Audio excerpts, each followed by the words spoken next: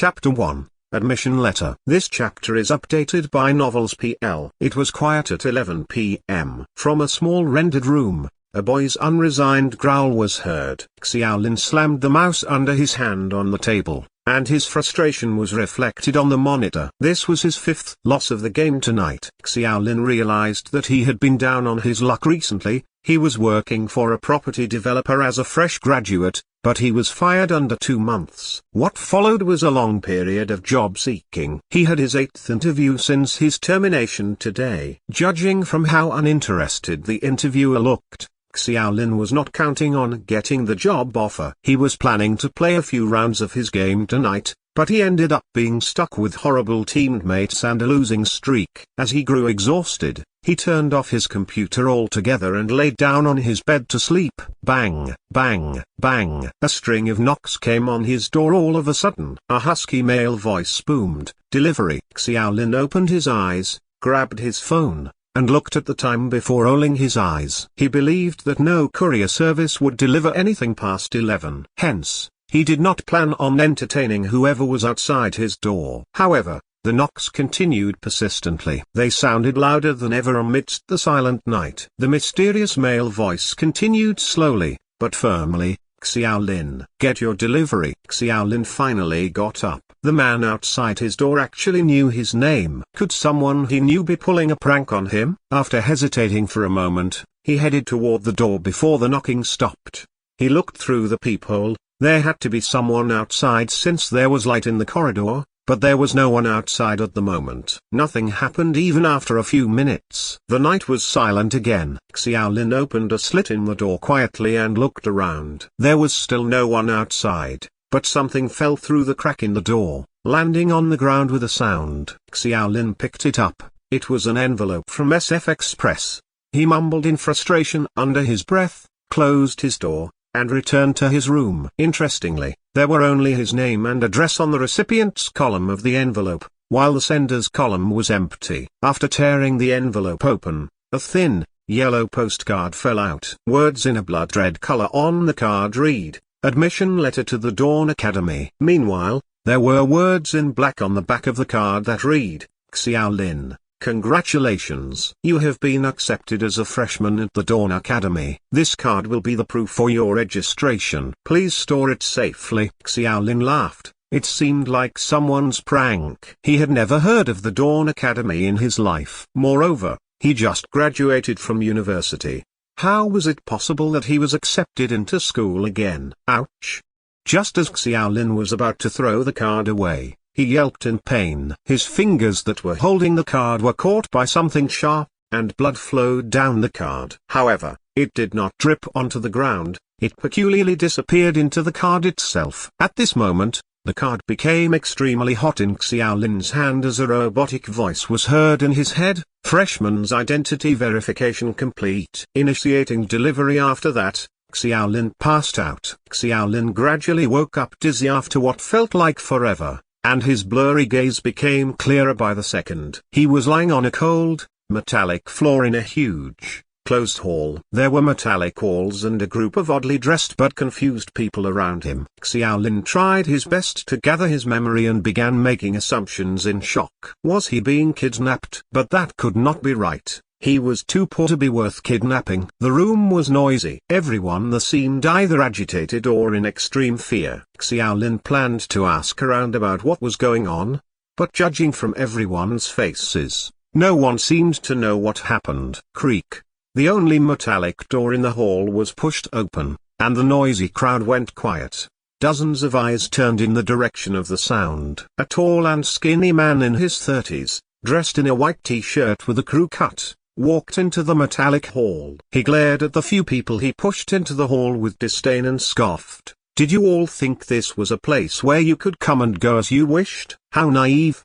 The quip ignited everyone's rage instantaneously. Countless angry voices raised questions, one after another. "Who are you? Where is this? Let us out. This is kidnapping." The tall, skinny man sneered at the face of the crowd approaching him. All of a sudden, he pulled out a machete over a meter long and yelled, "Stop your noise. Shut the hell up right now." The man spit on the floor and said with a disapproving look, Why are there idiots like this in every batch of freshmen? The bastards in the admissions department obviously slack off more often than doing work. The man looked around before setting his gaze on Xiaolin. He asked with a frown, "Are you awake?" Xiaolin shivered. He realized that the man's gaze was not friendly at all. However, he was also confused. He did not offend the man. He had no choice but to nod in response. The man did not push him further, but mumbled in anger, "How annoying.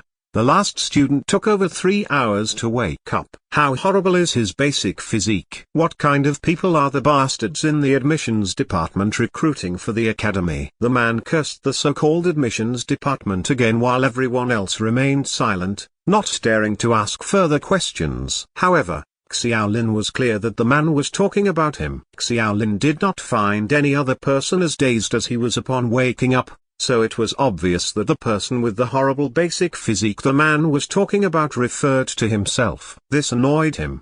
His physique was indeed not that great since he barely exercised. Since somebody was late to wake up, too much of our class time has been wasted. I'll keep this short. This is Dawn Academy's freshman class 7, and I'm your instructor, Qinquan. I know you have a lot of questions. Tear open your admission letter, you'll get your answers. I'll give you 5 minutes to process it. Like everyone else, Xiaolin went through his pockets and found the damned admission letter. He tore it open in disdain, and the letter immediately lit up before burning into ashes in the air. Soon after that, a newsfeed with a message appeared in Xiaolin's mind. This was the Dawn Academy, and they were all selected to be freshmen here. They would have to go through a vast amount of training to increase and hone their capabilities before being eligible to enter the new world. They would be able to attain unimaginable strength, money, and power here. The message was short. It only told everyone why they were here and what they had to do, but people still had questions. However, they were too afraid to ask. We'll move on to the health screening. Qinquan clapped, and the metallic floor of the hall's front portion cracked open. 2 black frames, similar to security gates, rose from the ground. Stand between the frames and wait for the system's scan. You can only walk out after the red light dims. Queue up. Don't cause chaos. Qinquan's machete was terrifying. No one dared cut the queue, and everyone took their turn to stand in between the frames. A ray of red light swept across their bodies before dimming itself after a few seconds. Meanwhile, a virtual display popped up in front of Qinquan. Xiaolin squinted. He could vaguely see rows of data appearing on the display. As more and more people completed their health screening, Xiaolin realized the look of disappointment on Qinquan's face becoming gradually prominent. It was Xiaolin's turn before he knew it. As the last person to be awake in the hall, Qinquan glared at Xiaolin in a rare moment. His gaze was filled with disdain. Xiaolin stood between the frames silently. The ray of red light appeared from the edges.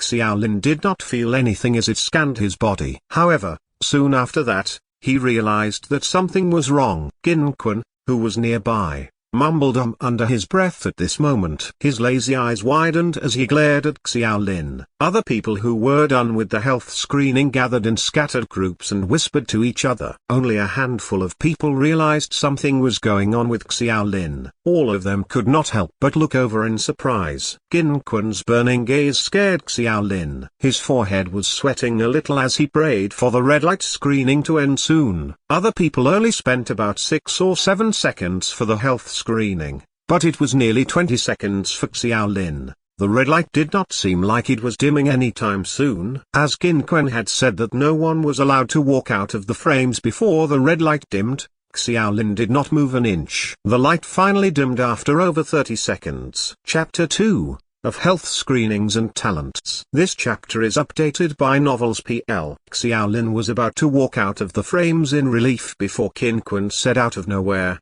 "Wait, let me see your basic physique report." Xiaolin stood silently and waited for another few minutes. This time, everyone realized something odd had happened during Xiaolin's health screening, but no one dared ask about it in front of instructor Qin. The virtual display in front of Qin flashed. He widened his eyes in surprise before cursing and looking over at Xiaolin with a pitiful gaze. Your total basic attribute points aren't even past 10 points. You're the worst I've seen since I came to Dawn Academy. I thought I finally found a talented recruit after such a lengthy scan. What a waste of my emotions. What are talented recruits?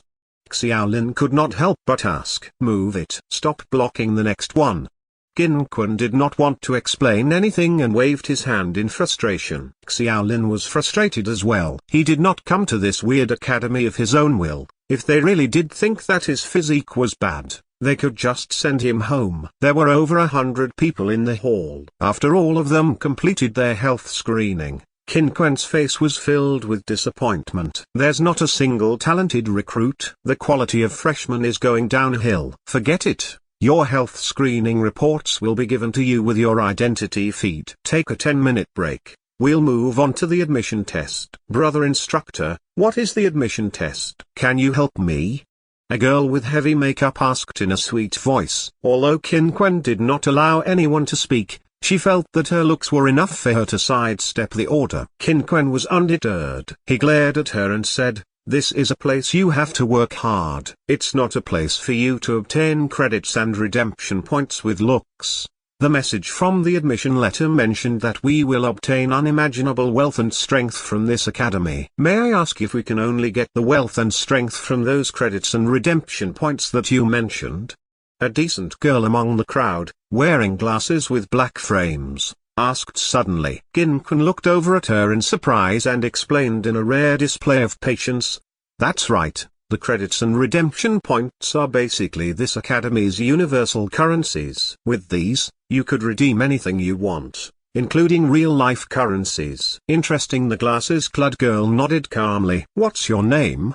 Qin asked. Qin lifted his brow. So, you're the one who has the highest basic attribute points among these people. You may not be talented, but that's good enough for now. Work hard, and, although it's just the admission test, a good start will help you a lot in your freshman year. Xiaolin checked Gixioyu out in surprise. She seemed like a decent girl, but she had the highest attribute points among the batch. Moreover, Qin spoke to her with unusual friendliness. It was obvious he had high hopes for her. If his basic attribute points were under 10 points, what were the individual points for each of his basic attributes? Moments later, the identity feed Qin was talking about appeared in everyone's minds. According to Qin, this feedback in everyone's consciousness was automatically created by the Academy's central smart computer system. Name, Xiaolin. ID, 201,235. Credits,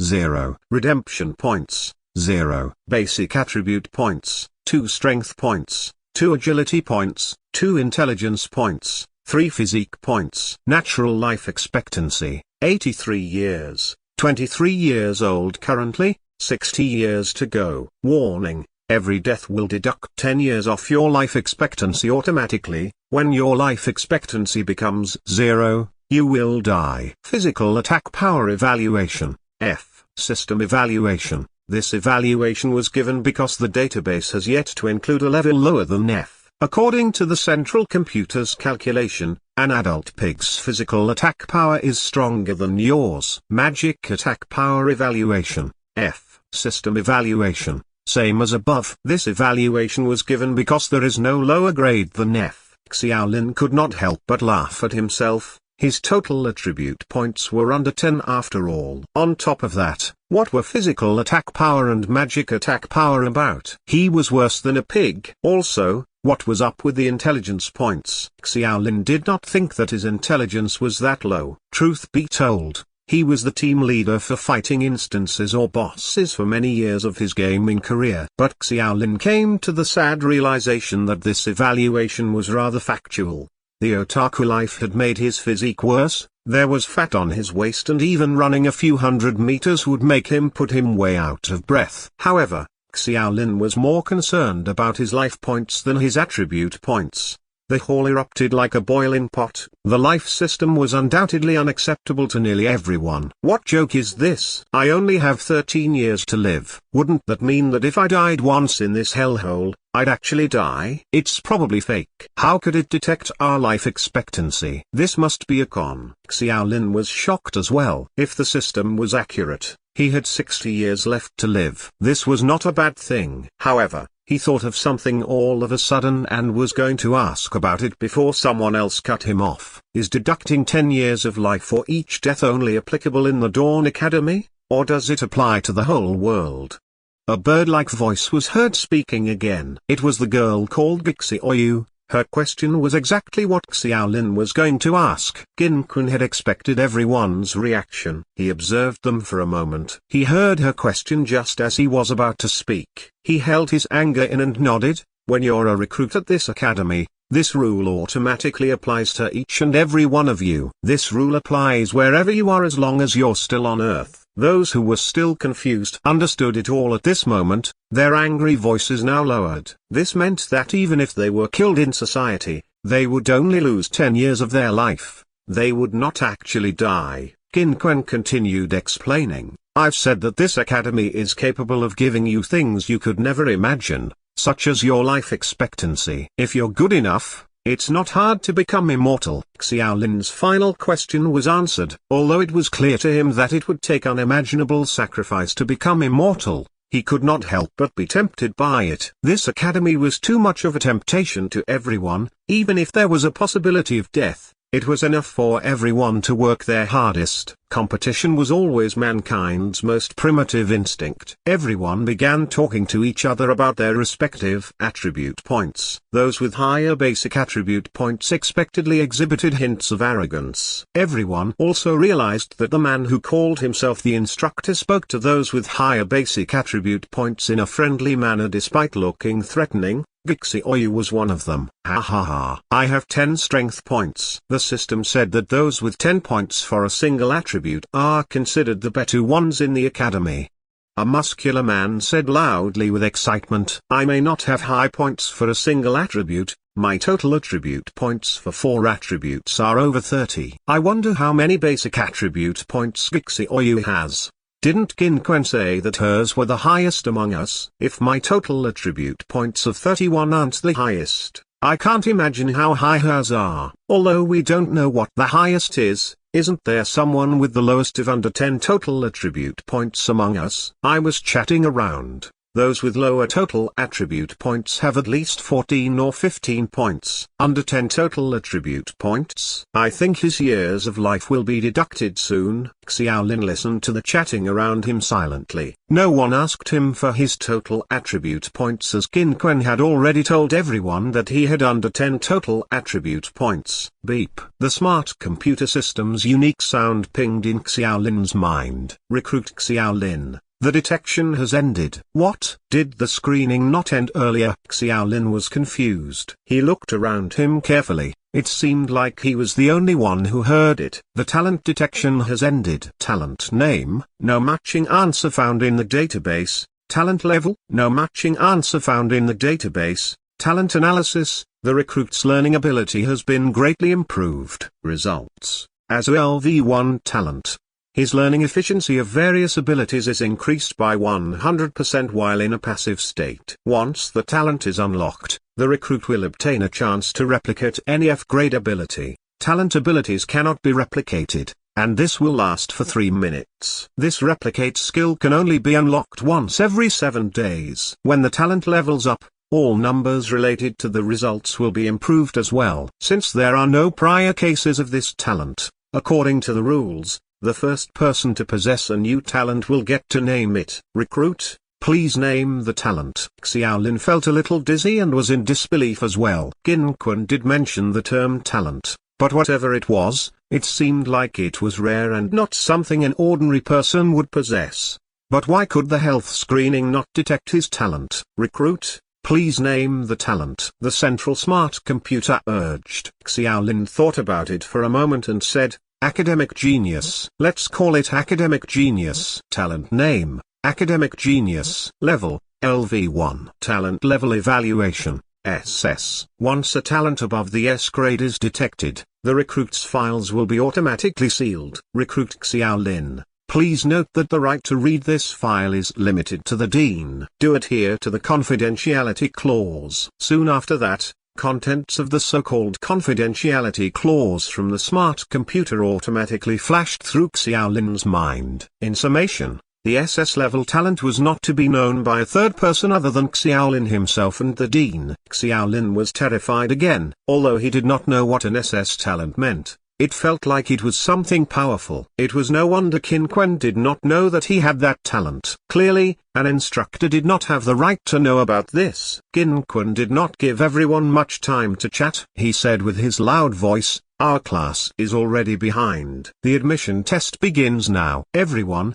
stand where you are." Qin Quan's threatening aura was already well known. Everyone stopped what they were doing and stood in place. Although everyone was confused about the admission test, Qin Quan did not plan on explaining anything. Soon after that, a ray of white light shot down from the ceiling. Everyone was bathed in it before disappearing in the blink of an eye. Qin Quan was the only one left in the metallic hall. Phew. Qin Quan pursed his lips and seemed like he exhaled in relief. He mumbled, "How unfortunate. There's not a single talented recruit in this batch of students. Looks like I can't get a good score on the instructor's evaluation this time around. I shouldn't have signed up for this if I knew how this was going to turn out." Ha ha ha. Old Qin, I have some good news for you.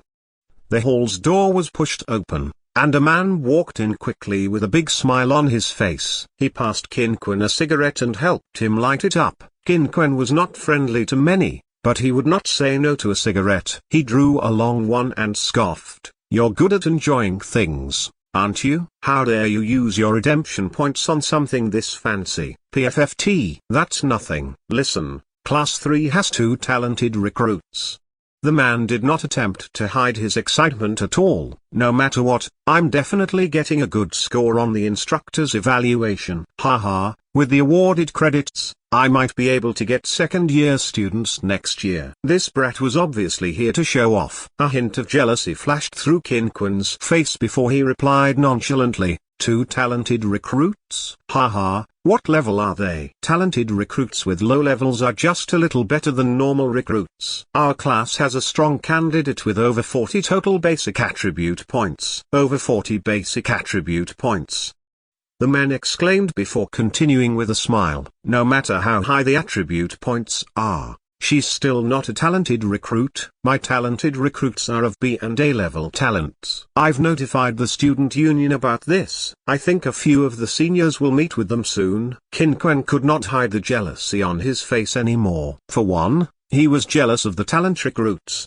Being talented meant that they were ahead of ordinary people. Although the instructors looked like they were powerful, it would take talented recruits 1 or 2 years to be above the instructors. Secondly, Qin Quan was jealous of the man in front of him. If an instructor's class performed well, the instructor would be rewarded for it. Otherwise, no one would be willing to waste his time with a bunch of idiots. Qin Quan no longer wanted to chat after remembering that his class 7 did not have a single talented recruit and that he would miss out on the awards. However, the man who came over continued speaking. "Did you hear that there was a freshman with an SS-level talent in the US last year? Tsitsi, SS. I've never even come across an S-level in my life." SS? It's probably fake. I've heard that the dean in the US has denied this, and the central computer does not have a matching database for it. This means that there cannot be someone with an SS-level talent. Isn't there only a handful around the world with an S-level talent? Haha. You don't know much about this. A few days ago, I heard a few fourth-year seniors chatting that the US and Europe held a combined test, and this person who was said to have an SS-level talent showed unimaginable abilities. Although he's only in second year, his abilities are as good as some graduates. Only someone with an SS-level talent could have such terrifying abilities. It's probably just rumors. I don't believe there's someone with an SS-level talent in this world. Qin Quan refused to believe what he just heard. PFFT. Forget it, we'll never meet that guy in our lives anyway. I heard that the Europeans have nicknamed him Demon King. Demon King? PFFT. You might as well call him Satan. The admission test was fully administered by the central smart computer. This was something the instructors could not see. The duo continued chatting to fill their time. Chapter 3, Admission Test. This chapter is updated by Novels PL. When Xiaolin opened his eyes again, he found himself in a classroom. The size of the classroom was about the same as his high school. There were over 100 people in here, and it was crammed. The central smart computer's unique sound rang in everyone's minds. The admission test begins. Compulsory mission: escape the school within an hour. This school is being attacked by a horde of zombies. Escape the school safely, arrive at the safe area, and the mission will be completed. Optional missions: 1. Kill at least 5 zombies, or 2. Kill the Zombie King. Mission rewards: completing the compulsory mission will bring 10 credits and 100 redemption points. Completing optional mission 1 will bring extra 10 credits and 200 redemption points. Completing optional mission 2 will bring extra 20 credits and 500 redemption points. Hint: every freshman will receive an admission gift bag and a free novice weapon. Given that this is the admission test, this event will not come with punishments for failure to complete the mission. Xiaolin was crammed in the corner of the classroom. He looked around him.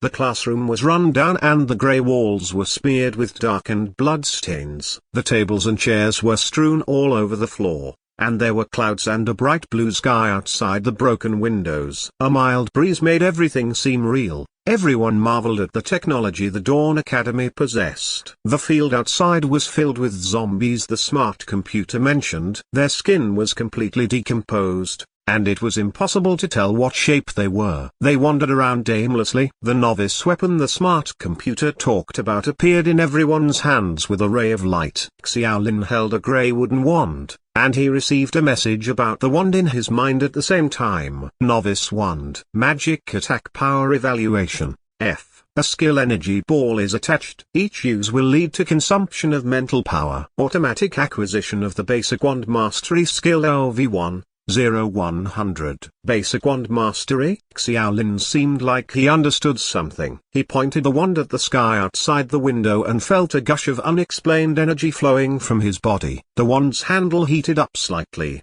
and a white, fist-sized energy bomb emitted from the top of the wand with a whistling sound. It exploded like fireworks mid-air after flying for less than 50 meters. Basic Wand Mastery. 2/100ths. The movie like magic had many people wrapped in wonder. Their glowing eyes were fixed on the wand in Xiaolin's hands. They were reluctant to look away from it. Although the novice weapons were randomly assigned: swords, bows, knives, daggers, wands, and so on, only a handful of people received a wand from the get-go. The magic wand was obviously more attractive to everyone compared to the swords that seemed so commonplace. Some more intelligent people began trading weapons with others. Some of them were unsatisfied with the weapon randomly assigned to them. They either despised the daggers for being too short, the swords being too bulky, or not knowing how to use bows and arrows. After trading for weapons they were satisfied with, they left the classroom one after another. The classroom grew more spacious. Some of the people stayed back to try out their weapons. Although swords and knives were considered normal, not many had used them in real life. The skill I got was Basic Bow Mastery. Mine is Basic Dagger Mastery. Looks like you'll automatically get whatever skill is relevant to the weapon you're assigned. Hey! Did you guys realize? Every time you wave your weapon, the basic mastery skill will increase in experience points. That's right. I waved it just now, and there was an increase in experience points. Everyone eventually learned about this, but waving weapons did not guarantee an increase in experience points. For example, those with daggers did not get an increase in experience points if they merely waved it. They had to wave it with all their might to obtain experience points. Xiaolin leaned against the wall in the corner. He felt a little dizzy, but this did not stop him from listening in the chatter. He felt a little confused. Everyone had a 1 XP increase in their basic skills every time they waved their weapons, regardless of distance from their target. However, he was the only one who gained 2 XP in Basic Wand Mastery after firing the energy bomb. Xiaolin's eyes lit up. he finally understood how his SS academic genius talent worked. His learning efficiency for all abilities increased by 100%, even when he was in a passive state. This meant that the speed of his skill upgrade was twice as fast as everyone else's. Energy Bomb. Xiaolin released a white energy ball toward the sky, and his basic wand mastery skill increased to 4/100ths. His hunch was right. This was the SS level talent after all. Although it was not really powerful at the moment, it was a masterstroke in the long run. Nevertheless, what came after the excitement was more intense dizziness. Xiaolin's vision turned dark before he stumbled. He supported himself against the wall to stop himself from falling. He recovered after a few moments, but he felt hints of fatigue in his mind. It was as if he had overworked his brain. Could it be? No way. It's impossible that it's a bug after all. How could it be so easy to increase XP? Xiaolin looked at the magic wand in his hand. He guessed the answer to his question soon after that, and he could not help but laugh about it. There were barely any people left in the classroom. Just as Xiaolin had guessed, if they could increase their XP from waving their weapons around, they could just up their skill levels here before going out to complete the mission. Truth be told, given the average person's strength and stamina, they would only be able to wave their weapons for about 20 or 30 times with all their might before their arms grew tired. It seemed like there was a rule to an XP increase: when one lacked strength, there would be no increase in XP, no matter how vigorously they waved the weapon. The mission was limited to an hour. It was probably so to not allow people too much time increasing their skill XP. More people chose to leave the classroom beforehand to avoid exhausting themselves. Xiaolin took a break. After a slight recovery, he headed toward the door to observe his surroundings before realizing that Gixioyu was following him. Gixioyu was wearing a cream-colored jacket with a white dress. She had shoulder-length hair and donned a pair of black-framed spectacles. This girl did not stand out in terms of looks, but her decency and elegance was enough to draw eyes. Xiaolin did not know Gixioyu, but his male instincts made him want to talk to this elegant girl. He stood up straight, turned around, and initiated conversation. "You're Gixioyu, aren't you? Is there anything I can help you with?" Gixioyu pushed the black-framed spectacles up her nose with grace and said honestly, with her bird-like voice, "Do you want to trade weapons?" "Trade weapons?" Xiaolin was stunned. Gixioyu waved the dagger in her hand with difficulty. Since she was a girl, she was not very strong. She said with a serious face, "I'm not used to this." "Why me?"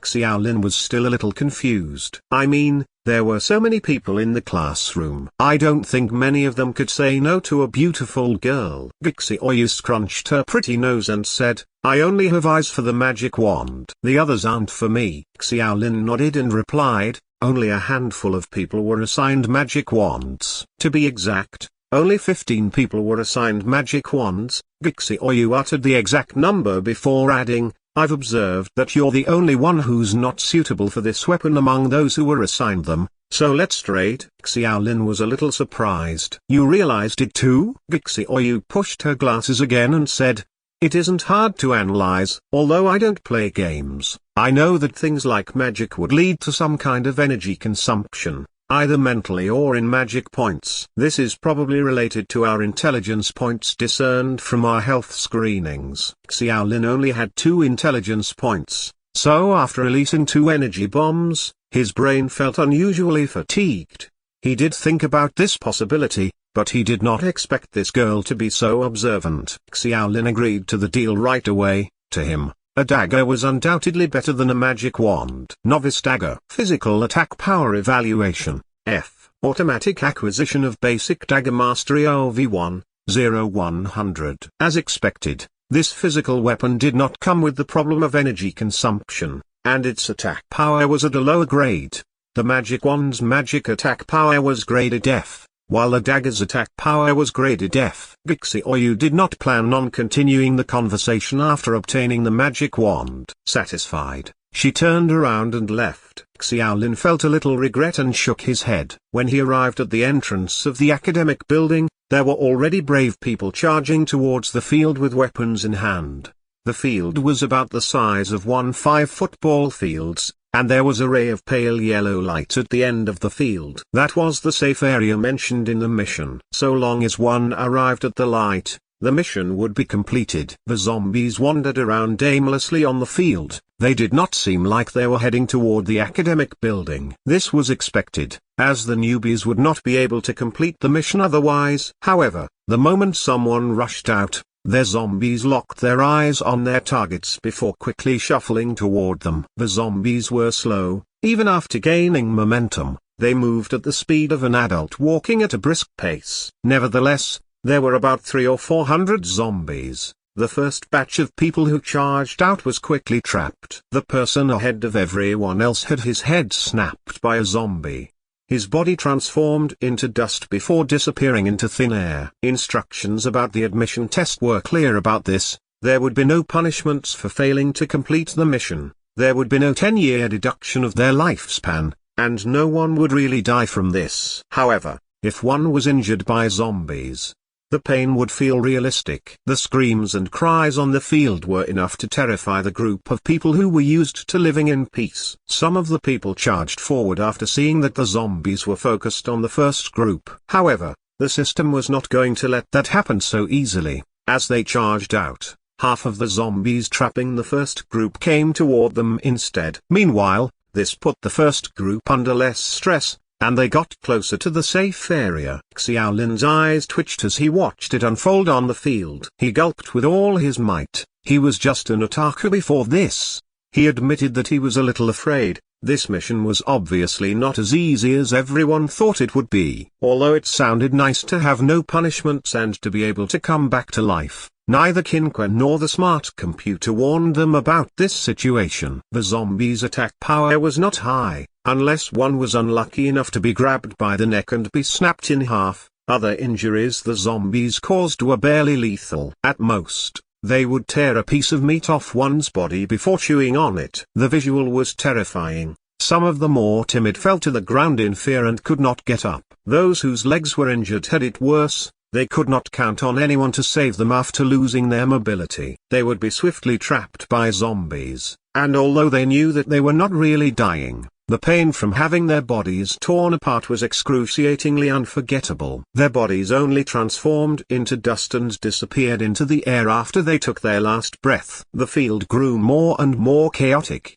and everyone was dumbfounded by the cruel display before their eyes. Although they were wielding weapons, they lost the will to fight in the face of rotting meat, horrible smells, the pungent scent of blood, and screams for help around them. They kept their head down and ran with all their might in an attempt to arrive at the safe area before the zombies trapped them. Xiaolin took a deep breath and tried his best to move his gaze away from the scene on the field. He gleaned enough information from what he observed. If he continued watching, he would have lost the courage to charge forward. There was only an hour for the mission. Xiaolin did a silent count. He still had enough time to train himself. He had the academic genius talent, so it would be great if he could get his basic dagger mastery skill up to LV2. Xiaolin understood that he was behind everyone else. His total basic attribute points were under 10. He was the worst among these people in terms of strength, intelligence, and physique. If he wanted to increase the chances of him completing the mission, training his skills was the best option. He turned around to leave in search of an empty classroom to practice his basic dagger mastery skill. Soon after that, his eyes lit up at the sight of what he was looking for. He pushed a door open and walked into a classroom. Xiaoyu turned around and stared at him silently before looking out the window toward the field. She waved the magic wand and released a white energy ball, but did not hit anything. It was impossible to hit anything anyway. Xiaolin calculated from his first try that the energy bomb could only travel for about 50 meters. The nearest zombie to the academic building was over 100 meters away. It made sense anyway. It was impossible for the smart computer to allow such a loophole and let them attack the zombies from the safety of the building. Practicing basic wand mastery was not as obvious as practicing any physical weapon. Magic points and mental power were very valuable to those with low basic attribute points. The more they wasted, the harder it would be for them to complete the mission. However, Xiaolin did not think that the calm girl would make any mistakes. Seeing that she did not want to converse, He ignored her and continued with his practice. He only had 2 strength points. Thankfully, the dagger he got from Gixi Oyu was light. If it was a heavy weapon, like a long sword, Xiaolin might not be able to use it. Xiaolin tried waving the dagger lightly. His basic dagger mastery XP did not change. He then tried to wave the dagger with all his might, but it only moved a little in front of him.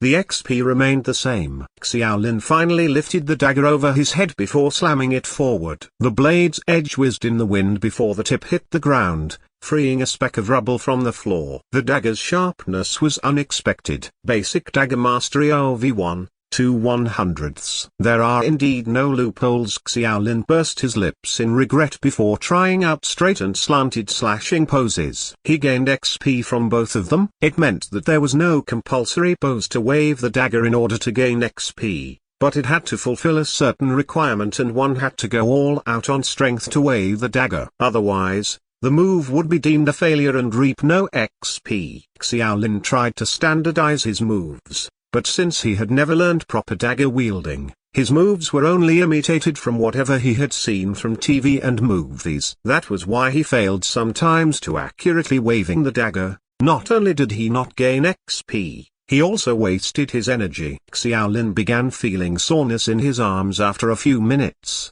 His horrible physique was finally showing itself. He could not consistently exert strength, and the effects of his labor were greatly affected. The number of times he failed to increase his XP also grew. After about 15 minutes, his basic dagger mastery OV1 was at 90/100ths. This was unsatisfactory to Xiaolin. He only succeeded 45 times. He began regretting his otaku lifestyle and ignoring exercise. His physique was only worth 3 points at the moment. He was probably trailing behind many girls. Xiaolin was drenched in sweat. He could barely complete his moves. He had no choice but to take a break. There's no point in doing what you're doing. Gixi Oyu finally moved her eyes away from the windows. She pushed her black-framed glasses and analyzed him with a serious face. I tried it out before you came. Calculating the ratio of shooting energy bombs and my recovery time, it would take about an hour to get to LV2. I think other people have the same ratio as well. That is why we were only given an hour for the mission.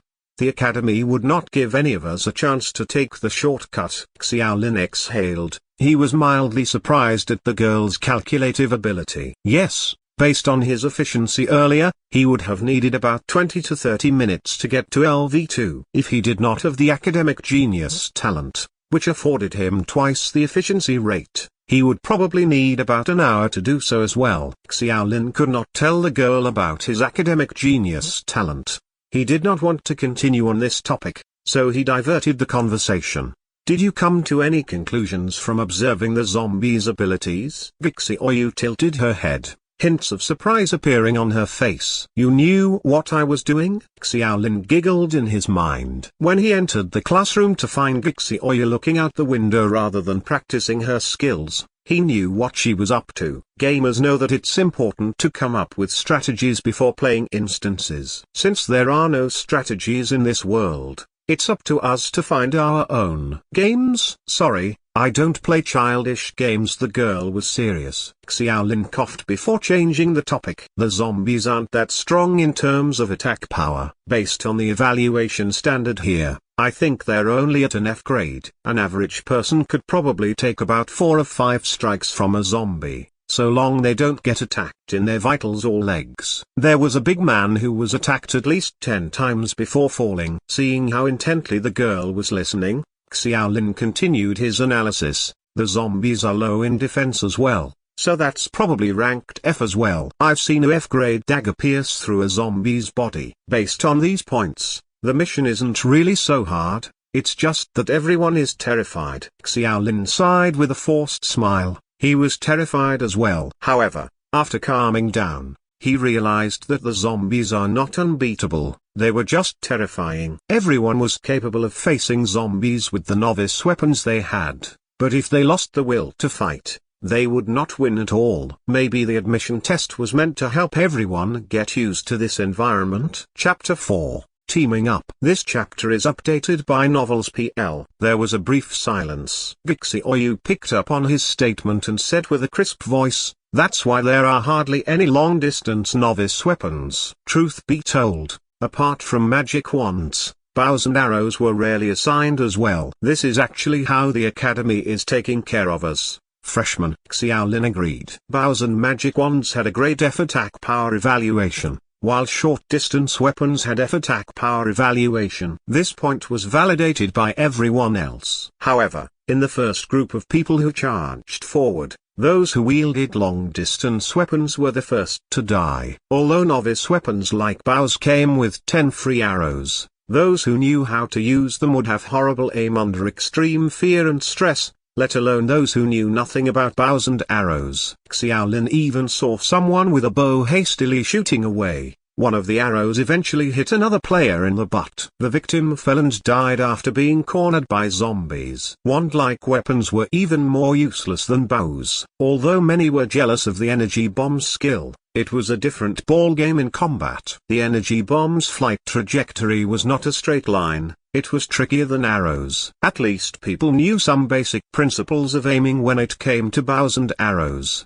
But when it came to the energy bomb, its trajectory was simply erratic. Based on Xiaolin's brief observation, the energy bomb had a higher hit rate at a closer range of 10 meters, any further than that, its hit chance was up to luck. This was not a game where you could just click on the monster with your mouse and hit a shortcut key to use a skill. This was the real world. We should go out, Gixioyu said all of a sudden. Most from the first group are dead. Those who stayed back are probably thinking of the same strategies. How many completed the mission?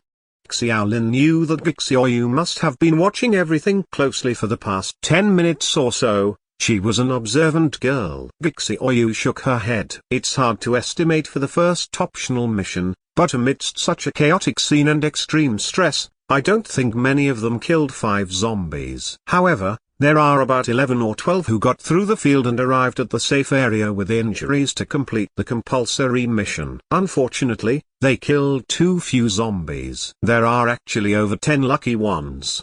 Xiaolin thought that the figure was decent. Maybe these people had better physique and managed to escape lethal injuries with pure luck. That was probably how they made it through the zombies. However, when Xiaolin and Gixioyu arrived at the entrance of the academic building again, Xiaolin could not help but laugh after silently counting the number of people who stayed back. Over 20 people who stayed. This meant that at least 70 people charged forward bravely within the last 20 minutes, but only a seventh of them completed the compulsory mission. This was not a good chance. A muscular man, in a black tank top, widened his eyes upon seeing Gixioyu.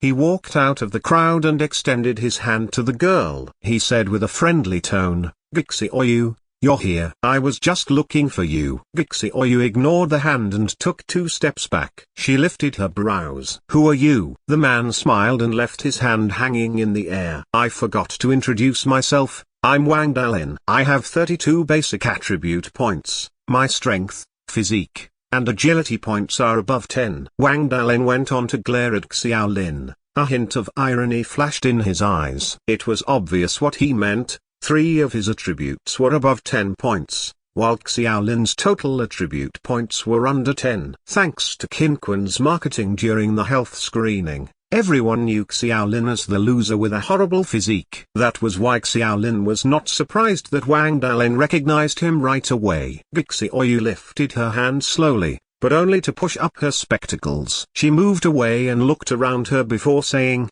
"Are there over 20 people left?" "There's quite a lot of them, but that doesn't matter. Let's form teams." Xiaolin tried his best to hold in laughter as he watched Wang Dalin withdraw his hand in embarrassment. Although he knew that Gixioyu was not intentionally defending him, the girl was naturally cold and distant to others. Xiaolin was still satisfied. He could not help but smugly glance at Wang Dalin. It was obvious that he meant, "Did you think you could get a girl so out of your league? Dream on." A hint of anger appeared on Wang Dalin's face. He turned around to avoid Xiaolin's gaze and followed Gixioyu, saying, "You're wrong. Not everyone here wants to team up to complete the mission." Teaming up was the obvious answer. Since the zombies' combat power was far below average, they could possibly arrive at the safe area without being harmed as long as they got over their fear and teamed up. Xiaolin frowned. The 20 people obviously split themselves up into two sides. He could roughly guess everyone's answer.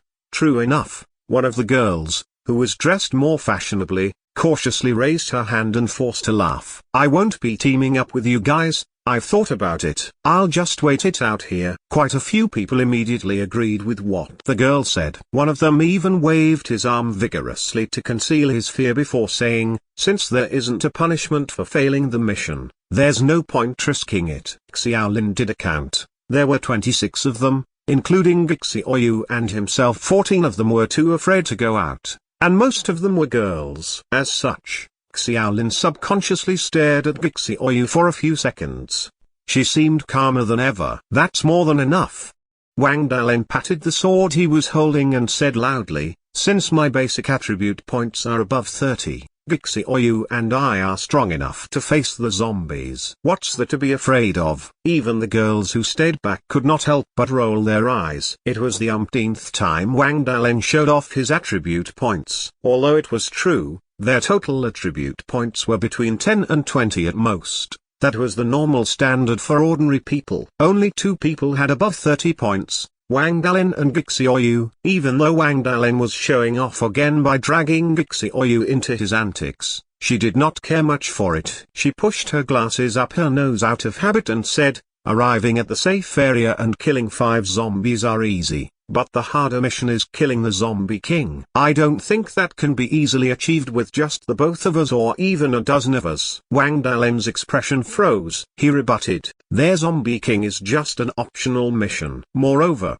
has anyone seen where the zombie king is? I've been observing and I haven't seen anything that looked like a zombie king on the field. Xiaolin cut him short and said, obviously, their zombie king only appears if some mechanism is triggered. Judging from the current situation, there are only a few possible triggers: time, the death toll of zombies, and the number of survivors. Xiaoyu looked at Xiaolin and said, time is impossible, it's been nearly half an hour. Judging from the zombie king's potential difficulty, it's impossible to give us such little time to fight it. The number of survivors would be impossible as well, there's only a fifth of us here.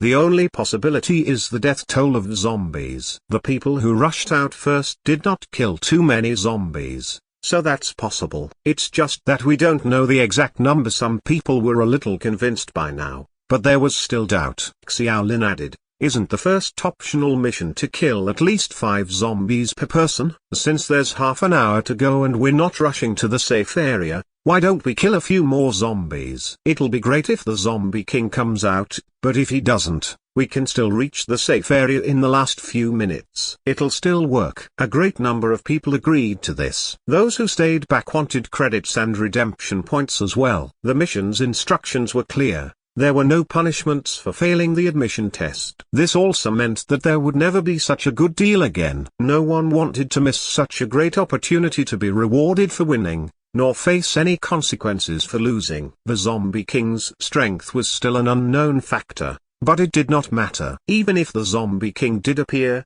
everyone was ready to fight it if they could and run if they could not. Everyone finally reached an agreement. Wang Dalin was not resigned to being rejected. He blurted, there are 12 of us, 8 of us can do close-range combat, and 4 of us can do long-range combat. Among the long-range ones, there are 2 with bows and 2 with magic wands. Why don't we move in a circle formation? The long-ranged combatants can stay in the inner circle to better carry out long-range attacks. Xiaolin could not bother listening to this guy further. He had a good rest while the discussion went on.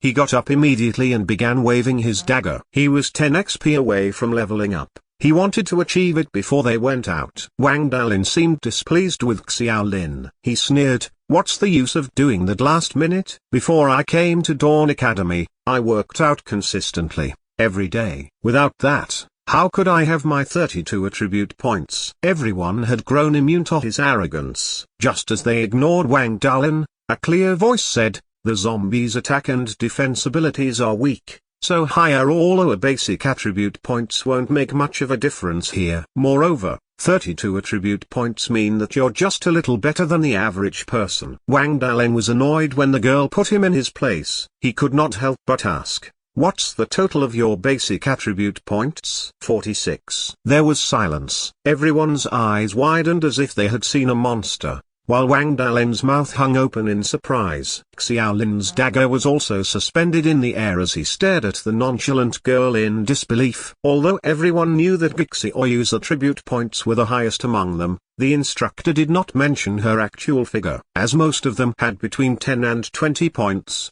while Wang Dalin had 32 points, they assumed that Gixioyu's points would be within that range, however high hers were. Chapter 5. Kill Stealing. This chapter is updated by Novels PL. Any more questions?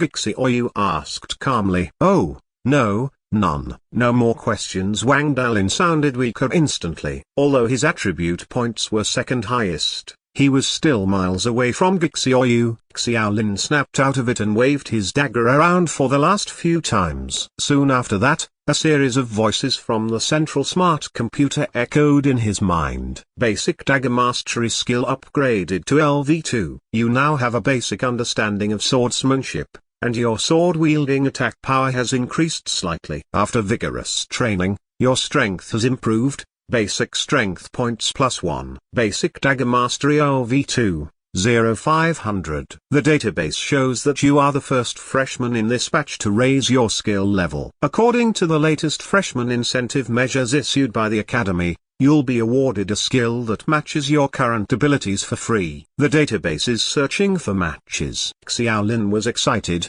He did not expect that practicing a skill could increase his basic attribute points. This was good news to someone with low attribute points like him. The free skill was a pleasant surprise as well. After waiting for at least 30 seconds, Xiaolin was beginning to feel anxious when he heard the smart computer's voice again. Slashing LV1. Learning requirements, 1 strength point and above. Weapon requirement, any close-range physical weapon. Skill introduction. A stronger blow can be delivered after gathering the user's strength for a few moments. The attack's damage depends on the user's current strength points. Hint, it is recommended that there is a minimum of a 1-minute break between each time the skill is used. Continuous use of this skill will accelerate the user's energy consumption. Please choose carefully. While Xiaolin was happy, he could not help but laugh at himself. The skill's requirement was so low, it only required 1 strength point to learn it. Although the smart computer said that the reward matched his current abilities, it also meant that his attributes were so weak that only the lowest level skill matched his abilities. Nonetheless,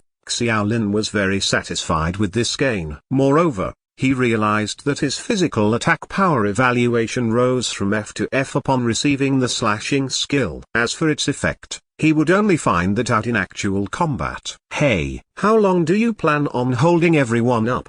Wang Dalin urged impatiently. Yes, I'm done. The others formed the team. It was a circular formation, as discussed, and the 4 long-ranged fighters were on the inside of the circle. Although Xiaolin acquired a new skill, he had yet to know its power. He decided to stay low-key and stood at the back of the formation. Wang Dalin stood at the front of the team fearlessly, being so arrogant about having high attribute points. He drew his sword, brandished it forward, took a deep breath, and yelled like a drill sergeant, "Charge!" With that, he rushed out of the academic building. Other people were forced to pick up their speed as well in order to maintain the circular formation. As expected, the academic building was a safe area designated by the system so zombies would not attack them. However, once they left the academic building, zombies on the field looked like sharks smelling blood. Their hollow eye sockets glowed immediately as they closed in on the team. Xiaolin was stunned for a few seconds before cursing and chasing after the crowd. He yelled angrily, "Wang Dalin, are you dumb? Are you trying to kill everyone? Everyone, stop, stop running." "Fook, I'm talking to you, why are you running? Were you kicked in the head by a donkey? Are you trying to reincarnate?" Wang Dalin was arrogant. He had set the scene to make everyone, especially the elegant girl, know how great he was. He wanted to prove that he was fundamentally better than some loser with under 10 attribute points. Xiaolin's words drove Wang Dalin's frustration to the brink of explosion. He ignored the fact that they were nearing the zombies. He pushed through the crowd and glared at Xiaolin angrily. "What did you say, huh? Do you want me to kick your SS? Haha, with our strength points, it'll take me 2 hits to finish you." "He's right. Are you trying to kill everyone?"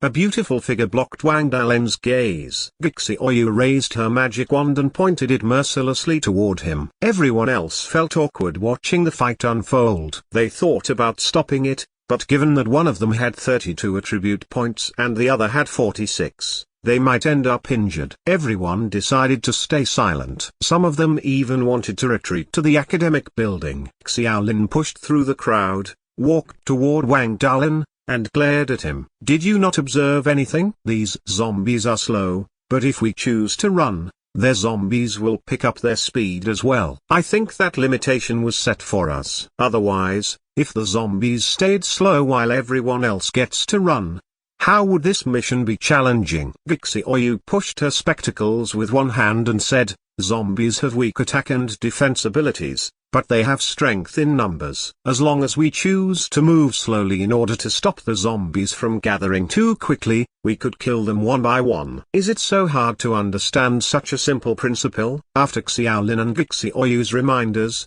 everyone realized that the zombies around them did slow down after all. The zombies were slow. At this speed, it was possible to kill them all one by one. "Wang Dalin, they're right. Just let it go. Let's continue the mission together and get the credits and redemption points," said a guy, trying to be a peacemaker. "Wang Dalin, if you're dissatisfied, you can complete the mission yourself. Stop bothering us. Don't you have 32 attribute points? Haha, it should be easy for you to go through the field yourself," said someone who was annoyed at Wang Dalin. Wang Dalin's face was flushed. His expression changed before lowering his sword. He said, straight-faced, "Don't take it personally. We're teammates after all. Let's do as you say. Let's continue with the mission." Everyone remained in formation. They were no longer running. They moved slowly toward the area with fewer zombies. Although they initially overcame their fear by walking out of the academic building,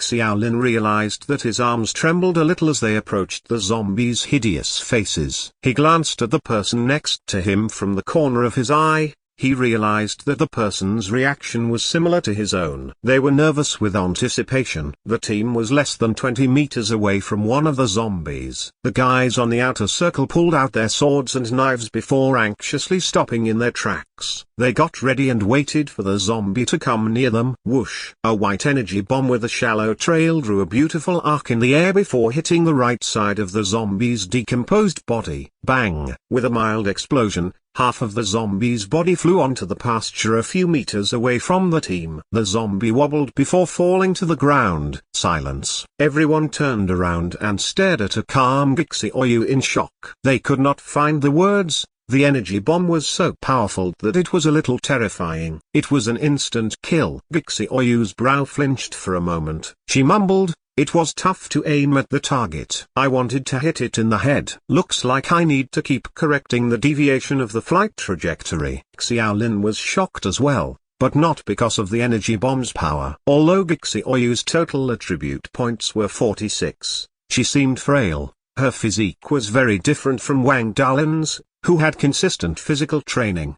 Her strength and agility could not be high, so most of this girl's attribute points must come from her intelligence. It was not surprising that she was so lethal. What shocked Xiaolin was the girl's hit rate. Based on his previous observation, it was extremely hard to control the energy bomb's flight trajectory. It was harder than using a bow. He was unsure if Gixioyu was lucky, or she had already mastered her control over the energy bomb's hit rate. Nevertheless, following Gixioyu's successful attack, everyone felt a little better about facing the zombies. Her hit eased the others' nervosity, so the combat that followed was easier than everyone imagined. Since they slowed down, the group only faced 8 or 9 zombies at one time. Although most of them were unfamiliar with their weapons, their moves with the weapons were unpleasant to look at. The zombies were of the lowest level. The group could cause considerable damage to the zombies with sheer brute force. Although their attributes were digitized, actual life and combat could not be digitized. It was difficult to do so. However, it did not matter. According to Xiaolin's observations, zombies would basically die after 3 to 4 physical attacks. If they were attacked in vital parts such as the head, it would only take 2 to 3 hits to knock them down. There was another guy with a magic wand apart from Gixioyu, but his ability to use the energy bomb was less satisfactory. He could only guarantee a 60% hit rate within a 10-meter range. Fortunately, magical attacks were stronger than physical attacks. Even if the zombie was not hit in the head, it would only take 2 energy bombs to kill it. The admission test's difficulty was not high after all. After killing the first zombie, everyone became more confident, their movements were no longer flustered, and they could chat with each other occasionally. How many zombies have you killed? Probably about 7. Fook, why are you stealing my kills? Stop that, I just need one more to complete the mission. Everyone kept checking each other's body count. Truly, everyone felt like the first optional mission was not hard at all in the moment. It was easy for the whole team to complete the mission. However, the kill would only go to the person with the final blow, which was why kill steals were happening. Gixioyu was the first to complete the mission. She killed 5 zombies within 2 minutes with her insane lethality. Xiaolin also understood that the girl's hit rate was from pure luck. After that, Gixioyu went silent and watched the others. She did not intend on attacking anymore. Everyone praised her for not stealing kills. If Gixioyu did want to attack again, it would definitely be an instant kill. There would not be an opportunity to kill for anyone else. Xiaolin's lips twitched. As he watched the girl, who was calmer than ever, he felt that the reason Gixioyu did not make a move was purely to take time and recover before facing the zombie king that could appear at any moment. Xiaolin completed the mission quickly as well. His normal attack was not strong, and he only had 3 basic strength points. Even after upgrading to basic dagger mastery OV2, he needed 5 or 6 strikes to kill a zombie with normal attacks. It was obvious that no one around him would give him that amount of time to do so. That was why Xiaolin did not strike first. He silently followed everyone else and invoked his slashing skill on zombies after 2 or 3 strikes from other people. He took the final blows and stole the kills successfully. Most of those with physical weapons had F-grade attack power, while Xiaolin's attack power was F-grade whenever he used the slashing skill. Based on Xiaolin's observation, this was how he understood the attack power. One's true attack power consisted of their attack power evaluation and strength points. That was why, although his strength points were not high, the power of his slashing skill was on par with everyone else's attacks. It was the perfect way to steal kills. The slashing skill was easy to use since its learning requirement was pathetically low. When Xiaolin raised his dagger, he could feel his energy gathering at the edge of the dagger for 1 or 2 seconds before executing a powerful strike. Apart from Gixioyu's distracted and confused gaze on him, no one realized what Xiaolin was doing. Those who had their kills stolen were annoyed, but they did not do much other than glare at him. It was like how 2 level 100 players in online games fought each other. Your strike brought your opponent to 1 horsepower left, but a level 1 newbie came over, attacked your opponent, and caused a 1 horsepower decrease, stealing your kill. You could not accuse the newbie of doing it on purpose. You could only lament your luck. Everyone knew that Xiaolin's basic attribute points were under 10. On average, he would only have about 2 or 3 strength points. They felt that their attack powers were vastly different from Xiaolin's. Therefore, although their kills were stolen, they could only blame it on their luck. Chapter 6, Zombie King. This chapter is updated by Novels PL. Optional Mission 1, Kill 5 Zombies. Progress Rate 1-5. After stealing the kill for the first zombie, Xiaolin smiled apologetically at the unlucky person beside him before turning his target to other people. Xiaolin could feel an obvious loss of strength after using the slashing skill. The muscles in his arms were also slightly sore. He only had 3 physique points. It was just like what the smart computer had warned him about. If he used the skill one more time, He might not even have the strength to wield the dagger. Xiaolin chose to wait silently instead, but he did not waste time. He began observing his next target. He judged the person's true attack power based on how many strikes were needed to kill a zombie.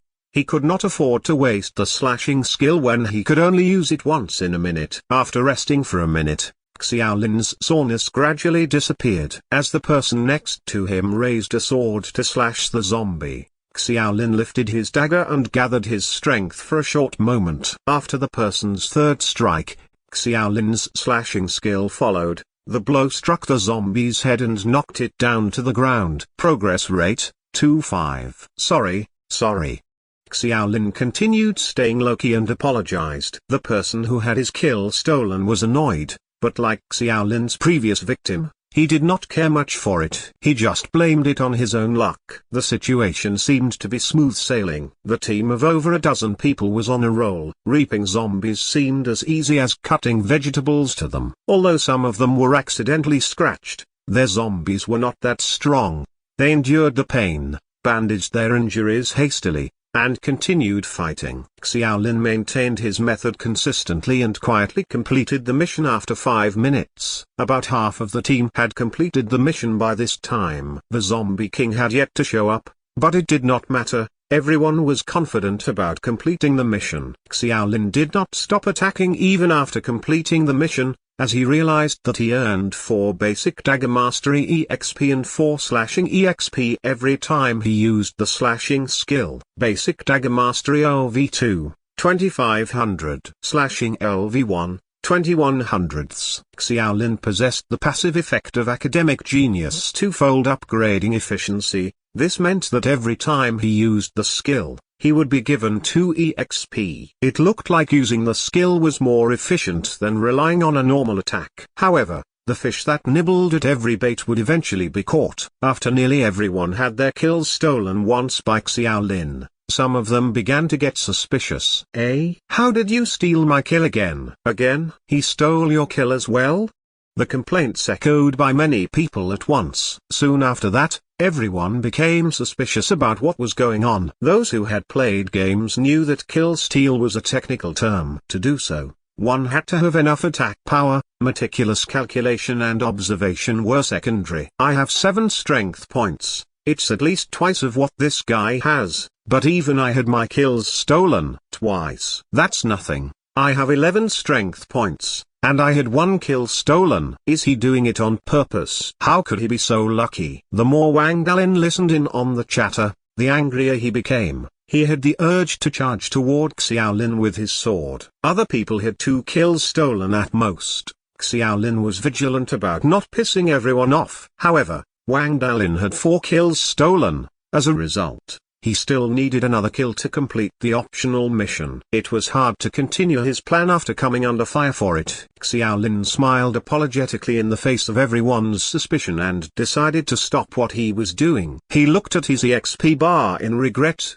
He was already at 80 EXP. Truth be told, everyone was more curious than anything about how Xiaolin, who had less than 10 total attribute points, managed to steal their kills so precisely and consistently. However, Xiaolin did not plan on explaining anything. Apart from Wang Dalin, everyone else had completed the optional mission. 20 minutes had passed as well, and there were only 10 minutes left to the mission's deadline. There were still plenty of zombies on the field moving toward the group slowly, and everyone was obviously exhausted as well. As ordinary people, they reached the limit of their physical strength. Their strength while swinging their weapons was declining as well. This led to the direct consequence of an increase in casualties. Several people were scratched by zombies in a matter of minutes. One of them had a large chunk of flesh torn off directly from their chest cavity. A simple bandage could not stop the bleeding completely. At the moment, the person's face was as pale as paper. Using his sword as a crutch to barely support his body, he panted, "Let's go. Time is running out." Everyone agreed. The Zombie King had yet to appear.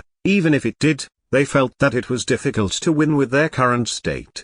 They preferred to keep the rewards at hand. Xiaolin hesitated a little as he glanced at a straight-faced Vixiaoyu. Apart from the first 5 energy bombs, the girl had been resting, Xiaolin believed that she was not tired at all. However, was she really going to wait for the Zombie King? He stared at the girl with a confused gaze. Fu Kit, you should wait until I complete the mission at least, I still need one more kill. Wang Dalin was angry. He needed one more kill to complete the mission as he was Xiaolin's main target for kill steals. Everyone ignored him. For one, they did not like his arrogance, and secondly, everyone else was tired. They wanted to conserve their energy to rush to the safe area. There was still quite a distance between the safe area and where they were. I'm a man, with 32 attribute points. I don't need you. Wang Dalin said, glaring at the troublemaker, Xiaolin. He only walked toward a zombie nearest to him after making sure that Xiaolin was not following him. He had a little PTSD from Xiaolin stealing his kills. Xiaoyu was still holding back, and Xiaolin did not plan on waiting for her. Since his slashing skill could only be used once every minute, he was destined to follow behind others before getting to use his skill. He waved to the girl and said, "All right, I'm going back." Although Wang Dalin had been showing off, he did have the capabilities. His physique was obviously better than everyone else's. He still had the energy to draw his sword before killing the zombie nearest to him swiftly. Right after that, the smart computer's voice rang in everyone's minds. The number of zombies has been reduced by 1/3. The condition has been met. Activating the Zombie King. Really? Xiaolin was mildly surprised. They guessed it right. Their Zombie King would only be activated after enough zombies were killed. However, no one expected that the zombie Wang Dalin killed would trigger this mechanism. The field trembled violently as if there was an earthquake. Even the academic building, which was assumed to be an absolutely safe area, was affected. Cracks of varying sizes began appearing on the old walls, and the building collapsed slowly. The over 20 people who had been staying inside were forced to escape the building. The remaining zombies on the field lost their ability to move and fell onto the ground. The dozen people, who were about to arrive at the safe area, witnessed what happened and grew excited. Everyone turned back after hesitating briefly, while the person who was seriously injured insisted on moving toward the safe area. They were still exhausted, but they felt that it was a good opportunity given that the remaining zombies on the field had all disappeared. This meant that their next opponent was only one Zombie King. Combat had given them full confidence. They felt that no matter how strong the Zombie King was, it was possible for them to kill it with their numbers. Completing the compulsory mission provided 10 credits and 100 redemption points.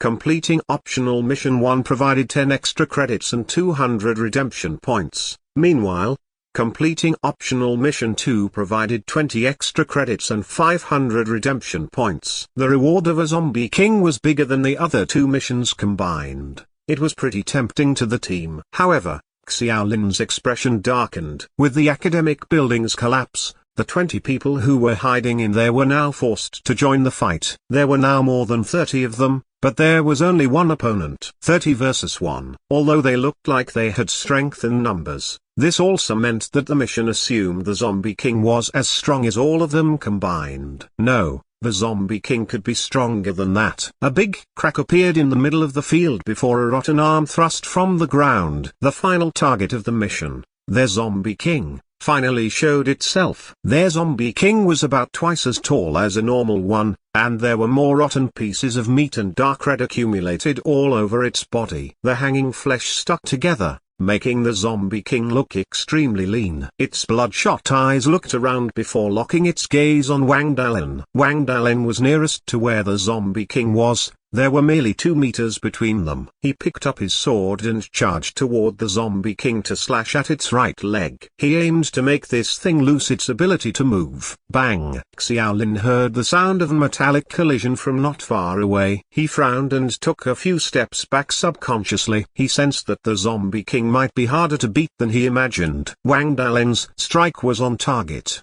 but his sword was not even an inch deep into the Zombie King's calf. It was as if his sword had connected with a metal beam. It was impossible for his sword to go deeper. The Zombie King waved its arm suddenly and smacked Wang Dalin 7 or 8 meters away.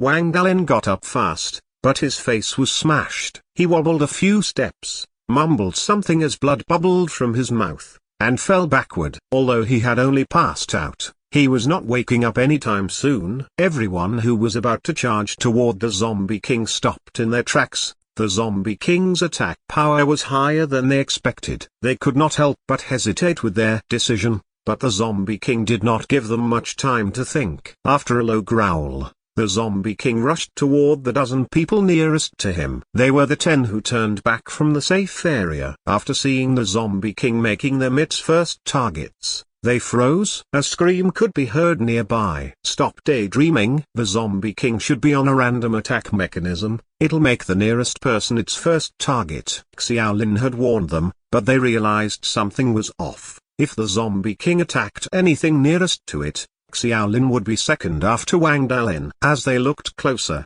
they realized Xiaolin had quietly retreated to a further location. They were now nearest to the Zombie King. One other difference the Zombie King had from the ordinary zombies was that it would chase the crowd, and its speed was not inferior to theirs. In other words, even if they turned around and ran toward the safe area right now, their Zombie King was likely to catch up.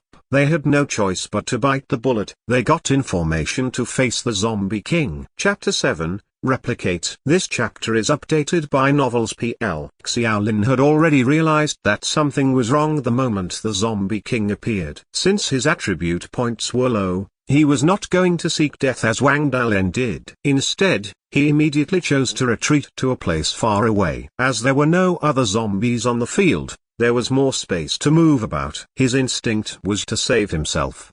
The moment the Zombie King made the 10 who turned back its target, Xiaolin guessed its attack priority. If he did not leave in time, he might not be able to make it out alive. Xiaolin's plan was simple. He wanted to wait it out and see if he could get another kill steal. If that was hopeless, his location could get him to the safe area in time and complete the test. Whoosh! A white energy bomb drew an arc in the sky. Gixi Oyu, who had been silent for some time, wielded her wand again. However, their Zombie King was a lot faster than ordinary zombies. The girl's hit rate was greatly affected. This time, the energy bomb merely scraped the Zombie King's right arm before a mild explosion occurred. Nevertheless, a large piece of rotten flesh from the Zombie King's right arm was blasted by the powerful magic. The Zombie King let out an angry roar and continued running toward its targets. Xiaolin lifted his brow. He did not feel as hopeless in the face of the Zombie King's defense as he expected. At the very least, the energy bomb was capable of causing decent damage. Xiaolin turned around and looked at Gixi Oyu. The girl was frowning and pursing her lips. She was obviously dissatisfied with the strike. She seemed like she was aiming for the Zombie King's head. Looks like this girl isn't so much of an all-rounder after all.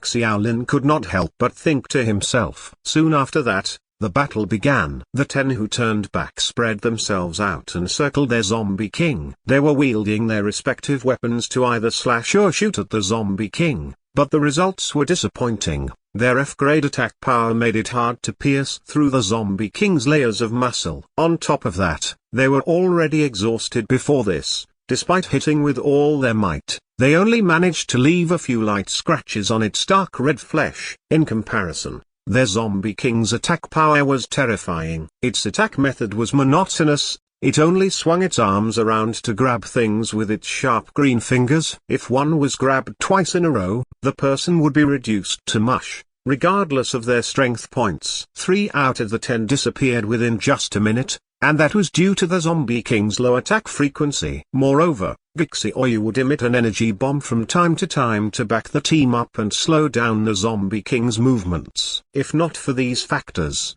the entire team would be wiped out. No, I can't beat it at all. Run. The remaining 7 had varying degrees of injuries. A casual grab from the Zombie King would leave them with terrifying wounds. As a result, their physical energy loss was accelerated due to the unceasing blood flow. They had no spirit to fight and eventually gave up on doing so. They turned around and ran, choosing to spread out into different routes. Even if the Zombie King ran faster than them, most of them would be lucky enough to reach the safe area. As for who would be the unlucky one, no one really considered at the moment. Xiaolin had been observing from a distance for some time.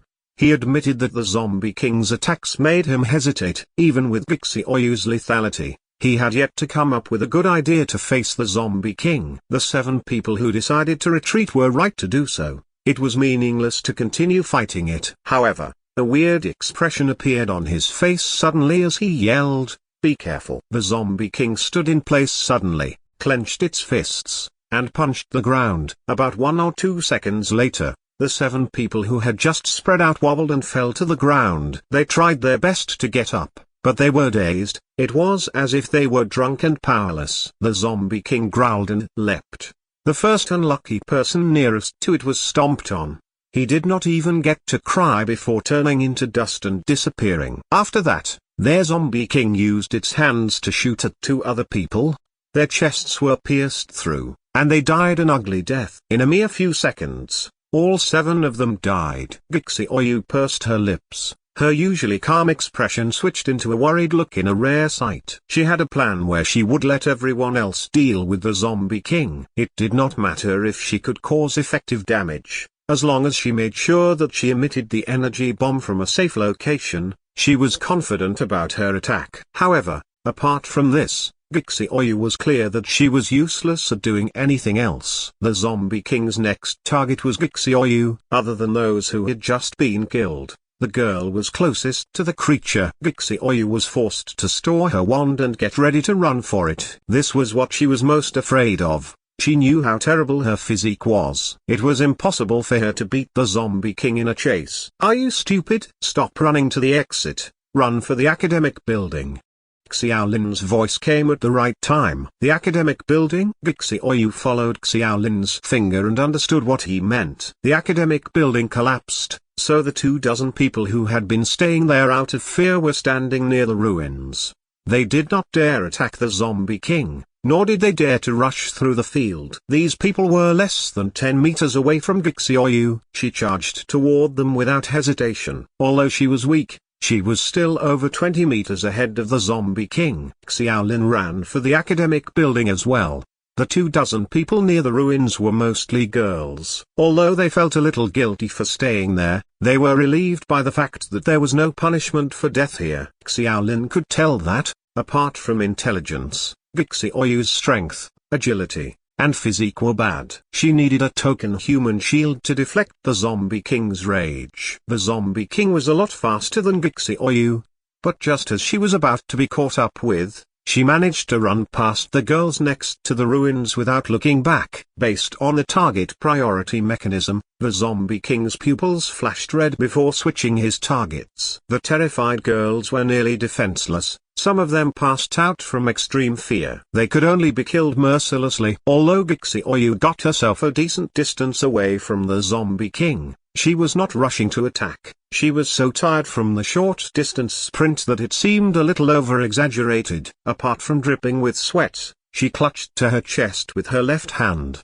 and a hint of pain flashed through her expression. "Your physique is quite bad." Xiaolin wanted to comment that she was worse than him, but he realized that he only had 3 physique points himself. If her points turned out to be higher than his, things would be awkward. Gixi Oyu shook her head to calm herself down. She pushed her spectacles and her face was still blushing from the run. However, she managed to speak in a calm voice. "You didn't take the chance to head to the safe area." The girl was not being sarcastic at all. She was just curious that Xiaolin chose to turn back for her. Xiaolin shrugged and said with a laugh, "It's because we can win. Of course, I'll stay behind to share the prize." Although the mission didn't mention if the reward for killing the Zombie King could be divided, I think as long as there's enough participation in trying to kill a boss of this level, there should be some form of reward. "Where do you get your confidence from?" Gixi Oyu asked with suspicion as she raised her wand, aiming it at the Zombie King. However, she frowned soon after that, putting her wand down again. The girls who were running everywhere made the Zombie King's movements hard to predict. It caused an even bigger problem for Gixi Oyu's declining hit rate. Moreover, she was still panting slightly. It affected her precision. Xiaolin thought to himself and asked, "How many more times do you think you can use the energy bombs?" "Probably 5 to 7 times. I'm still a little unstable. I'm not completely sure about it." It seemed like Gixi Oyu had already thought about this question. She answered him without hesitation. Xiaolin was left speechless. How high was this girl's intelligence? She had already fired the energy bombs many times in combat before this. It will probably take the Zombie King a few more minutes to kill those people. Don't strike now, rest. If this is the case, how many more times can you do it? I can definitely use 7 then. However, you should be able to tell that my physique is bad. Gixioyu looked at him and continued. Moreover, my energy bomb's hit rate is nearly nil while running. In other words, when the Zombie King switched to target them, they would not be able to run or defeat it. Their mission would definitely fail. Xiaolin was confident this time. If that was the case, I wouldn't have come over just now. Alright, listen to me. I'll try my best to stall the Zombie King. I can't guarantee that it'll work, but I'll try. When I do, try your best to hit it. Based on what happened just now, their Zombie King's magic defense isn't high. With your crazy intelligence level, it's definitely possible for both of us to finish this brat. Hey, what's that look you're giving me? The girl's gaze was filled with disbelief under her black-framed spectacles. She could not believe that someone with under 10 attribute points could stall the Zombie King. She tilted her head and asked, what's the success rate? Otherwise, I'd rather give up this optional mission. Most of the 24 girls were dead by now. If they retreated to the safe area right now, they could still complete the compulsory mission. If they waited till the Zombie King switched its focus to them, they would not have a backup plan at all. 50%. No, 70 or 80%. Gixioyu stared at Xiaolin for 10 full seconds before nodding cautiously. Fine, but if things go wrong, I'm leaving myself. So brutally honest. We're teammates, aren't we? Xiaolin teased. He did not get a reply. Xiaolin was nervous. His last-minute plan needed Gixioyu to kill the Zombie King. Her terrifying magical lethality was necessary. She was a logical and calculative girl. If things went right, Gixioyu would probably not ditch him and run. If Xiaolin's plan failed, there would be no difference whether Gixioyu decided to leave or not. He would definitely be killed. It was impossible for someone with under 10 attribute points to fight the Zombie King one-on-one. It was time for the Academic Genius talent. In a passive state, the Academic Genius talent could increase Xiaolin's learning efficiency twofold. If he decided to start it up, Xiaolin would gain a chance to replicate a skill. He could replicate any F-grade skills that was not a talent. That was Xiaolin's final secret weapon. Chapter 8, Shockwave. This chapter is updated by Novels PL. When the Zombie King knocked the group of people to the ground earlier, Xiaolin was reminded of the Zombie King's Shockwave skill. It dealt weak shock damage to targets within a 3-meter radius and was able to inflict a brief stun. Most importantly, it was a level F skill, which was within his scope of replication. Academic Genius skill activated, target of replication, Zombie King, skill, Shockwave, skill level, F, replication, successful. 3 minutes. We only have 3 minutes. Xiaolin summed up. Remember to aim at its vital point, the head. He did not explain his reasoning and rushed up with his dagger. Of the girls who were still hesitating near the school building, only 4 were still alive at that moment, but that number immediately went down to 3. The Zombie King chased down another girl, and its huge arm split the girl's stomach open, leaving a big hole. Various organs and flesh were strewn all over the place. Despite being well aware that everything was fake, that he would not actually die nor lose his life, Xiaolin still felt a little sick witnessing everything up close. Fortunately, the girl's body soon disappeared. Xiaolin's appearance allowed the Zombie King to immediately set its sights on him. Its meter-long arm swept from left to right with a considerably wide attack range of attack. Xiaolin had already consciously distanced himself, but the fact that this was the first time he had ever faced such a situation still remained. Slightly nervous, he misjudged his distance and found the dark red arm sweeping toward him like 2 steel pipes. Xiaolin's instinct was to raise his dagger and protect his chest. The next second, he felt as though he had struck an iron wall. Their walloping force sent him flying 3 or 4 meters back before falling to the ground. He struggled hard to get up. Their power differentials were wider than expected, and a head-on fight would only result in his death. Blood bubbled in Xiaolin's chest and he spat out several mouthfuls of the scarlet fluid. As he looked up, he noticed that the Zombie King was raising its arms high instead of chasing after him. He had observed that same action several times already and was very familiar with it. Xiaolin ignored the blood at the corners of his mouth and raised his dagger at almost the same time. Shockwave. In fact, Xiaolin had some thought as to how to use the skills he replicated. The moment his mind thought of how to release those skills, his arms lifted up on their own, as if he was being manipulated like a puppet. It was different from executing his slashing skill since it was a skill that he learned and there were clear instructions to use it. The Zombie King's shockwave used both hands,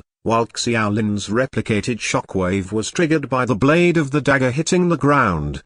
The process did not matter, the results were the most important. Since the appearance of the Zombie King, Xiaolin has been observing it almost without blinking, so he has mastered many details. For example, every time the Zombie King used shockwave, it would stand still before raising its hands. The process of releasing that skill took about 1 to 2 seconds, and its range was 3 to 4 meters. Xiaolin happened to be on the border of that range. He was in a prime position to turn around and escape, but doing so would be meaningless. In terms of power and speed, he was no match for the Zombie King. Since it was a skill, it could surely be thwarted. Crucially, the height difference meant that Xiaolin had to execute his shockwave faster than the Zombie King. Boom! The dagger touched the ground, only half a second faster than the Zombie King. An invisible wave rippled out in an instant, and the ground vibrated for a brief moment. Judging from the magnitude of the vibration, the force was not as powerful as the Zombie King's, but it did not matter to him. Xiaolin did not count on it being lethal. All he hoped was that it took effect. Although the shock was short-lived, it successfully played its role of being an interference. Their Zombie King's body shuddered for a while before it fell over, and it was unable to release its own shockwave as everyone anticipated. Awesome! Xiaolin pumped his fist excitedly, though the plan did not guarantee absolute success. The Zombie King might have had mechanisms that made it immune to such attacks, or that Xiaolin's own execution of the technique was not as fast as the Zombie King's. Fortunately, there was none of that. After all, it was an admissions test for freshmen, so although the Zombie King was very strong, its power was not imbalanced. Hurry, attack its head! Xiaolin shouted back. Xiaoyu did not need his reminder. She blasted her energy bombs almost immediately. When it came to stationary targets, her hit rate was at least 80%, if not 100%. 2 consecutive white energy bombs sailed in a graceful arc and connected precisely with the Zombie King's head. Successive explosions blew up the Zombie King's right ear, causing it to roar mutedly. Awesome. This is going great. Xiaolin keenly noticed a green viscous substance flowing from the Zombie King's head. Whatever it was, the earlier attack had caused it a lot of damage. The shockwave's short-lived stun effect ended and their Zombie King stood up again. It seemed to have increased its speed a notch, but it no longer targeted Xiaolin. Instead, it went after the other 3 surviving girls. Xiaolin did not just remain idle. He took the opportunity to keep his distance and made it a point to not be too close to it.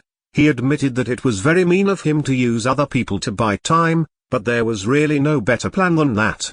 The shockwave was also impossible to use in quick succession, and if the recharge duration was the same as that of the Zombie King, it would take at least 30 seconds before it could be used again. What do you think? Can you strike its head now? Xiaolin asked. Xiaoyu pushed up the frame of her glasses, then hesitated and shook her head. It seems to be speeding up again. There's no guarantee that I can hit the target. Xiaolin let out a sigh. It was to be expected. Compared to a slower, ordinary zombie, the quicker Zombie King would definitely be more difficult to target. How did you do that just now? Xiaoyu asked with a rare look of confusion on her face. With all her cold stoicism, Xiaolin found it surprisingly refreshing to see such a confused expression on her face. He kept quiet though, and after estimating that the time was almost up, he raised his dagger again and rushed forward. The raging Zombie King had just killed a girl who was frantically running away, so its focus once again shifted to Xiaolin. Following a set pattern, Xiaolin and their Zombie King executed a shockwave at almost the same time. However, Xiaolin was one step ahead and managed to intercept the Zombie King's attack yet again. The stun effect the shockwave produced caused the Zombie King to fall heavily to the ground. Then, without Xiaolin's order, Vixioyu shot out her energy bombs at exactly the same time. Since she had time to prepare, she released 3 energy bombs in a row, all aimed toward the zombie lying still on the ground. The energy bombs struck just like before, hitting the Zombie King's forehead, eyes, and nose. After the smoke and dust of the explosion cleared, Xiaolin was pleasantly surprised to find that half of the Zombie King's face had been blasted off by the explosion. In particular, the bloody red glow in its entire right eyeball had completely extinguished, and half of its vision was lost. It was good news for the two of them. To their surprise, however, their Zombie King was extremely tenacious. Vixioyu's combination of extraordinary intelligence and lethal magical skills could kill ordinary zombies in one shot, but the Zombie King still stood strong despite 5 energy bombs to the head. In addition, it survived the sum of all the slashes that were inflicted upon it, both large and small. The Zombie King's strength was spent. Its speed had dropped drastically after getting up and its body swayed. It looked like it could fall at any time. However, Xiaolin's situation was not that good either. Although he could execute the shockwave technique that he replicated, it was a physical damage technique that consumed his physical strength too. As a slacker with only 3 points in his physique, 2 consecutive uses of the technique made Xiaolin feel as though his body was about to fall apart. He felt like he had just finished a marathon. Looking back at Vixioyu, the girl's face was as pale as paper. She continued to use her energy bombs,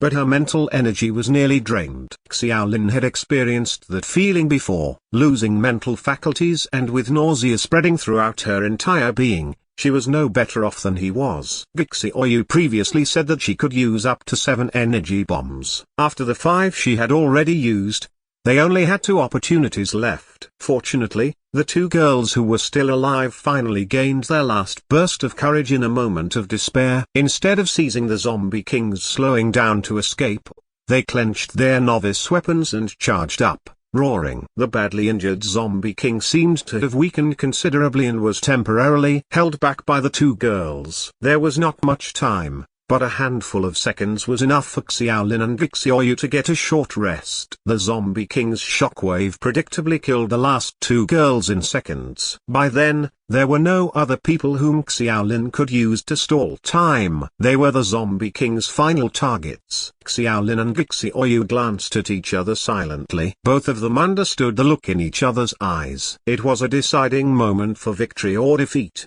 If they failed, they would have failed with pride. The 2 chose to stand together and stay where they were in order to give themselves more time to rest. The frequency in which the Zombie King can use the shockwave is about 20 seconds. It used it once when it killed those 2 girls, so in a while, I'll immediately send it falling down. It's all in your hands after that. We have one chance. Xiaolin found the girl's face a little scary, as though the bright eyes behind her black glasses could just close completely at any time. It prompted him to ask, "Are you alright? Just mind yourself."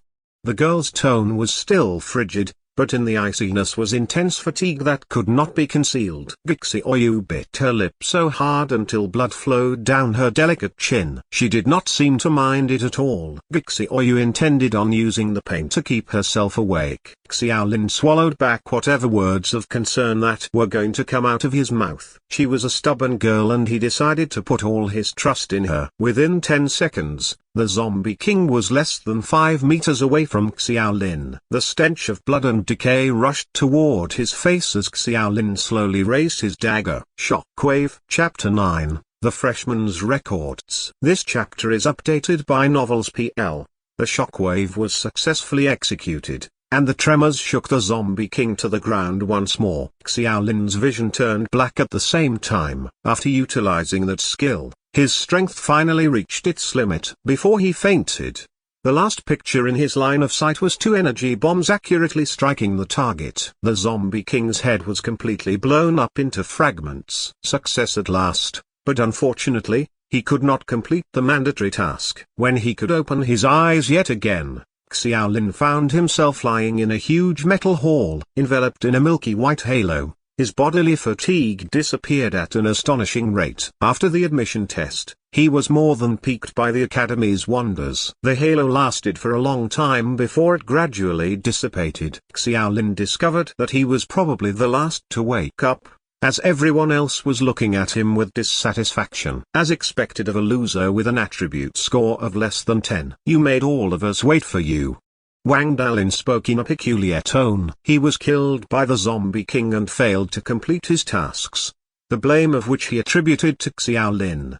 Did you think you had 46 total attribute points too? You were so deluded to fight the Zombie King. You don't know what death means, do you? Pfft. At least there's no penalty for failing the admissions test. Wang Dalin sneered proudly, complimenting Xiaoyu while he was at it, but the girl's attention was not on him at all. Xiaolin was not interested in entertaining him. Xiaoyu stood gracefully beside him, still maintaining her cold arrogance. Fatigue seemed to be absent between her eyebrows, and the magical halo had also healed her completely. However, Xiaolin was very disconcerted by the fact that he should have awoken around the same time as Xiaoyu did. However, he was the last to wake up. Was his physique really that bad? His last memory was that the Zombie King ought to have died. Xiaolin shot the girl an inquisitive look and she responded with an imperceptible nod. Xiaolin breathed a sigh of relief. It was fortunate that they could probably get the rewards for those two optional tasks.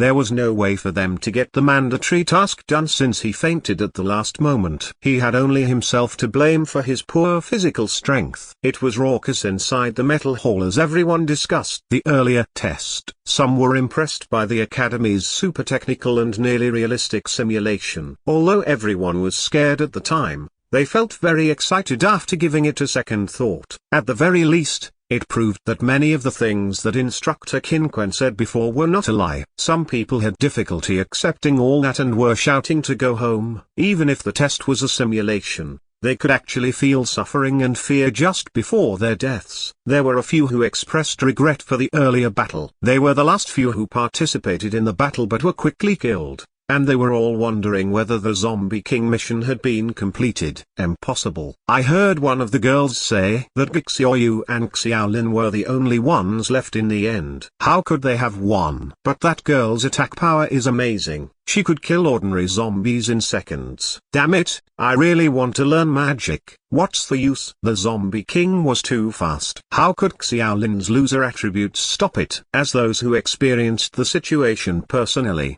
Xiaolin and Xiaoyu both wore tacit expressions. They were reluctant to speak, and those who came to inquire about it left dejectedly. More and more people began to feel that the Zombie King mission was left incomplete. In fact, everyone engaged in the discussion simply to conceal the anxiety in their hearts. The admission test was over, but Qin Quan, who claimed to be their instructor, had not yet appeared, and the silver metal door was tightly closed. No one knew what would happen next. Unbeknownst to them, 12 men and women had gathered in a conference room not far away. They sat at a long conference table.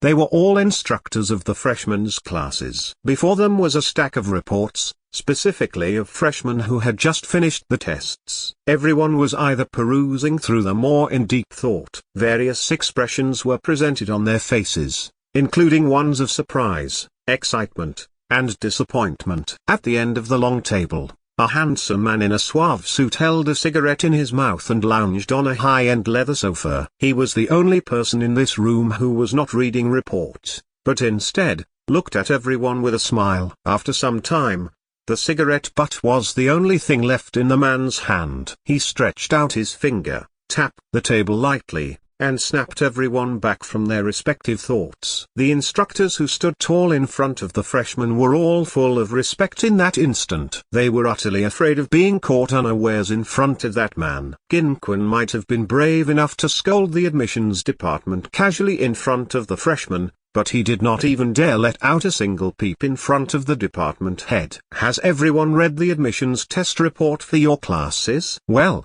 as the head of the admissions department, Allow me to summarize. The man who was purportedly the department head sported a gentle smile. He seemed to be in a good mood and cleared his throat. No one in the meeting room dared to interrupt as soon as he started speaking slowly. There are 1,360 students enrolled this year and are divided into 12 classes. Based on the smart computer's statistics, the results of the admissions test are as follows. Grade F, 560, Grade D, 450, Grade C, 500, Grade B, 83, Grade A, 52. Having said that, the admissions department head paused for a few seconds, as several instructors counted in silence. Suddenly, they uttered an abrupt "Hey!" raising their heads and looked at the man incredulously. The others understood in an instant, and their faces wore looks of surprise. The department head was very satisfied with everyone's expressions. After satisfying his vanity,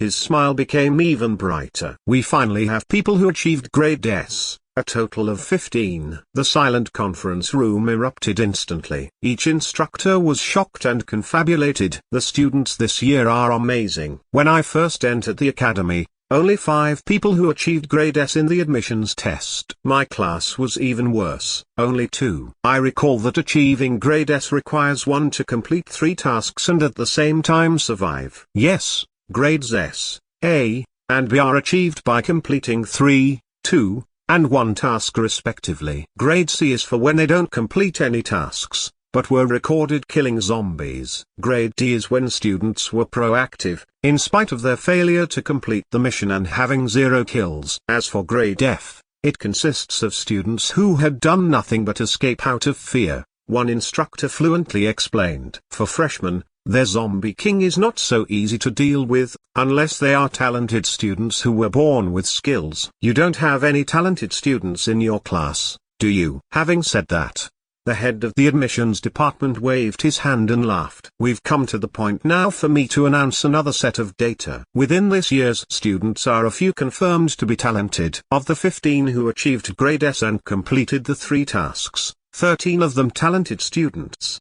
Be it the physical examination report or their results of the admissions test, this year's crop has been the best in 10 years. The department head waved his hand repeatedly, expressing his excitement. As the head of the admissions department, the performance of each freshman and the proportion of talented students directly affected the school's evaluation of him and whether he could be re-elected as department head. Judging from that year's batch, he felt that his re-election would no longer be a problem. The meeting room, which was quiet for a while, became lively again. The instructors experienced various different moods. The proportion of talented students was beyond imagination, and what the department head said was true. The quality of Dawn Academy's new students had been declining in the past decade, especially recently. In the past few years, the number of talented students in each new enrollment had dropped to even less than 5. The instructors smiled reluctantly. There were plenty of talented students, which meant that the competition between them would be even more intense. It was even more difficult to obtain rewards that rightfully belonged to the instructor. In addition,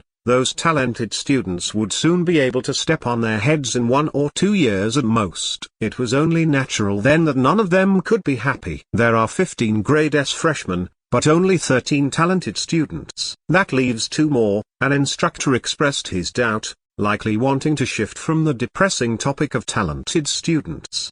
Probably achieved that by teaming up with the talented students, someone remarked absent-mindedly. That statement was open to doubt though, since all of them knew that the smart computer determined whether or not a person completed the Zombie King mission by highlighting their contributions. Thus, the possibility of opportunism was basically 0. The department head did not keep everyone in suspense and quickly revealed the answer. With a meaningful look, he spoke again. Old kin, among the 12 classes, your freshman class 7 is the only one without any talents, yet they managed to break 2 records that had existed since the establishment of Dawn Academy. The old kin he mentioned was Ginquan, the instructor of freshman class 7.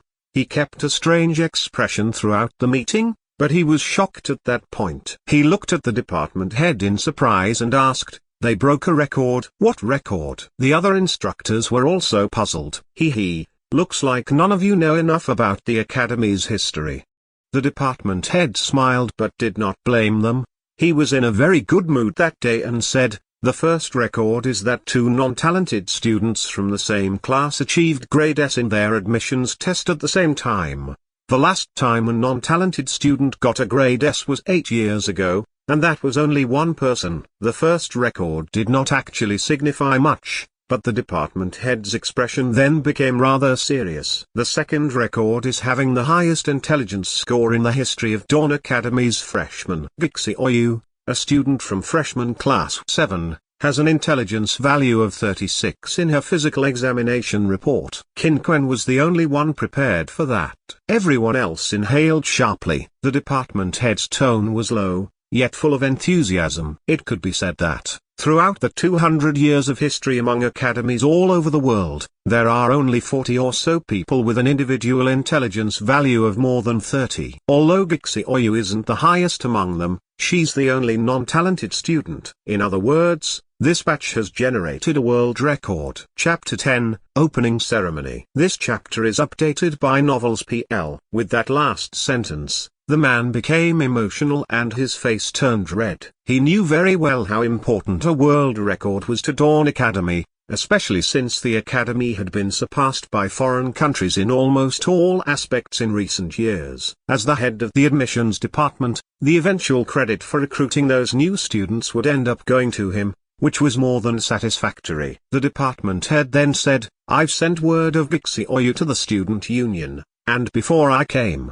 I got the news that the president would leave the New World for the time being and return to the school to personally host the freshman assembly." The instructors looked at each other. After the admission test was the freshman assembly, which was usually hosted by the head of the admissions department. The student union of Dawn Academy was different from those of ordinary universities in that the council president had more than just supreme authority. The position also represented an extreme power and was the kind of existence which the instructors could only yearn to achieve. After a brief moment of surprise, however, they reverted back to being calm. They received far too much earth-shattering news that day and felt a bit out of sorts. In light of the freshmen creating a new world record, it was understandable that the student union's president would show up and host the freshman assembly. "Okay, let's not waste any more time. Everyone, head back to your respective classes and make arrangements. I'll meet the president first." The department head got up,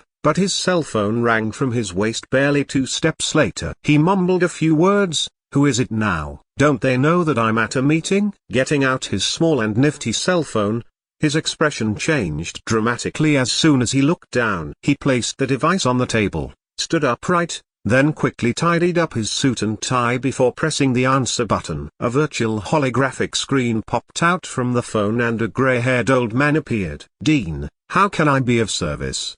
The department head's tone was humble and respectful. "I'll be personally attending the freshman assembly. Please make the arrangements." The old man's voice was low and his words were concise. The screen was cut off with that as the dean hung up. Was that person just now the legendary dean?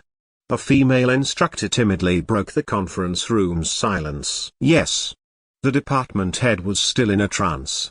At that point, everyone was completely shocked. If the president of the student union was someone they could look up to, then Dawn Academy's dean was the supreme existence that they could not even hope to touch. The dean's appearance at the assembly raised the standards of that freshman assembly by a couple of notches. Even if Gixi Oyu's initial intelligence value set a world record, she was still a talentless ordinary student and did not warrant the dean's in-person attendance at the assembly. The instructors who left the meeting room were still shocked and confused. They could not figure out the reason, but it was certain that the dean made an exception to attend the assembly because of Gixi Oyu. Although there were 13 talented students in this new intake, the highest talent level was only an A, not an S. The freshmen were getting increasingly anxious as they waited in the rotunda. Some even began wildly speculating as to whether they had been captured by aliens for experiments. It was not until the huge metal gate was opened again that Qin Quan's figure reappeared, thereby dispelling that rumor. The freshmen had mixed feelings, and Qin Quan's expression was also similarly convoluted as his gaze finally landed on Gixi Oyu and Xiaolin. As an instructor, Qin Quan did not have the authority to probe into the actual video of the admission test, but he believed that the central smart computer system would do an evaluation of each student. Gixi Oyu came as a pleasant surprise. After all, she was someone with an intelligence score of 36. Qin Quan was actually quite shocked during the health screening, so much so that he could not help but pity her for not being a talented student. Nevertheless, none of that mattered since the girl did manage to attract the attention of the student union and even the dean. Indeed, despite being unable to wrap his head around it, Qin Quan decided to treat the girl well, as he might get to ask favors from her in the future. As for Xiao Lin, however, Qin Quan frowned again. It could not be helped that he had a lasting impression of that boy, since there was no way a person with an initial attribute value of no more than 10 could still be standing there. It was a fact that could not be forgotten. Dawn Academy's student admissions were strictly screened, and although he dared not say anything in front of the admissions department head, he could not avoid criticizing internally. Xiao Lin was also one of the 15 people who received grade S. But Qin Quan never expected someone with a loser physique to possess the strength that corresponded to earning a grade S. If Gixi Oyu relied on her 36 intelligence points to get that grade, then what did Xiao Lin rely on to achieve the same? Qin Quan's flickering eyes made Xiao Lin feel very uncomfortable. There was no doubt that his basic physique was slightly inferior, but he never expected Qin Quan to be calculating so many things in such a short period of time. After some time, Qin Quan spoke calmly. The smart computer has already sent you the scores for your admissions tests. You can get the results by asking for it in your minds. Xiao Lin made a mental plea and the smart computer's voice appeared once again. Name, Xiao Lin. Student ID, 201,235. Comprehensive evaluation in the admissions test,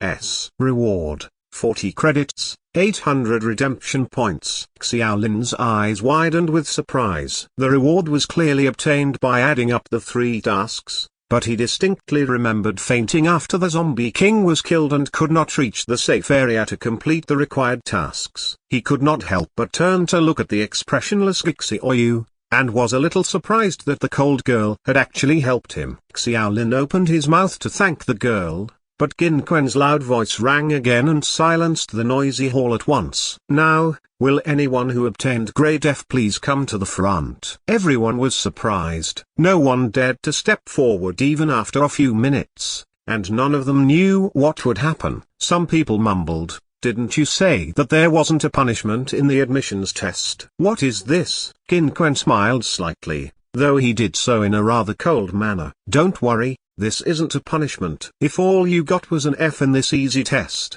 then losers like you aren't suitable to continue your studies at Dawn Academy. So, anyone who got a grade F can leave." "We can really leave? Aren't you afraid that we'll leak this to the media?" Some people were still in disbelief. Qin Quan snorted coldly, "Don't worry, you won't remember anything that happened here after you leave. This will all be just a dream, right? I don't want to waste my spit speaking to losers anymore. Hurry up. I have the test evaluation sheet here, so don't even think about trying to fool me." Everyone noticed that Qin Quan was holding a stack of papers that resembled reports. After exchanging glances, someone finally walked forward with reluctance, with one person taking the lead. The rest soon followed suit. Qin Quan took the list and cross-referenced them one by one until it was confirmed that all the people who obtained grade F were there. There were more than 30 people. Xiao Lin noticed that those who got grade F were mostly the girls who hid in the teaching building, were afraid to go out, and ended up being tragically killed by the zombie king. Xiao Lin then began thinking, if grade F was given to those who did nothing, then would grade S means that the person completed all 3 tasks at the same time?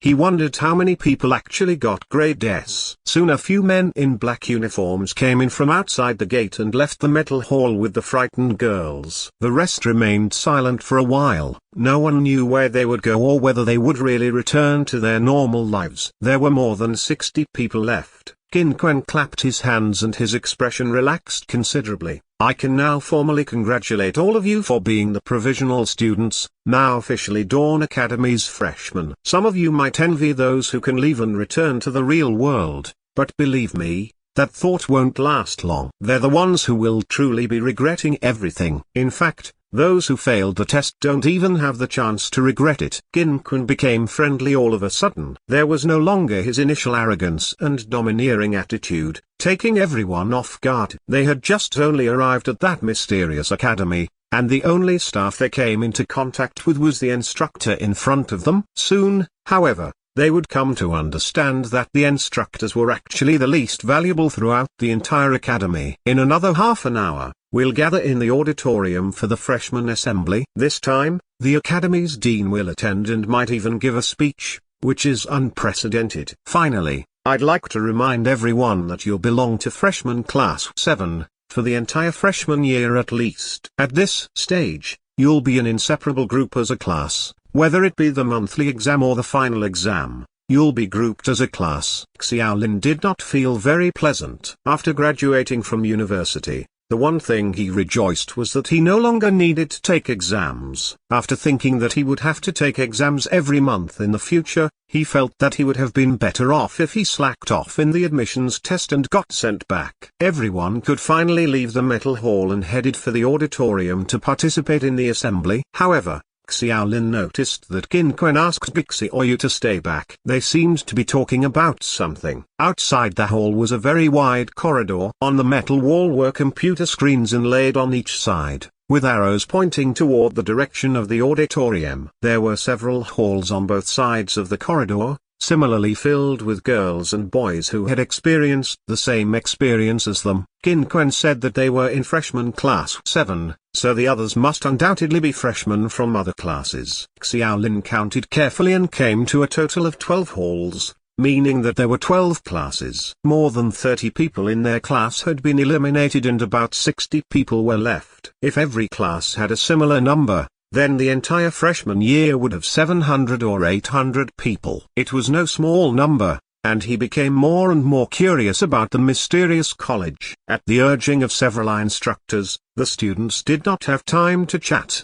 They spent 10 minutes hurriedly passing through the long and winding corridor before finally arriving at the auditorium. The moment they stepped in, gasps were heard and nearly everyone felt their eyes go blind. Chapter 11. The Dean. This chapter is updated by Novels PL. It was a huge and magnificent auditorium. The surrounding walls were fashioned from gold and had carvings of various lifelike flora and fauna patterns. The floor was paved with pearl agate, of which the color changed at irregular intervals. All kinds of gems were inlaid in the ceiling and its beauty was prevalent when the sun shone in. It felt like a dream to stand inside. Every freshman who stepped in was stunned by the sight. The entire auditorium was divided into 4 floors and was roughly able to accommodate tens of thousands of people. It was so grand that it could rival even that of imperial palaces seen on television. Freshmen were only allowed to sit on the first floor. Xiaolin took a seat in the back corner, by the door. After some thought, he took another seat next to him, so when someone came over, he smiled and said, "Sorry, this seat's taken." There were barely 700 or 800 freshmen, so they occupied only the first few rows and sat very close to the podium. There were a few men in student uniforms standing on stage and whispering to each other, as if waiting for someone. After several instructors made sure to arrange everything for the students, they hurried up to the stage. They appeared to be checking on the uniformed men, but the latter party showed no interest. The instructors then went back down and sat down at whatever seat they could find. As a result, everyone understood that the status of those on stage were certainly much higher than that of the instructors. Bixioyu and Ginquan arrived soon too. Xiaolin was right by the door, so he waved at them. Bixioyu hesitated, but eventually decided to sit in the seats that Xiaolin had saved. Ginquan glanced blankly at Xiaolin with a rather unhappy expression in his eyes. Xiaolin was getting used to the instructor's attitude toward him. The auditorium was large enough and there was no need to save seats. However, he was still slightly concerned about Ginquan and Bixioyu's conversation. To be more precise, he did not want his biggest secret, his talent of being the SS-level academic genius, to be known by others. No one on stage stepped forward to preside over that so-called freshman meeting. Perhaps they were waiting for the dean that the instructors mentioned, but Xiaolin was unconcerned. He looked at the girl beside him, who had a focused gaze and took the initiative to say, Thank you for what you did during the test. Her cold eyes still remained under those black-rimmed glasses. The girl knew what Xiaolin was referring to, because after defeating the Zombie King, she was the one who brought the unconscious Xiaolin to the safe area and helped him complete the required task. After adjusting her glasses, she merely nodded to express acknowledgement. She was really a person of few words. Xiaolin smiled bitterly and gave up on his attempt to chat with her and get to know her better. Even so,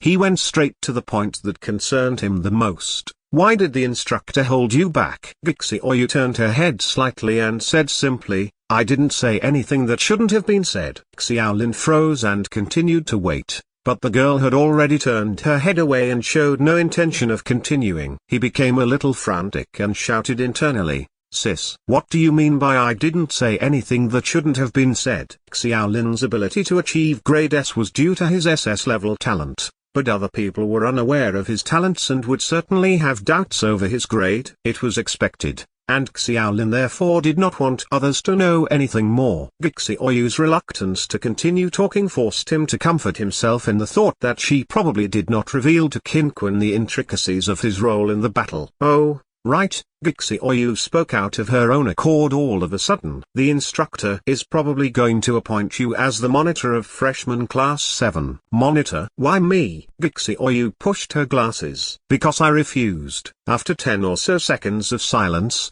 Xiaolin was speechless to find that Xiaoyu had closed her mouth again. She did not have the slightest intention to continue explaining. In the end, Xiaolin felt like he was going to cry miserably and screamed in his heart, that can't be all you have to say. Why did Qin Kun look for Xiaoyu to be the monitor? Why would Xiaoyu refuse? Why was Xiaolin picked to be the monitor after she refused? What did his appointment as a monitor signify? Well, he knew what a monitor was, but in that mysterious academy, there must surely be a different meaning to being a class monitor. Xiaolin was thoroughly confused but had nowhere to vent. Just as he was about to ask what happened, someone on stage had begun to speak. It was a boy in a black student uniform, with the rest of the students standing behind him.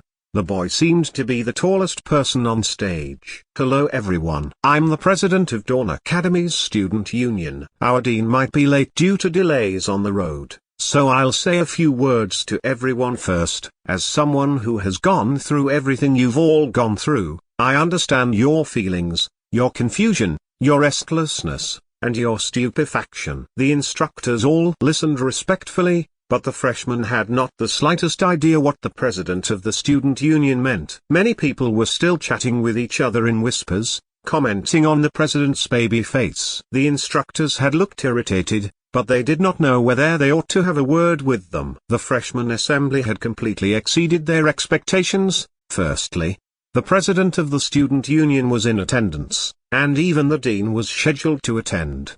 The president's speech did not last long. A loud roar came from the sky outside the auditorium, more deafening than thunder.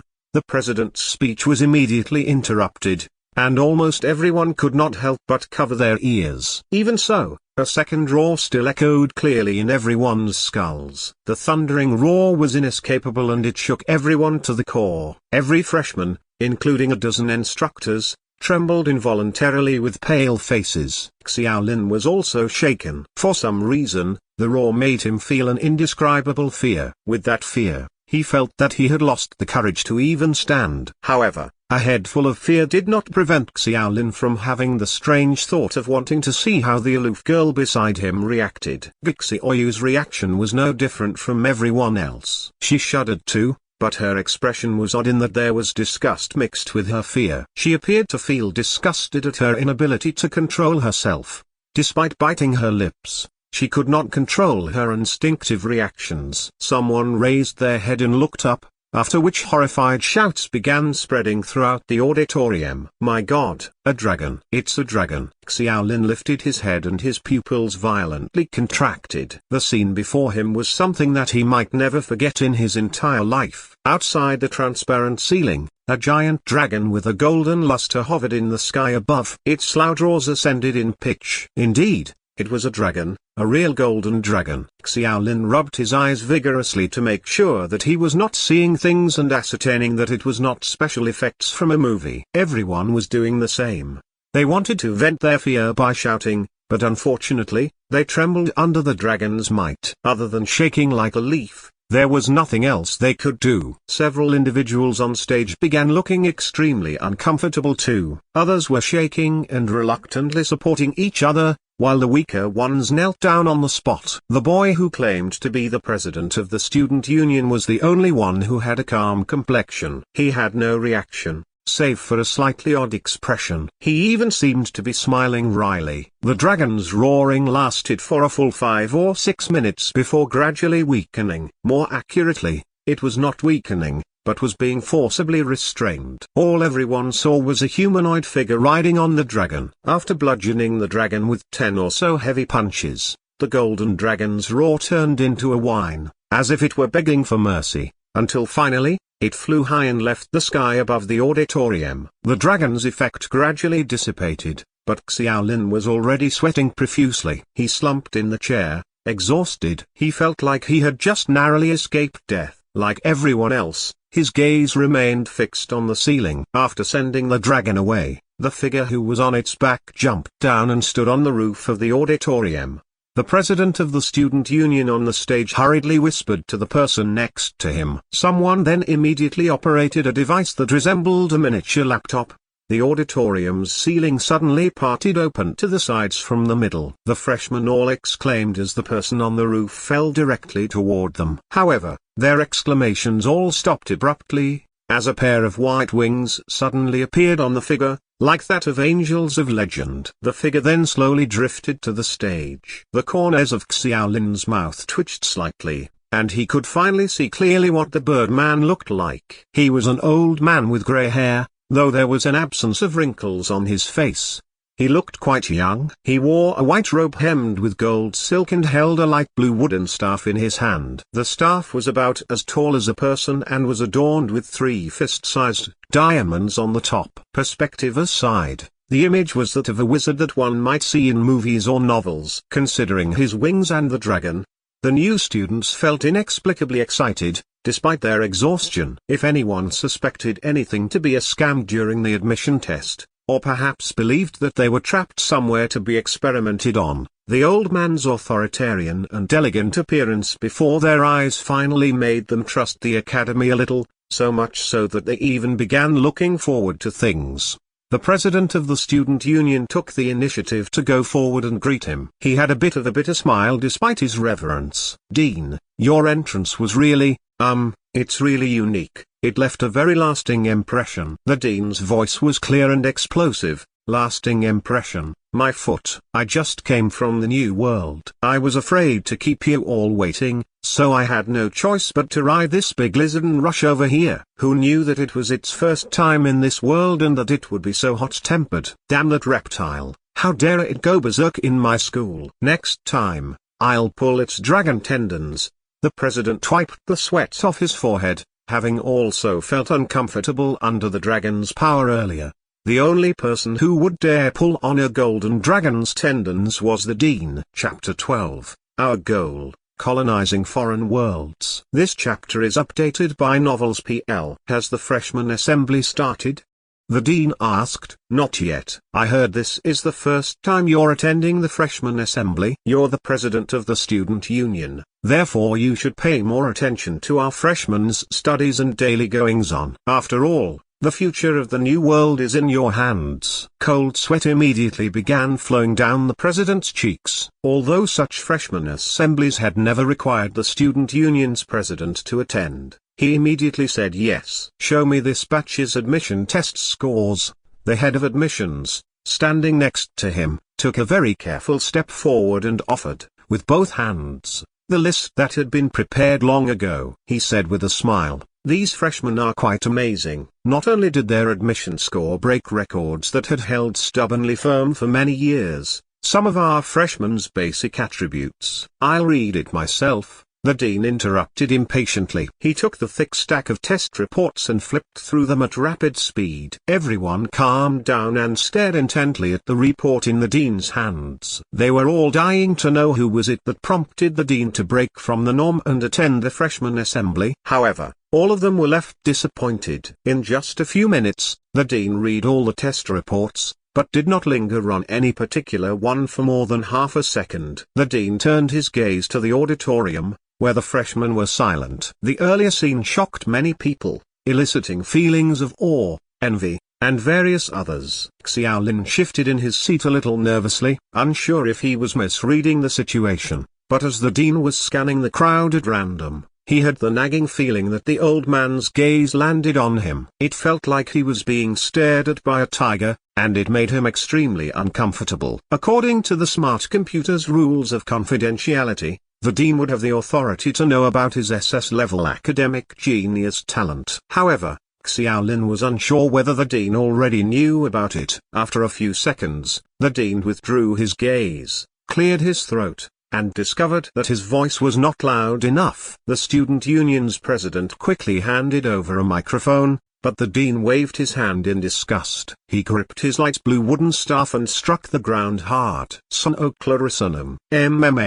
Much better. The dean tested his voice, with a thunderous roar that made everyone's eardrums buzz and vibrate. According to tradition, I'd like to introduce myself, but I do believe this shouldn't be any of your concern. I'm the dean of this academy, and that's all you need to know. The dean paced back and forth on stage, and spoke slowly like he was having a leisurely chat. Through the Sono clarissanum spell, his clear voice echoed, resonating throughout the auditorium. I see a lot of confusion and incomprehension on the faces of many people here. I know that many of you were brought here seemingly out of the blue, be it in your sleep, while surfing the internet, or when you were with your girlfriends. You must all be very upset, and I can understand that, but you can't blame me. If you want to blame someone, blame him. He's the head of the admissions department. I'm also introducing a new rule in the future. Admissions must be done during the daytime in the real world. The old man waved his staff and pointed at a man in a suit standing on stage, who had no idea how else to respond but to smile awkwardly. There was a chuckle from the freshmen, and everyone who had just been frightened by the dragon's might began to feel at ease. Xiaolin cocked a brow. The old man's last sentence was a bit scary. What did he mean by the real world? It insinuated that where they were along with Dawn Academy, was nowhere in the real world. Well, back to the main point. Let me first answer the biggest question all of you are having. Who are we? What are we going to do? The answer is actually very simple. The dean stood still and his piercing eyes swept over everyone again. He then continued with absolute clarity. We are colonists. Dawn Academy is a school to train colonists. The dean paused to allow others enough time to digest. There was a several minutes worth of silence. Everyone wore shocked and confused expressions. The Academy's purpose was undoubtedly everyone's main concern. There had been countless speculations, but the dean's answer truly exceeded everyone's expectations. Some of you might ask, what are we colonizing? The world today is no longer in the 15th or 16th century. Where is the land for us to colonize? What part of Earth is still free for us to stake claims? When the bewildered Xiaolin heard those words, he suddenly shook his head and stared inexplicably at the old man on stage. He muttered to himself, Earth, Earth, damn it all, that's impossible. The dean waved his staff, and a blue screen of light rose from the orb at the top of the stick. A huge light screen formed on stage, like a movie projector, and a whole new world appeared to everyone in the light screen. Before their eyes were colorful forests, mountains, and islands floating in midair with countless strange species of animals flying through the air, like dragons and griffins, and gigantic tree people walking slowly in the rainforest. The scenery was so beautiful that it was intoxicating. The hologram dissipated quickly and the dean's voice sounded again. This world is Planet Norma, known also as the New World. This is our mission. The colonization goal of this academy. Shocking. Then what do we get in the New World?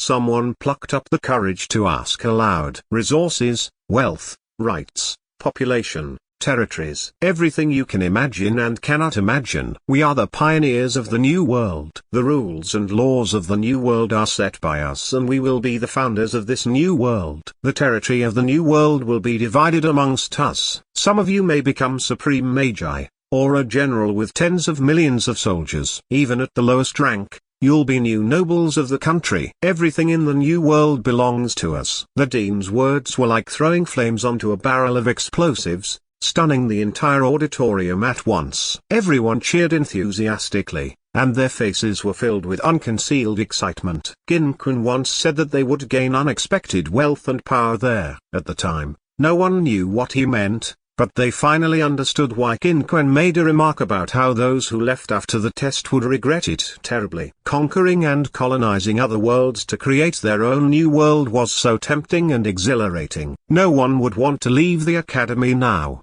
even when they were ordered to. Xiaolin was similarly very excited. Even if he was not the kind of person to reveal his feelings easily, he could not control his hastened breathing. However, when he turned to look at the girl next to him, he felt peeved to discover that there was someone calmer than him. Xiaoyu had always maintained her calm from the very beginning. Silence. The dean raised his voice suddenly and hushed the auditorium. He was quite satisfied with the freshman's response, as it was exactly the effect he wanted. He struck the agate floor with his staff once more and said, "I don't have much time, so to conclude this, I'll announce a new rule." According to the previous rules, freshmen weren't allowed to enter the new world, but starting from this new intake, I'll revise the rule. Those who reach the top 3 in the freshman's final semester examination will be allowed to enter the new world in advance. The freshmen reacted rather flatly to that regulation, but Xiaolin noticed that the others on stage,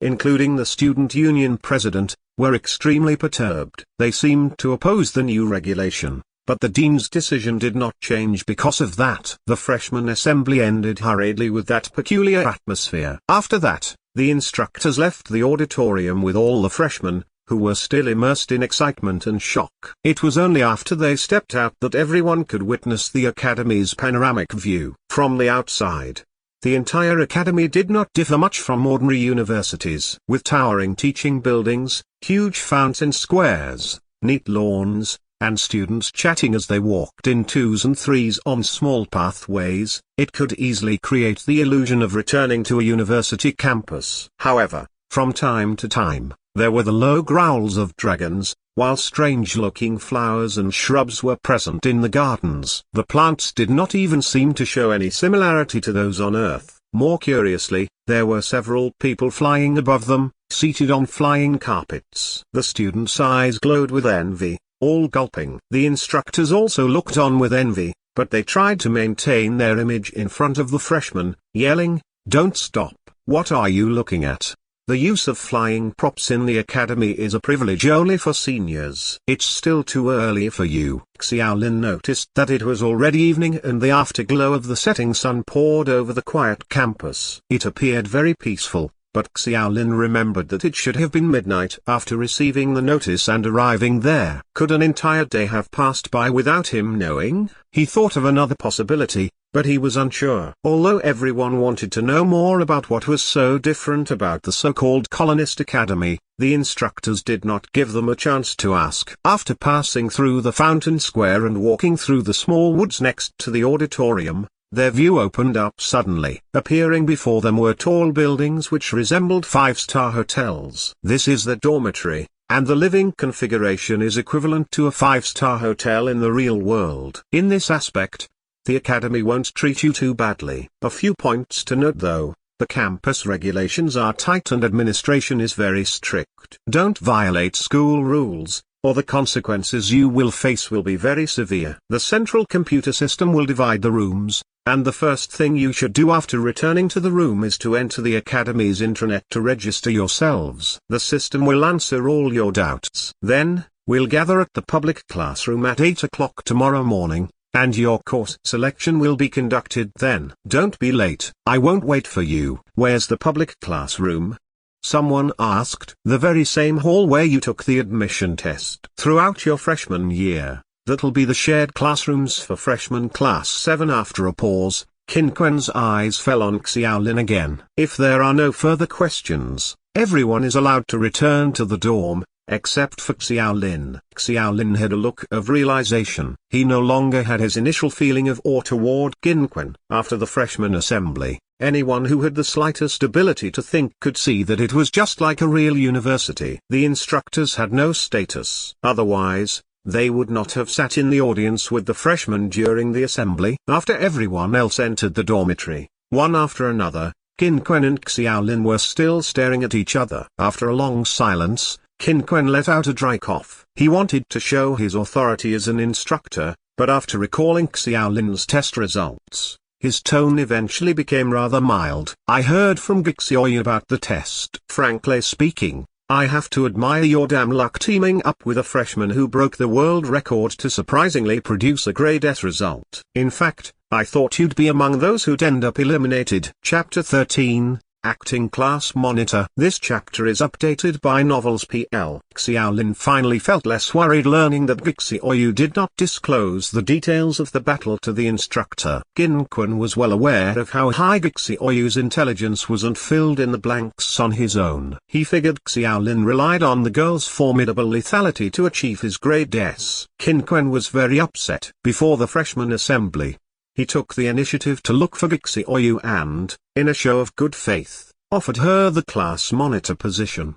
Despite explaining the benefits of being the class monitor in great detail, Gixioyu still showed a lack of interest. The monitor's appointment needed to be confirmed to the appointee through the smart computer, so if the girl refused, the appointment would not take effect. Qin Quan was all but certain of the reasons why the dean and the student union's president attended the meeting all of a sudden.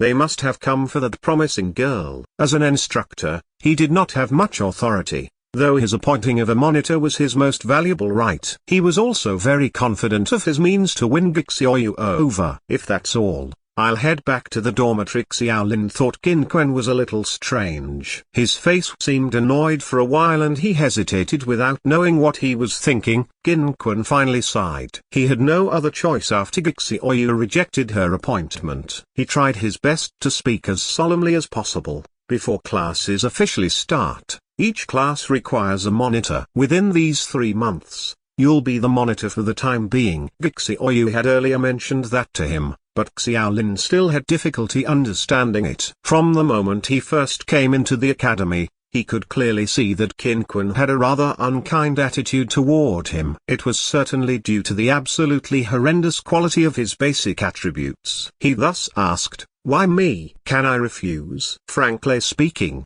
Xiaolin had no intention of being the monitor. He never had anything to do with such things, even when he was in real schools. Furthermore, he felt that undertaking the responsibility would be strenuous and unrewarding, one that was not of any benefit to him and would only tire him out. He might even find himself offending people. In short, there were no advantages. Qin Quan inexplicably got irritated. In the same way, he did not want to appoint the boy before him as class monitor, but if the 2 freshmen who received grade S refused, then he, the instructor of freshman class 7, might become the laughingstock of the entire academy. There was no choice for him other than to patiently explain. According to school regulations, those who scored well in the admission test would be given priority to become class monitors. Xiaolin understood that he and Gixioyu were probably the only ones in freshman class 7 who received grade S. Although the instructors had the right to appoint, individuals could only be considered under the premise that they achieved the same score. Since Gixioyu refused,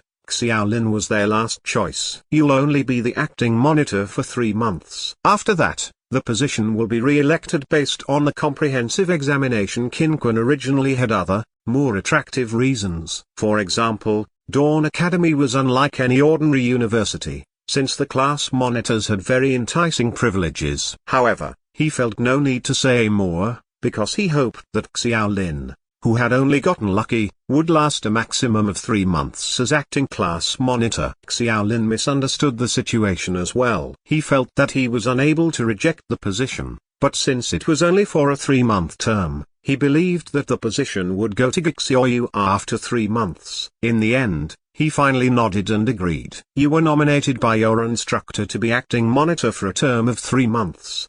Do you agree? At about the same time, a question from the smart computer appeared in Xiaolin's mind. He chose to agree. Qin Quan breathed a sigh of relief. He then left in a hurry without even explaining the duties of the acting monitor, perhaps because he was worried that Xiaolin would come to regret the decision. With Qin Quan causing a brief delay, Xiaolin no longer saw any other students upon entering the dormitory. The first floor was a very spacious hall with sofas and chairs. Inside the hall were several students clad in blue uniforms coming and going. A girl with short hair saw Xiaolin and asked, "Are you a freshman?" "Yes." "Why were you so late?" the girl murmured, then turned around and said, "Come with me and register yourself. The dormitory building will be locked at 7 in the evening. Entering and exiting is forbidden after that time. Don't be late again." The girl picked up a computer on the coffee table and motioned for Xiaolin to place his palm on the touch screen of the keyboard. She explained,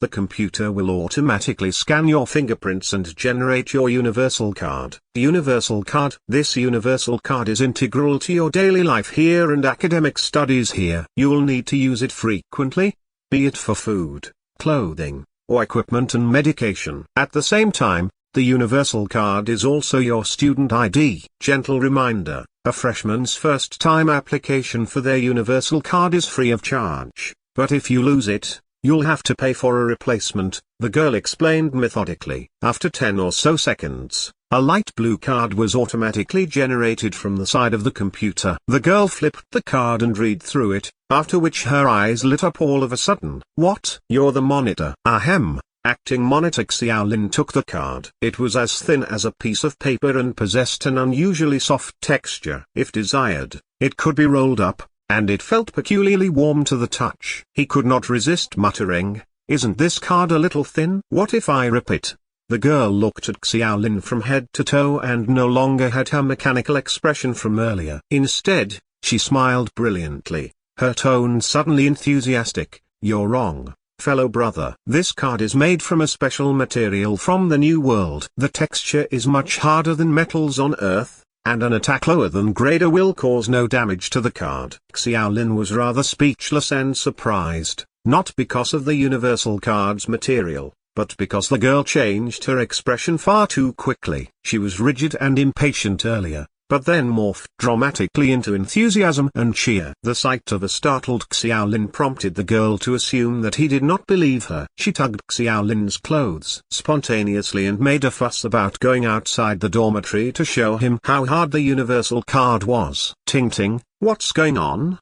A boy in the same blue student uniform came over. His suspicious eyes looked back and forth between the girl he called Ting Ting and Xiaolin. "He's the freshman class monitor," the girl said excitedly. The boy raised his eyebrows in surprise and he instantly became kinder. He took the initiative to extend his hand and say, "Hello, my name is Gufanshan. I'm in my sophomore year. This is my girlfriend, Jiang Tingting." Xiaolin immediately shook hands with him and had to correct the way he addressed Jiang Tingting. "Hello, senior brother, senior sister. I'm only acting monitor." The instructor said that it'll only be a 3-month term. Gufanshan chuckled. "We know this rule, of course." The acting monitor is selected based on the admission test scores. After 3 months, the position will be re-elected according to the comprehensive examination. Even so, the candidate for class monitor usually won't change unless you ask your admission tests with sheer luck. Jiang Tingting rolled her eyes at her boyfriend and smiled. "Don't listen to his nonsense. I heard that there are more than a dozen talented freshmen this year. Based on this alone,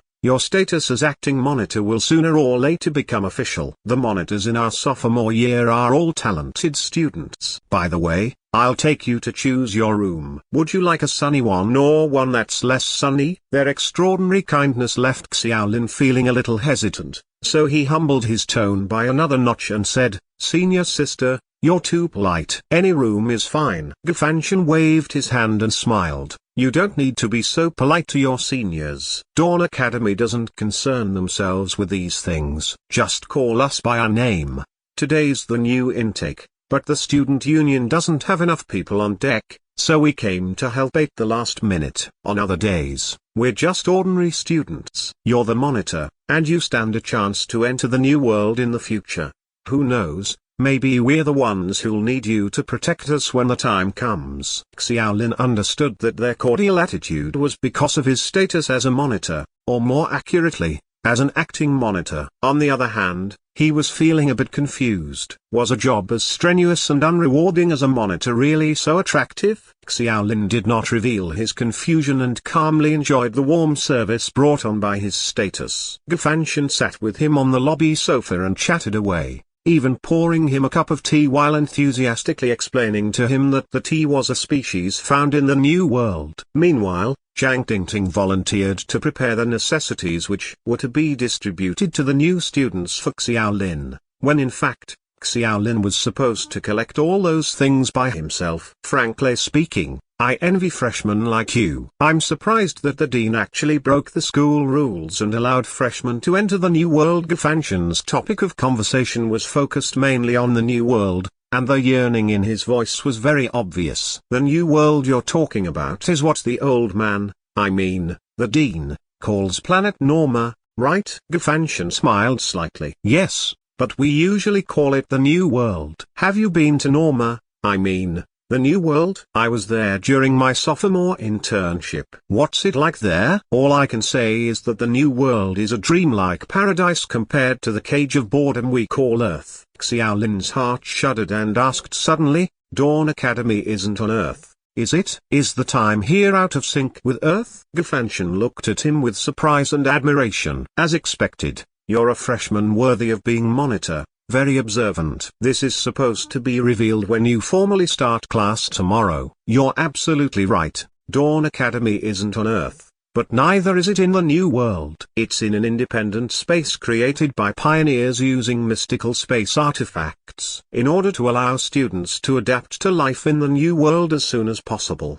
The time flow of Dawn Academy has been adjusted to remain consistent with that of Norma. What is the ratio between time here and Earth? Gufanshan was briefly silent, as if hesitant to answer, but finally whispered, 1 to 2. A day in the New World is equivalent to 2 days on Earth. Xiaolin was startled and fell silent at once. Gufanshan patted his shoulder emphatically. I understand how you feel. I experienced all this too. I can only say that the longer you stay here, the less you'll want to return to the real world. It's especially the case if you've been to the New World. You won't ever want to be on Earth ever again. Chapter 14, Course Selection. This chapter is updated by Novels PL. When the atmosphere was starting to get a little dull, Zhang Dingting had already brought a bunch of things over and placed them on the table. She introduced them to Xiaolin one by one. First is the school uniform. Except for major events and meetings, the academy doesn't force students to wear school uniforms. Another thing to note is that school uniforms are divided into 4 colors. Freshmen are green,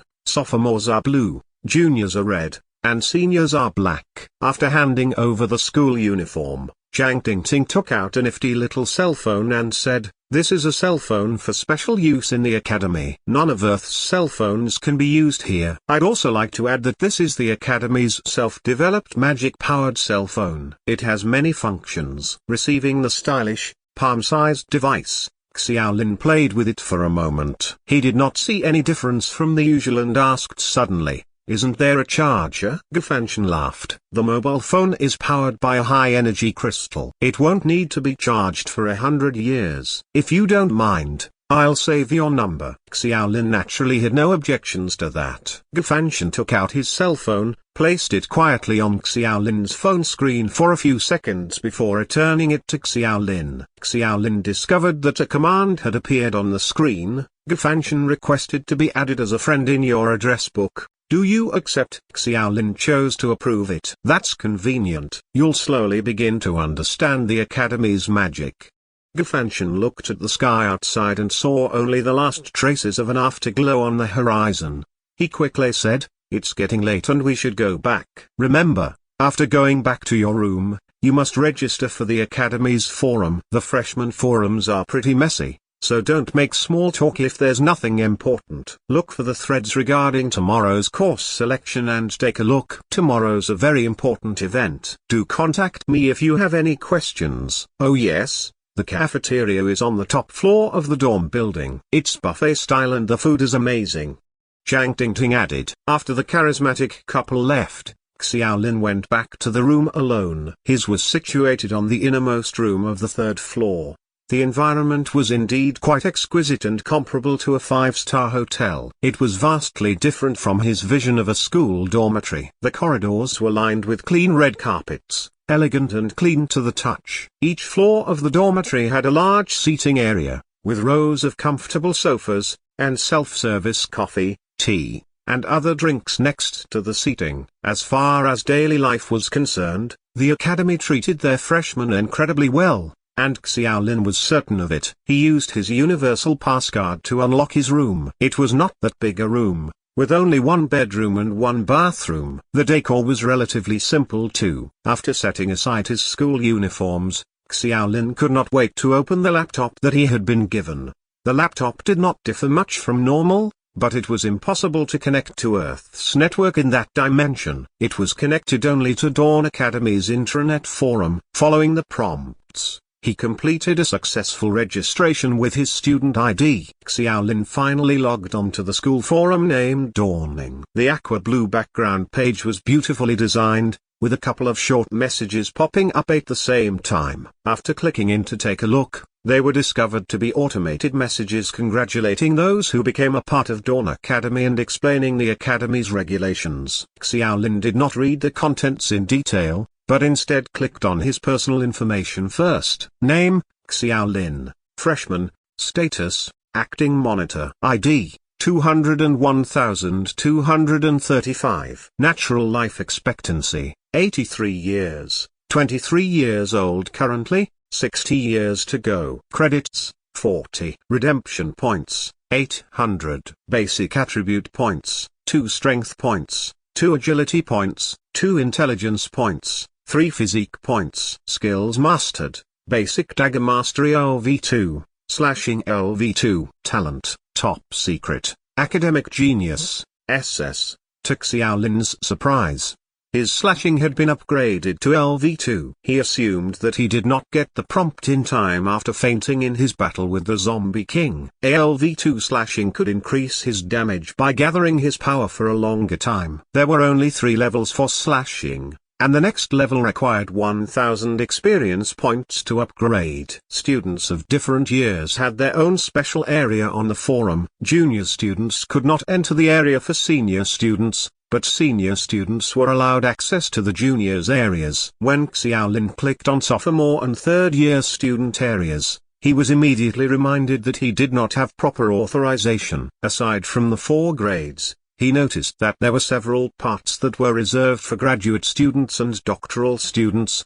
as well as for the New World. Needless to say, the only area he could enter at that moment was the freshman zone. When he just entered, the entire freshman forum was practically in a constant state of refreshing. New posts appeared at a dazzlingly fast rate. There were a total of 700 or 800 freshmen, and most of them were still very curious about everything. Each person wanted to say something on the forum and post a little bit about their feelings. Xiaolin clicked on a few posts at random. They were either topics without any substance, or discussions about the test that just ended, as well as the dean's majestic display during the opening ceremony. Gafanshan told him that the next day's course selection was very important, but Xiaolin had no idea what it meant to choose a course. What courses could that academy teach? Were they supposed to learn Chinese, mathematics, and English? In that moment of distress, Xiaolin received another system notification: you have been added into the freshman monitors discussion group. Once he clicked on the discussion group,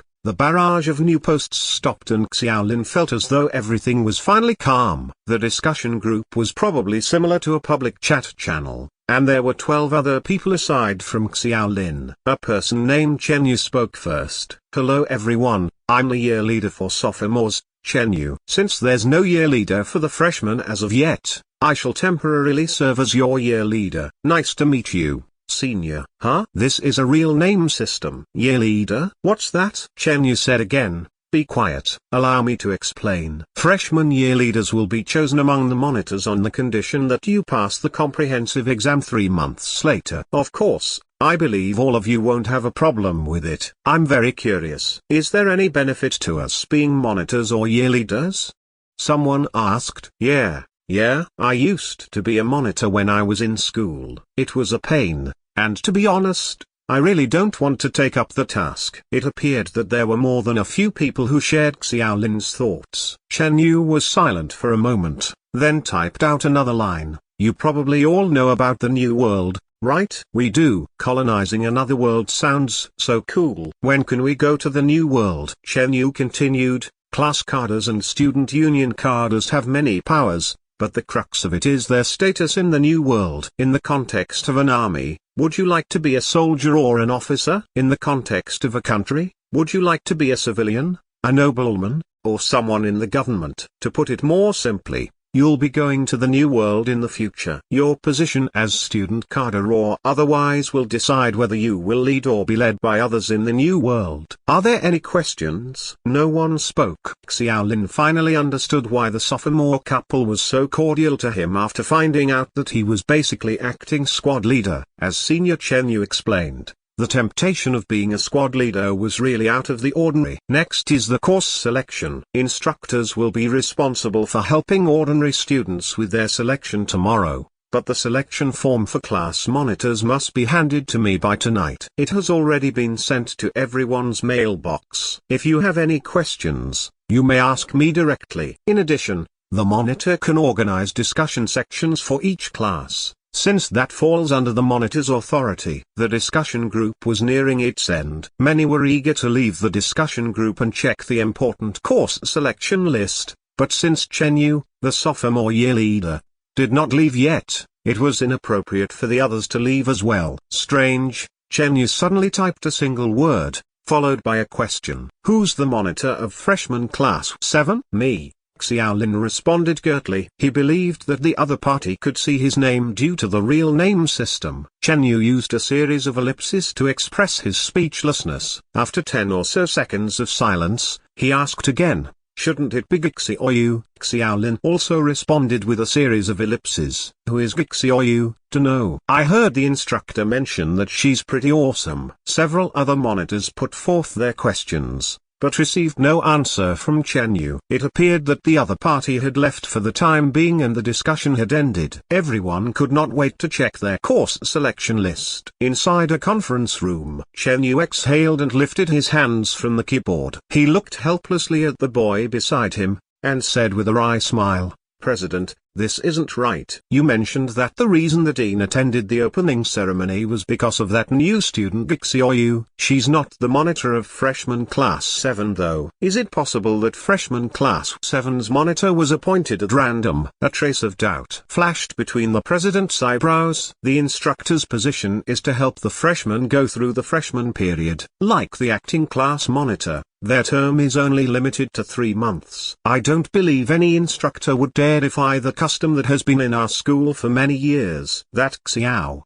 what's his name? Find out his admission test scores. Xiaolin, as part of the student union's cadre, Chen Yu had the authority to check a freshman's admission scores. He obtained the report quickly, then perused it for a moment before his expression gradually became strange. President, this Xiaolin also obtained grade S in the admission test. The president nodded, but did not seem too surprised. As the student union's president, he had a lot of things on his hands, so it was clearly infeasible for him to read through each freshman's reports. Therefore, he had no impression of Xiaolin. It's just Chen Yu reflected on his tone before continuing. This Xiaolin isn't a talented student, and his health screening report lists him as having 2 points for strength, agility, and intelligence, respectively, and 3 for physique. His total attributes don't exceed 10. The president was half skeptical and stepped to personally check the report. Then, his expression became very animated. Xiaolin's expression at the time was equally as animated. The screen in front of him displayed the freshman course selection table, the contents of which were rather abundant. There were 4 selection tables for freshmen. The first one was a table for basic attribute courses, which included basic swordsmanship, basic saber technique, basic boxing technique, basic bow and arrow technique, basic meditation, and a few others totaling to about 10 different courses. Anyone was fine so long as the freshman chose one of them. The second one was a table for secondary attribute courses. The courses include basic physical skills, basic strength, basic perception, basic mental strength training, basic balance, basic focus, basic tenacity, basic body techniques, basic parrying, and basic evasion. From a total of 10 courses, freshmen were required to choose at least 3. The third one was compulsory courses, which meant that all freshmen had to take them: General History of Planet Norma, Common Language of Planet Norma, and Geography of Planet Norma. With how Xiaolin understood it, the last 3 compulsory courses were History, Foreign Language, and Geography. Chapter 15, Credits. This chapter is updated by Novels PL. Although he had the SS-level academic genius talent, Xiaolin had actually been slacker since he was a child, especially with humanities subjects that required lots of repetition. He thought that he would never have to touch it again in his life after graduating, but the curricula in front of him dealt him a severe blow. The discussion group created by sophomore year leader Chen Yu once again popped up with countless rows of posts. It appeared that other monitors were also rather speechless with regard to the last 3 compulsory courses. Chen Yu said, "Planet Norma isn't a deserted place. If you want to be a qualified colonist,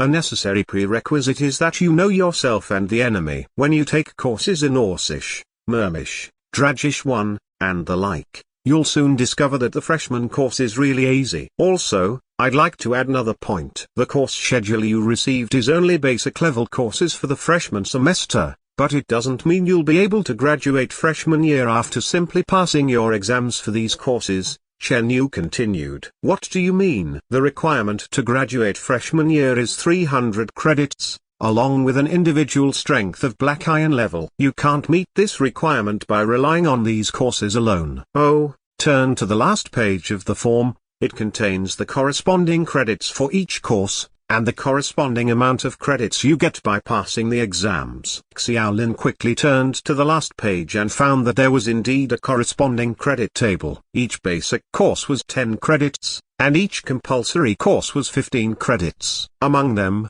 getting 15 credits in Common Language of Planet Norma was only achievable by obtaining a Band 4 certificate. Band 4 in a foreign language test. What the hell? Xiaolin felt as though he could only see darkness in front of him. After thinking of the Band 4 exam in university that he had to retake 4 times in a row before passing, he had the strong impulse to leave the damn Dawn Academy immediately. Each freshman was required to take at least 7 courses out of those listed in the course, but they added up to only 85 credits in total. Even if a student passed them all in the exam, it was still impossible to graduate freshman year. Someone raised that question in the discussion group. Chen Yu's explanation came quickly. Dawn Academy is an open school. You've probably noticed that the class hours of these courses are very short. The basic courses are only 1 month, and the compulsory courses are only 3 months. Those who pass their courses will get an advanced class schedule. Those who fail their exam will have to proceed with resits. Those who fail an entire semester must retake the entire course. Oh, and just a reminder,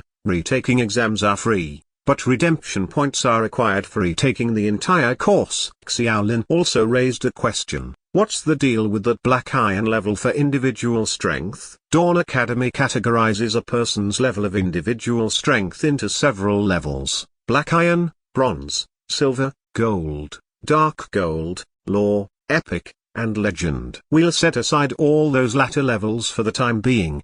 The Academy's definition of black iron level is when one's total attribute points exceeds 100 in addition to passing the qualification exams. The specifics will be explained by your teacher during class. Who's our teacher? Can't say for sure. The basic courses are usually taught by sophomores and third years, but if any graduates have spare time on their hands, they may also give you substitute lessons. Although the chances of that happening are relatively low, consider yourself extremely lucky if it happens. The experience that graduates have is certainly incomparable to that of students still in the academy. Although Chen Yu only gave answers with regard to their courses, other things, such as the new world that formed the subject of many people's interest, were addressed only in passing. However, that was enough to elicit significant surprise from acting monitors. For example, they knew that the instructors were actually repeaters who failed to graduate from the preceding freshman year. To put it bluntly,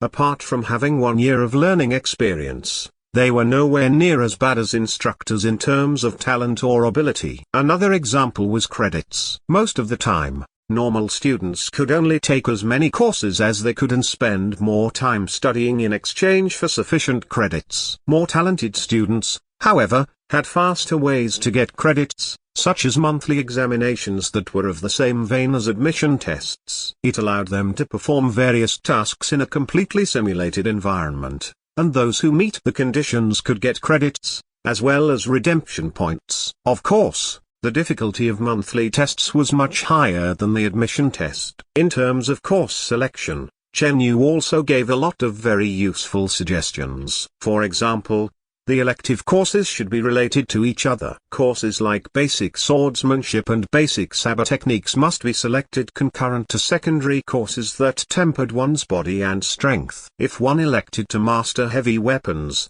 like axes and hammers, physique courses were indispensable. Although the academy did not prohibit dual cultivation or multi-cultivation, Chen Yu recommended that freshmen should focus on a certain type of weapon course. Even if they wanted to take more courses, they should focus on the same type, such as daggers and short sabers that focused on physical techniques, or rapiers, axes, and hammers for strength-based cultivation. Finally, Chen Yu repeatedly emphasized that the dual cultivation of magic and martial arts was forbidden. Of course, being in that world was unlike being in a game. If someone chose a warrior profession, it did not mean that one would never be able to use spells. Furthermore, there were none of the so-called barriers to magic or martial arts that were seen in some novels. Anyone could learn them as long as they met the sufficient conditions, be they spells or martial arts.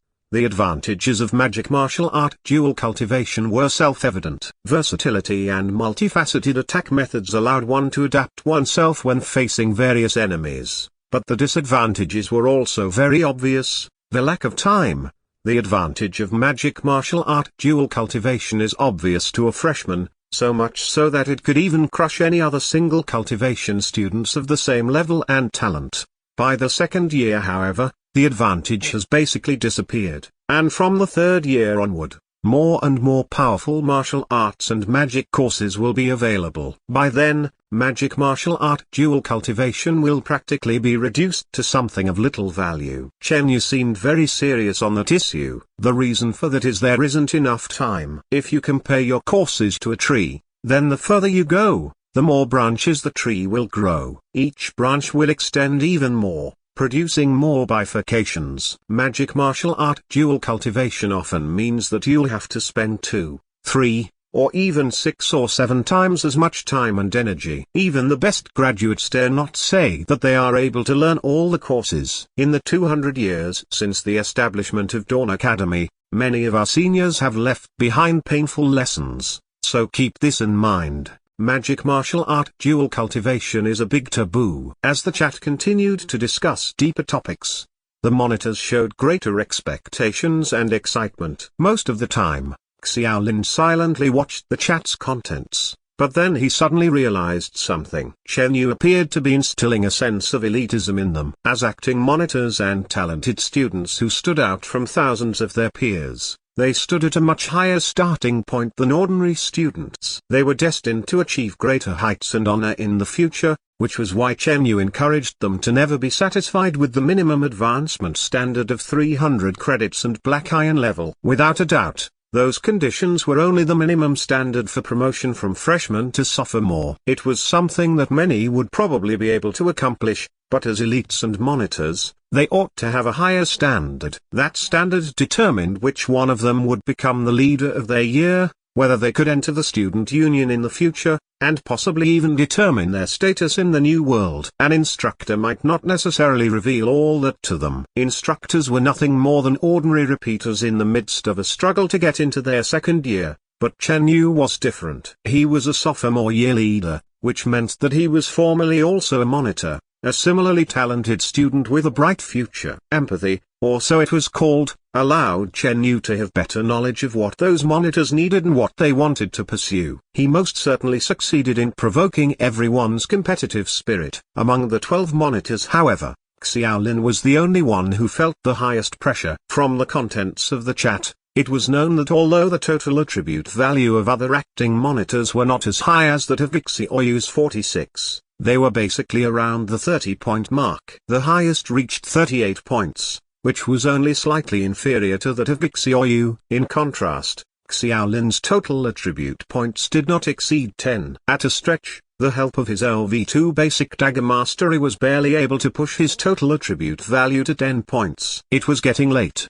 and under Chen Yu's repeated urging, everyone reluctantly ended the chat and filled out the course selection form in a very short time. Xiaolin thought about it for only a few minutes. After giving it some thought, he realized he had no other choices. In the first table, he chose basic swordsmanship, because he was a novice at using the dagger. If he chose another course, he had to first consider exchanging the dagger for another weapon with someone else, or perhaps directly using his redemption points to buy new weapons. That was something he learned from Chen Yu. Although the academy was very generous in providing for one's daily life, including luxurious 5-star hotels serving as dormitories and a full range of living facilities, the purchase of various equipment would require him to come up with enough redemption points. As for the second course selection table, there was nothing much for him to consider. According to Chen Yu's explanation, the first selected course corresponded to the second option. For example,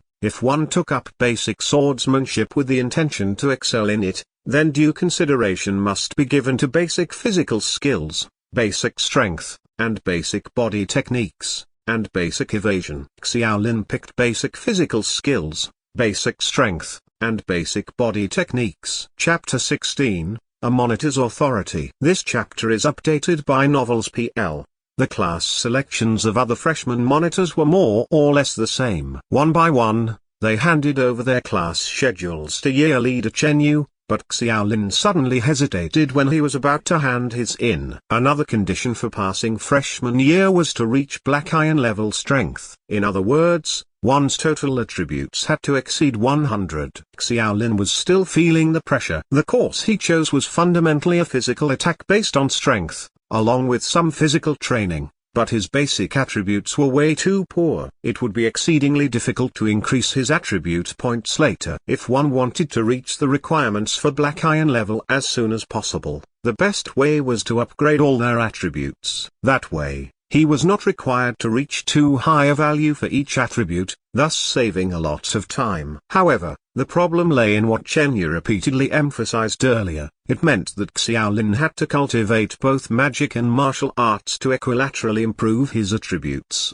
making it impossible for him to ignore his intelligence value. Although Chen Yu said it's taboo, it's expressly prohibited in the course selection table. Xiaolin thought for a moment and carefully ticked basic meditation, basic perception and basic mental training. Those subjects were no doubt compatible with each other and were related to improving his intelligence attributes. Xiaolin relied most on his SS level talent, which improved his learning efficiency by 100%, notwithstanding that it was only LV1. As his talent level increased, the ratio of efficiency would only increase even more. After submitting the form, Xiaolin did not continue to linger in the discussion group. He recalled Chen Yu mentioning one's authorities as a monitor, so he planned to give it a try. After leaving the discussion group, he fumbled around on the forum and soon experienced the superior nature of being someone that had authority. As a class monitor, he firstly had the right to go through the information of all class members,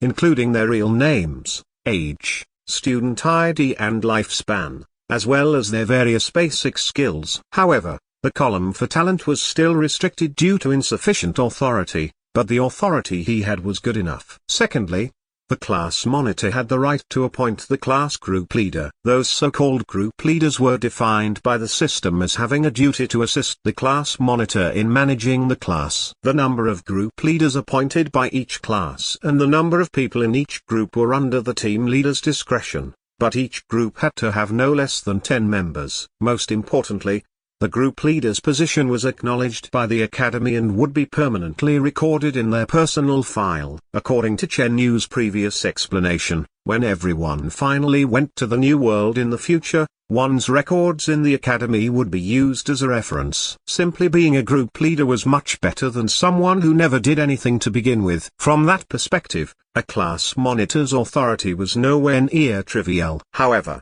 the authority to appoint group leaders was put on hold until the class monitor was officially elected. For the time being, acting monitors did not have such authority. Xiaolin readily clicked on the personal information of his classmates. Although the talent column was restricted, he remembered instructor Qin Quan mentioning that no one in freshman class 7 had talent. Freshman class 7 had a total of 60 people, Xiaolin included. The admission test had eliminated more than 40 people, and there was nothing outstanding about those who remained. Their basic skills were generally at LV1, and none of them mastered specific skills like Xiaolin's slashing. Meanwhile, Gixioyu only had a measly LV1 basic wand mastery. Xiaolin could not help but feel a little proud. He focused his attention on Gixioyu's file. The cold girl's total attribute value was indeed 46 points, which comprised 36 points of intelligence, 3 points of strength, 4 points of agility, and 3 points of physique. The disparity of her various attributes was shocking. Although it was common for girls to have weak physique and strength, it was rare for there to be that large of a gap as Gixioyu's. Xiaolin went through the statistics of other girls and discovered that they were not as low. It could be said that if it were not for her 36 points in intelligence, Gixioyu was actually of the same standard as Xiaolin. As he continued reading, Xiaolin's face suddenly froze. Intense shock and disbelief appeared in his eyes. The text appeared clearly in the last column of Gixioyu's file. Natural lifespan, 26 years old. Currently 24 years old, with 2 years remaining. Gixioyu had only 2 years left to live. In other words, she would have died in another 2 years if she had not attended Dawn Academy. How was that possible? Xiaolin thought it unbelievable. His first impulse was to go up to her and ask about it, but judging from Gixioyu's personality, he also felt that he would probably not get any answers. After thinking it over, Xiaolin sighed and made the decision to come up with an opportunity to ask. First things first. He created a discussion group for freshman class 7. Chen Yu had pointed out that although each year had its own public chat room, it could get really messy, so every class would need to have their own chat room for internal communication. By virtue of the monitor's authority, Xiaolin then added in all the members of his class. Freshman class 7's internal discussion group, who created it? Upstairs. Didn't you read the system notification? The acting monitor of freshman class 7 created it. Hold up, I'll check who it is. No need, it's Xiaolin, the guy whose total attribute value doesn't exceed 10. Fook. Why him? Why is it him? Who got their eyes ripped out and appointed him? Probably the instructor. Are you going to argue with the instructor? Everyone else obviously had huge objections to Xiaolin's role as acting monitor. Dozens of people in the group roasted him enthusiastically on the screen until Xiaolin calmly banned all the members. Everything immediately fell silent. While enjoying the superiority of being in power, Xiaolin typed slowly. Anyone else who still can't accept it? Come out and say it if you have the guts. Well, if there's nothing else, let's get down to business. Regarding tomorrow's course selection, I've received the course schedule in advance. Let me explain everything first. Xiaolin slowly conveyed what Chen Yu said about course selection, credits, and the like to everyone. There was a simple reason why Chen Yu told the monitors to relay everything on his behalf. Doing so would easily enable the freshman monitors to establish authority early on. After all, everyone came from different places and did not know each other. In light of the sudden grouping, it was difficult for any one person to say that they could keep the others in check. After eloquently typing out everything on the screen, Xiaolin then lifted the ban on everyone. Xiaolin, Fook your mother's coont. You think you're so great being the monitor? Trust me, I'll trample you to death every minute I get. It was Wang Dalin, who Xiaolin had little interaction with during the admission test. Soon, a notification on everyone's screens, member Wang Dalin has been kicked out of the group. Xiaolin slowly began to feel that being a squad leader was actually very good. After some thought, he went back to the freshmen's public forum, and as expected, saw Wang Dalin posting several posts condemning him. The contents of the posts were basically attacking his own attributes, questioning how a loser with a total value of no more than 10 could be elected as the monitor, and suggesting that there had to be something shady going on. What a drag! Xiaolin checked his squad leader's authority and discovered that although it could only be used over members of his own class, its scope covered the entire forum. The freshmen in freshman class 7 soon received a few more notifications. Wang Dalin has been banned for a week, effective throughout the entire forum. Everyone in freshman class 7 experienced Xiaolin's authoritative might and fell silent. At the very least, no one dared to come out and continue making repeated complaints about Xiaolin's paltry attributes. Comment 7 Comments. Chapter 17, Special Treatment. This chapter is updated by Novels PL. After realizing that he had been banned, Wang Dalin cursed out loud. Not long later, he ignored it all and switched off his computer so he could go to bed early. Unbeknownst to him, however, the ban triggered one of the truly disadvantageous aspects in the entire forum. In the dawning forum, the freshman forum was not just a place for open discussion. The more important part of the forum was equipment transactions for new students, which were carried out in a section of the forum dedicated to trading. The ban took effect there as well. For the vast majority of freshmen who were eager and excited for the future, as well as in the dark over what would happen the next day, insomnia befell them on their first night at Dawn Academy. Xiaolin was also thinking a lot about things. He only managed to rest when it was already very late,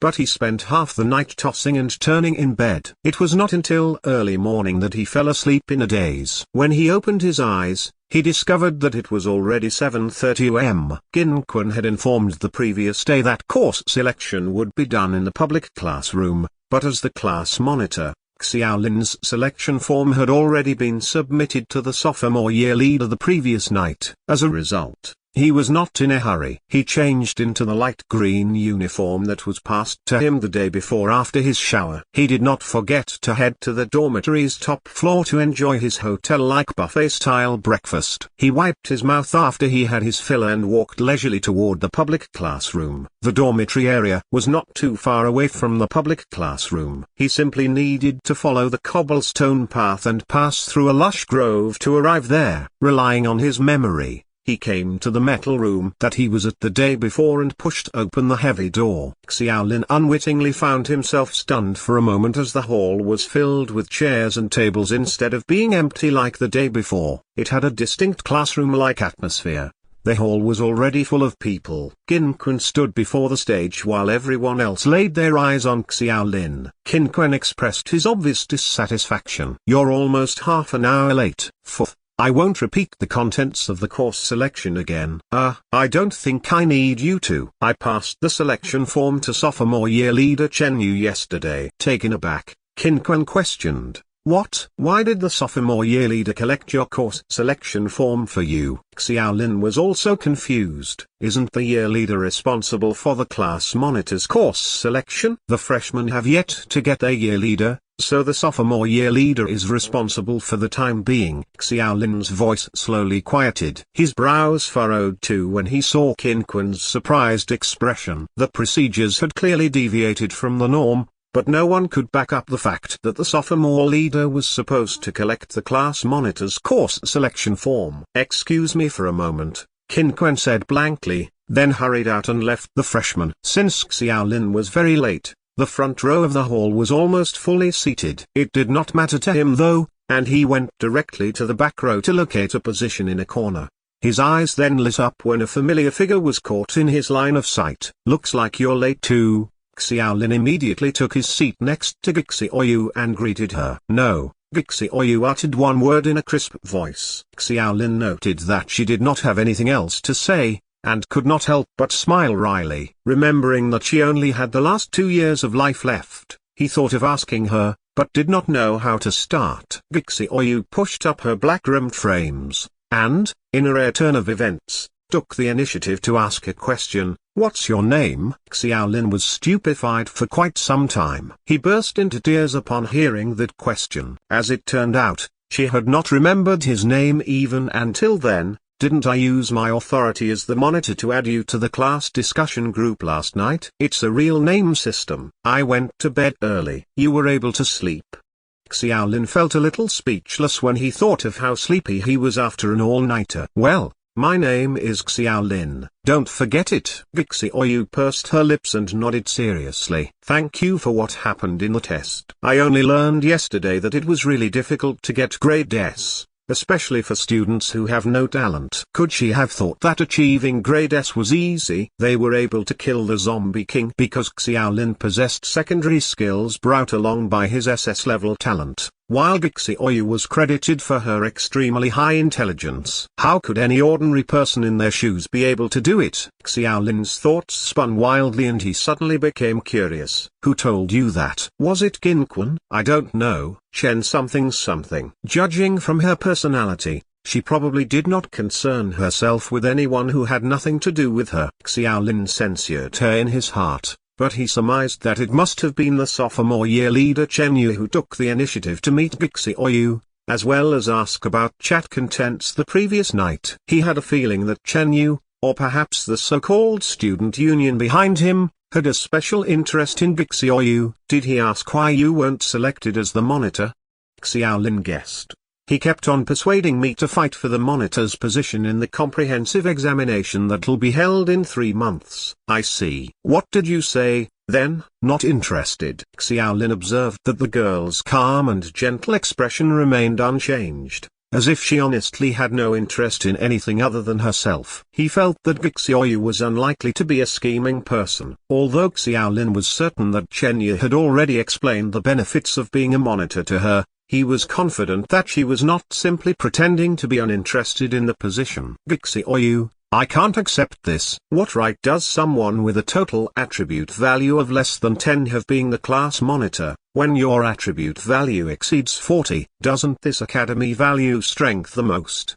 Asked a voice. Xiaolin raised his head and glanced over. It was Wang Dalin, and he rolled his eyes. People who could only get grade C in the admission test are unqualified to speak in front of me. TCH, how unfortunate for you to have a total attribute value of more than 30. But the monitor is truly selected based on the grade obtained in the admission test. Xiaoyu and I are the only 2 in this class who achieved grade S. Although the cadres of the student union already knew the test scores, it would be impossible for the freshmen to know each other's scores unless they told each other. Therefore, many who learned about Xiaolin and Xiaoyu's test results could not help but be amazed. Since they received grade S, they must have succeeded in killing the zombie king. Someone asked abruptly, Wang Dalin, didn't you tell us yesterday that you got an A on your test? During the test, Xiaolin could see that Wang Dalin was fond of showing off. Even an idiot could see that Wang Dalin deliberately lied about getting grade A because he felt ashamed of getting grade C. Wang Dalin blushed. That's nonsense. How do you know my admission test scores? Oh,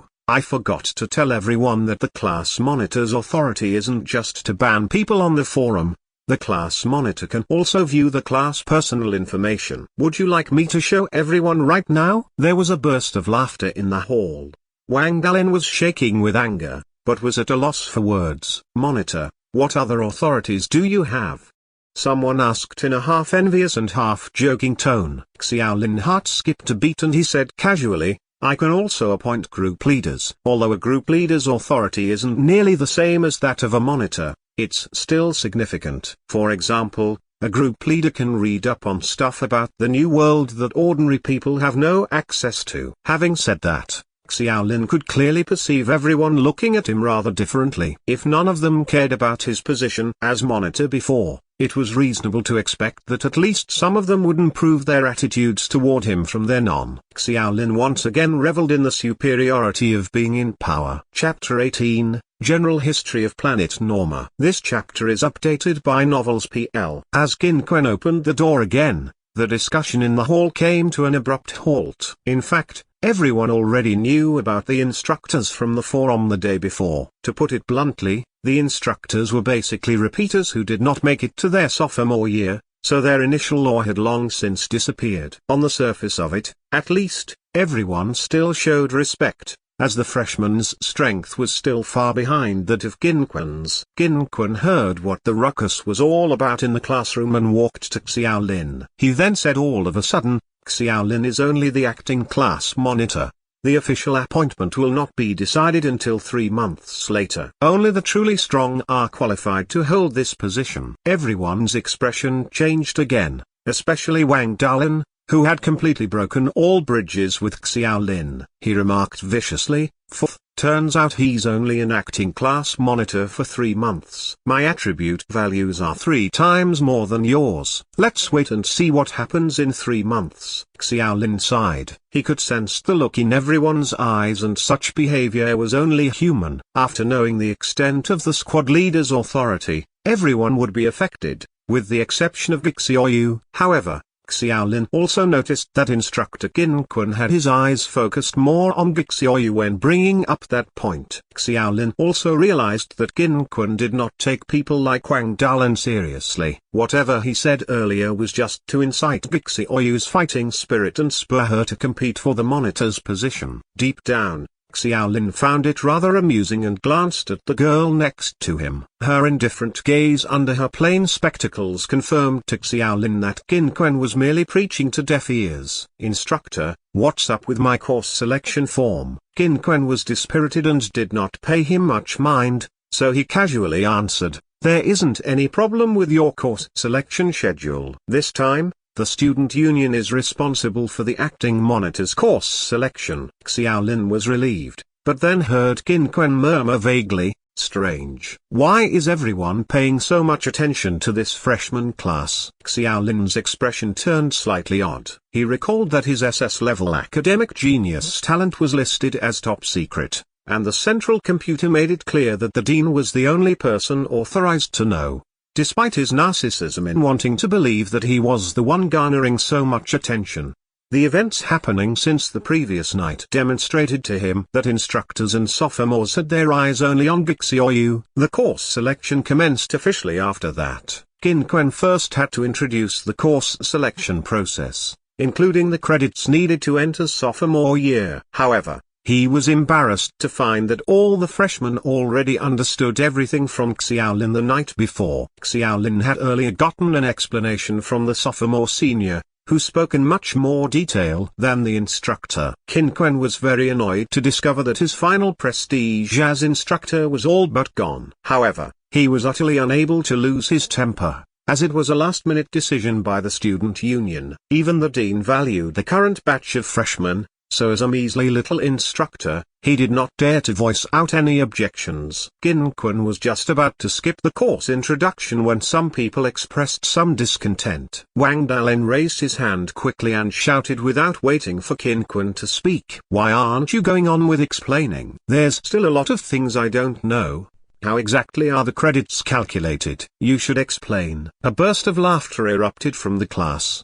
The reason Wang Dalin did not know about the course selection process was because Xiaolin kicked him out of the discussion group the night before. As a result, he did not know anything about it. Qin-Quen was unaware of the situation and felt that Wang Dalin was deliberately making a fool out of him. Qin-Quen, who was already very unhappy, looked even worse and angrily shot back, "I'll collect your course selection schedule in 20 minutes. Your first class will be at 9 o'clock. Don't waste any time." After glaring fiercely at Wang Dalin, Qin-Quen walked out and slammed the door. Wang Dalin shrank his neck, but was not brave enough to chase after Qin-Quen. He quietly asked the others about the course selection details. His popularity did not look too promising, and the rest of them spitefully remarked, "Go ask Xiaolin. He's the monitor." Wang Dalin snorted coldly. He would rather die than ask Xiaolin for help. He gritted his teeth and simply filled it up by himself. Low-pitched murmurs were occasionally heard, but Xiaolin had said everything that ought to have been said. There was nothing else to fuss about regarding the course selection table. Xiaolin, who had already handed in his course selection form, had nothing else to do and fixed his attention on Xiaoyu. She filled out her form in less than a minute, turned her head slightly, and glanced penetratingly at Xiaolin. She handed him the form, adjusted her glasses, and asked in all seriousness, "Are there any problems with it?" Xiaolin smiled awkwardly. Curious, he decided to take her form. As expected, She chose basic meditation and basic perception. He thought about it and said, you can actually choose some courses that train your physique. Your physique could use some help,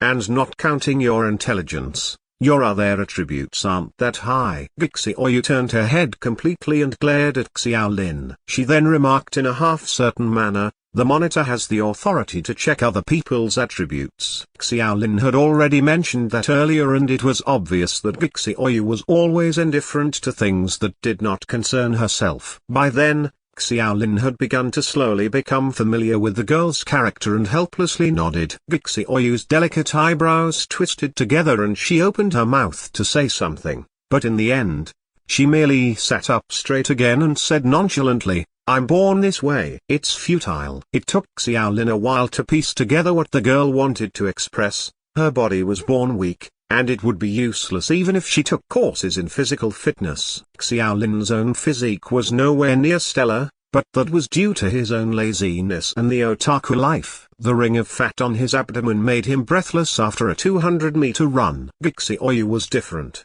and Xiaolin made a silent guess as to why the girl had only 2 years of life left. 20 minutes later, Qin Quan came in and quickly collected everyone's course selection forms. He then entered it into the central computer in front of everyone. Everyone was soon able to check their elective courses in the personal information section of the forum. Before leaving, Qin Quan informed everyone that the first class was a compulsory course, General History of Planet Norma. Simply put, it was a history class, one that many people lamented. They expected it to be very boring. A few minutes after Qin Quan left, a young man with thick eyebrows, big eyes, and a bulging beer belly walked slowly into the classroom. He struggled and held a thick book in his right hand and had probably rushed from a long distance. In addition, his obesity made him out of breath just by walking. The young man wore a white t-shirt that had a hole in the shoulder. His glasses were big, and the most exaggerated item was the book he was holding. Its thickness was rather disturbing. It was as thick as half his arm. The class was initially quite excited after imagining their history teacher to be like the dean,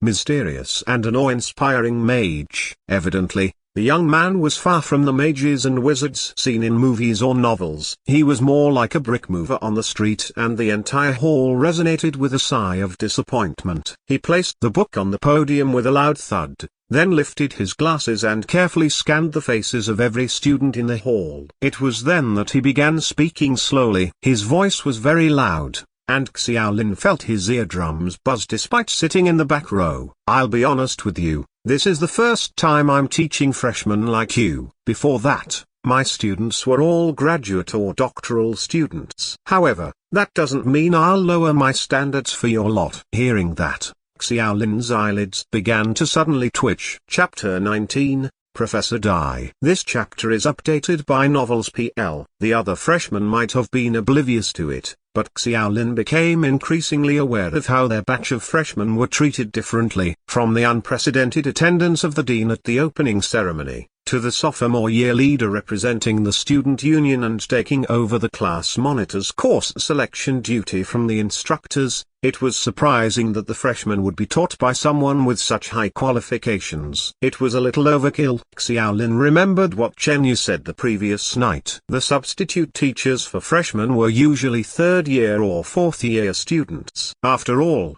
freshman courses were very basic, and senior students were more than capable of being up to the task. Even if the courses were slightly more advanced, any ordinary graduate could shoulder the responsibility. My surname is Dai. You can call me Professor Dai. The young man opened up the heavy textbook, which immediately triggered a raucous protest. Professor, are you kidding me? You look like you're the same age as us, maybe even younger. The academy can't be pulling our leg, right?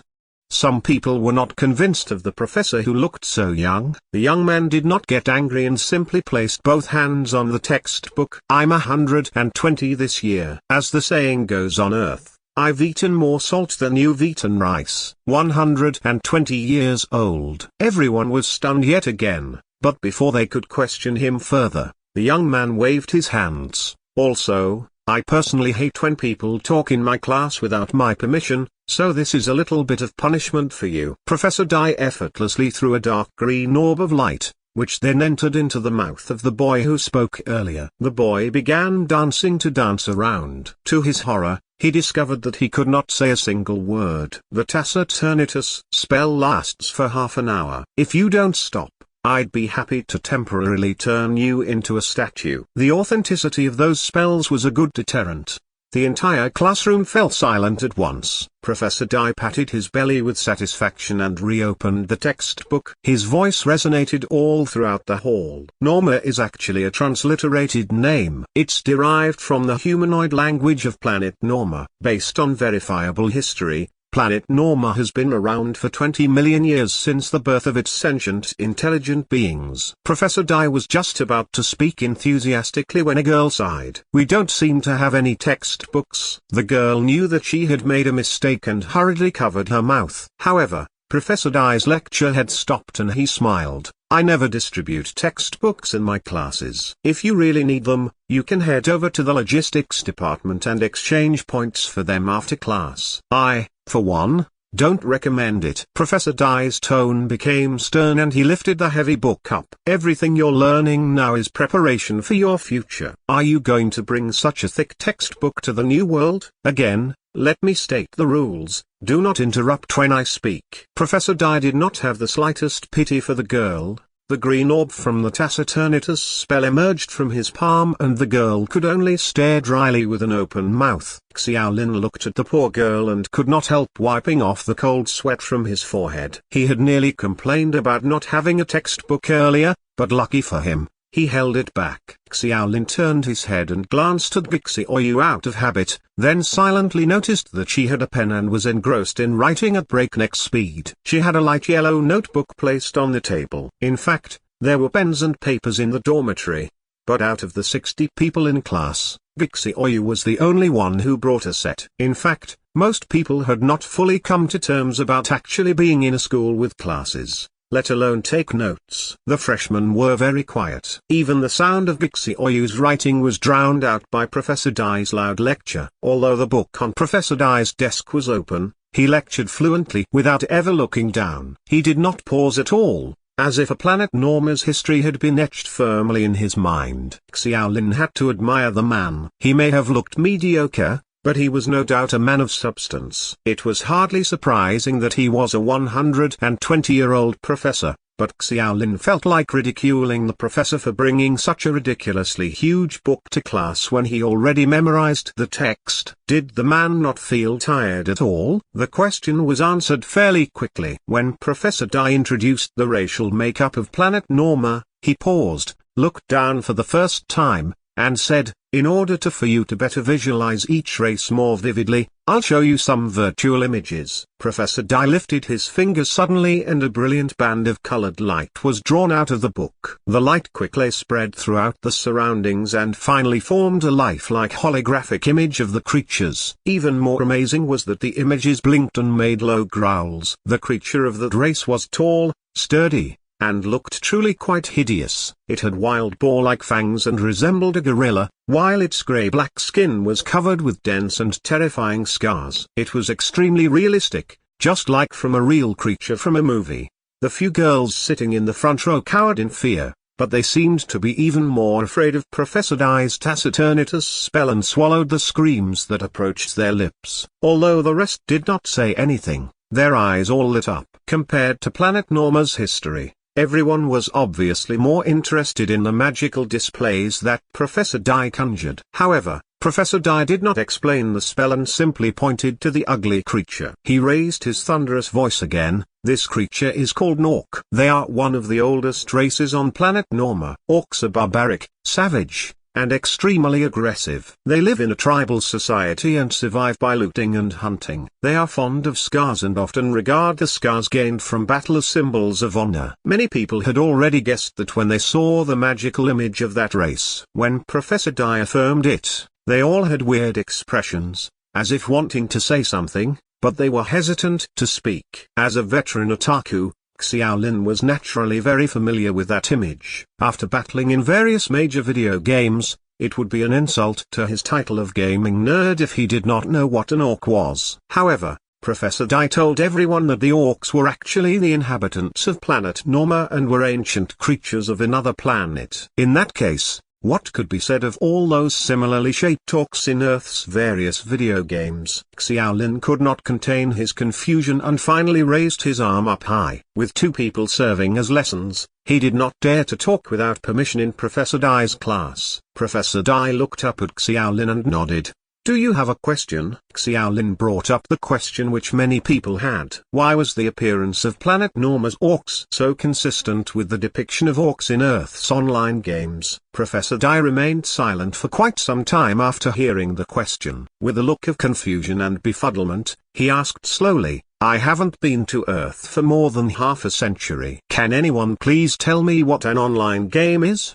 The class fell silent. Even some of the girls, who never played video games before, looked at Professor Dye as though they pitied how out of touch he was. Chapter 20, Orcs. This chapter is updated by Novels PL. Xiaolin was at a loss, but Professor Dye's face looked serious and did not in any way suggest that he was trying to pull their leg. However, after realizing that online games only appeared on Earth in the past few decades, then the professor might really have zero concept of it. Considering how he had not returned for half a century. Xiaolin tried to find the words to explain it, but he soon discovered that his efforts were futile. Professor Dye did not have the slightest concept of online games. Even if he explained it in terms of the internet, game operators, or terminal servers, Professor Dye was clueless about all that new terminology.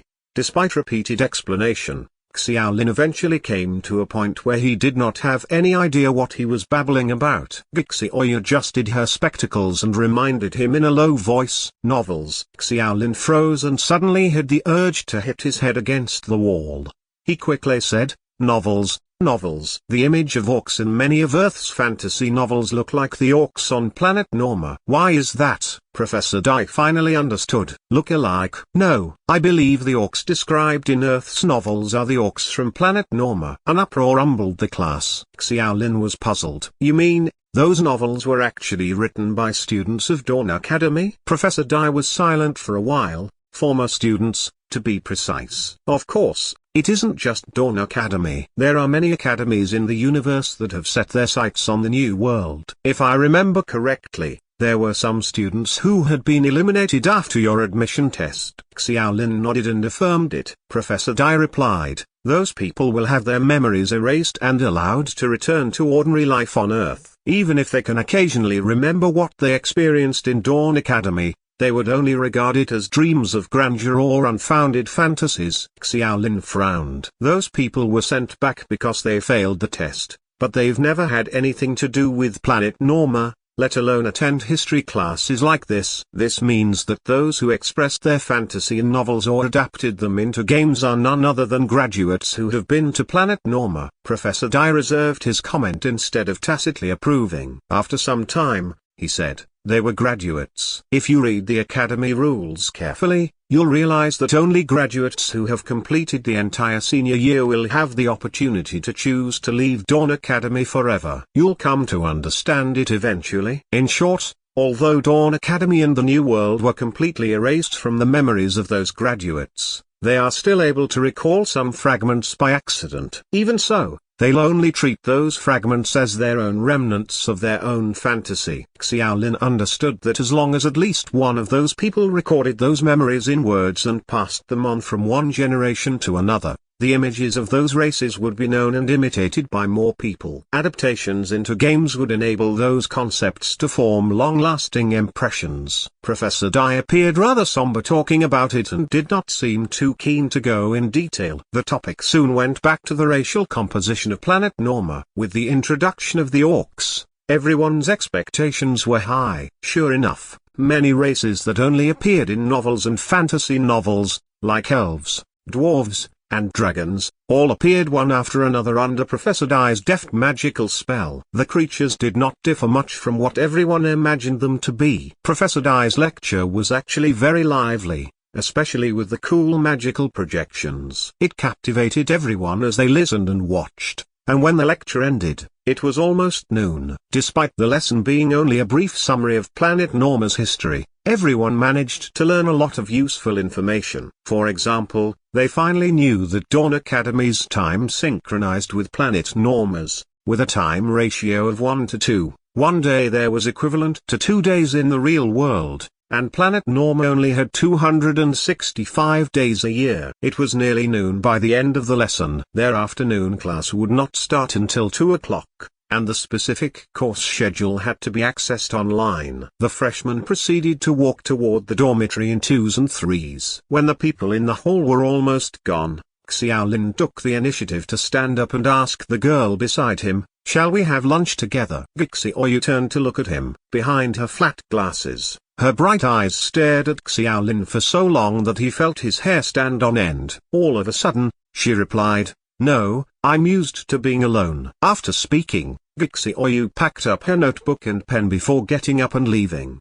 Barely a few steps later, she seemed to have thought of something and turned around to hand him her notebook. "I'll lend this to you." "Thanks." Xiaolin was a little reluctant to just end it there. Since no one else was in the classroom, he seized the opportunity and could not help but finally whisper, "You know, as class monitor, I have permission to view the information of other students in the class, such as their lifespan." Xiaoyu froze after walking to the door and her head lowered partway. Xiaolin walked quietly to her, only to find that her ever-frigid expression was struck with gloom. For the first time ever, the delicate and unfeeling girl showed weakness before him, which made him feel as though he committed a heinous crime. He waved his hand quickly and explained, I really didn't mean to invade your privacy. It's just that your lifespan is only... Do you have a serious or terminal illness?" Xiaoyu sighed imperceptibly and her face reverted back to its usual coldness. She lifted the short hair around her ears and said calmly, "Neither. It's natural." Natural? It was some kind of terminal illness, then. Xiaolin cursed himself, but the girl was no longer in the mood to explain. She walked past Xiaolin and left the classroom. Before the admission test, Xiaolin recalled that Xiaoyu showed great interest when Qin Quan explained to them that one could increase one's lifespan there. Of course, after knowing that the academy could increase life expectancy, everyone, Xiaolin included, began to yearn for it. Nevertheless, everyone wanted the longevity spoken of in legends, but Xiaoyu wanted it to just survive. Xiaolin began to feel that he understood Xiaoyu a bit more. As a beautiful girl in the midst of her youth, she should be able to enjoy the time of her life, but what she had was only 2 years left. Anyone in her shoes would find it difficult to accept such a cruel fact. The freshman's lunch was served in the cafeteria on the top floor of the dormitory, with similarly rich and dazzling dishes. There were Shandong cuisine, Sichuan cuisine, Fujian cuisine, as well as various snacks and pastries. Xiaolin could not help but wonder how many chefs the academy hired. Everyone was busy chatting among themselves, be it in soft tones or boisterous glamours. The crux of their conversations were that their compulsory history course that morning was not as boring as they imagined it to be. Although no one realized that the teachers who taught them were at least senior or graduate level teachers. Those senior teachers had abundant knowledge that certainly added vivacity and color to Planet Norma's history. The dean had only instilled a cursory concept of colonizing foreign worlds into everyone at the opening ceremony. Moving forward, everyone had a deeper understanding of the soon-to-be colonized mysterious world. It felt real, and they became increasingly excited for it. Based on their schedules, afternoon classes were basically lessons on basic swordsmanship,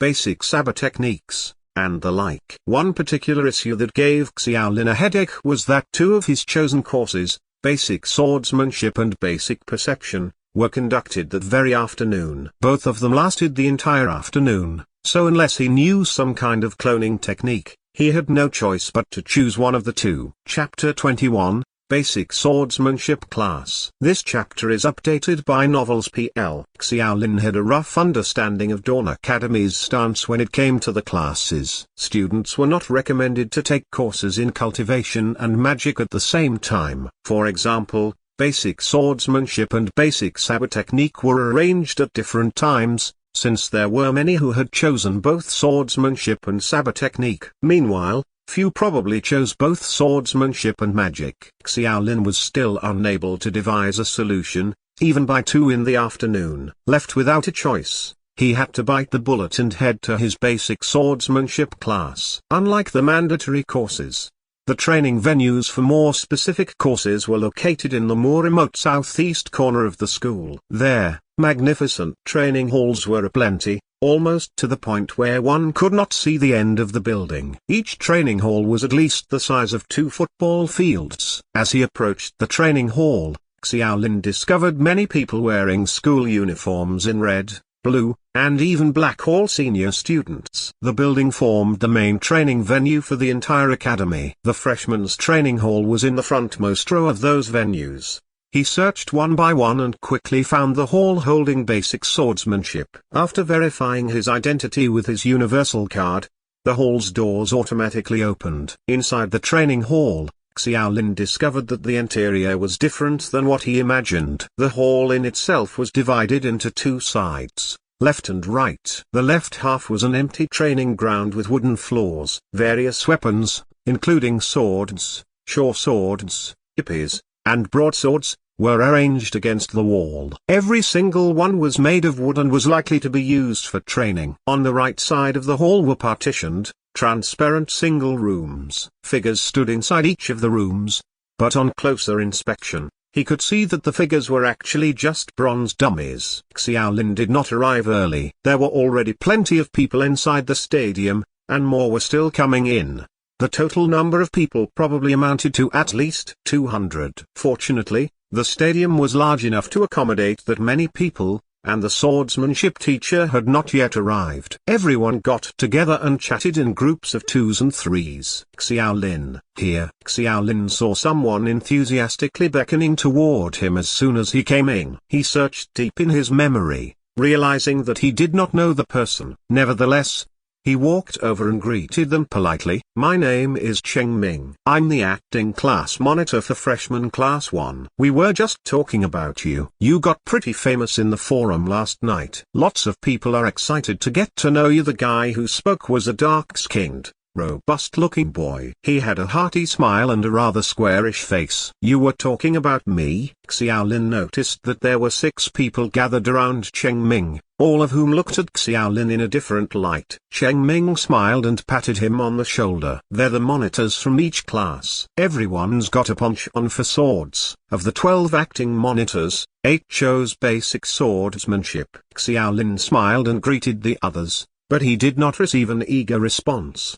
"The Chinese people love swords more than other weapons," a ponytailed girl coldly remarked. She hardly noticed Xiaolin's smile. "We're all competitors here, actually. Chen Yu said it before. The year leader will be chosen from among us. We're still waiting for our status as acting squad leader to become official." "What's wrong? Short on confidence?" "We're all talented students here. I think everyone was surprised about what our talents could do during the admission test." Hee. That isn't actually the case. Isn't there one other talentless class monitor? Apart from Cheng Ming, the others did not have the slightest intention of introducing themselves, only casting a glance at Xiaolin. They then continued with their conversation, only looking at Xiaolin when the topic turned to him. It was clear that the others were not too friendly toward him. Cheng Ming felt a little embarrassed and apologetically smiled at Xiaolin. He said, in a slightly dissatisfied tone, "Come on, guys. We're all acting class monitors here. I heard that there's someone in class 7 with an attribute value of 46 and probably set a new world record. Is that true?" The ponytailed girl spoke first and looked suddenly at Xiaolin. Xiaolin had no clue about the world record that Xiaoyu had broken, but was very surprised. However, his tone froze over too. "It is. But that girl is also talentless. Ha ha." His words made some of the acting class monitors a little embarrassed. The fact remained that their basic attributes were not as high as Xiaoyu's. "I'm definitely going to be the year leader." The girl with the ponytail had an aggressive glint in her eyes. Xiaolin grew bored and left the company of that group. He stood quietly in one corner and waited for the course to start. At 2 o'clock, their tutor stepped into the training hall. Right on time. Xiaolin was quite surprised to find that the image of the basic swordsmanship teacher was far from what he had envisioned. She was a very attractive woman, clad in a tight, long black dress. Her curves made her the perfect example for the golden ratio. She had short, attention-catching ginger hair, and her fair face had a very heroic quality. She lifted her chin up slightly, while her proud and confident eyes swept across every freshman's face. She was a very confident, very beautiful woman. The students who made eye contact with her compelling gaze inadvertently turned away, but a few boys still who catcalled after her. The woman smiled. Her black boots clacked against the floor as she walked to the nearest boy. Her beautiful face leaned forward, and she asked in a seductive tone, "Pretty, am I?" "Yes, very."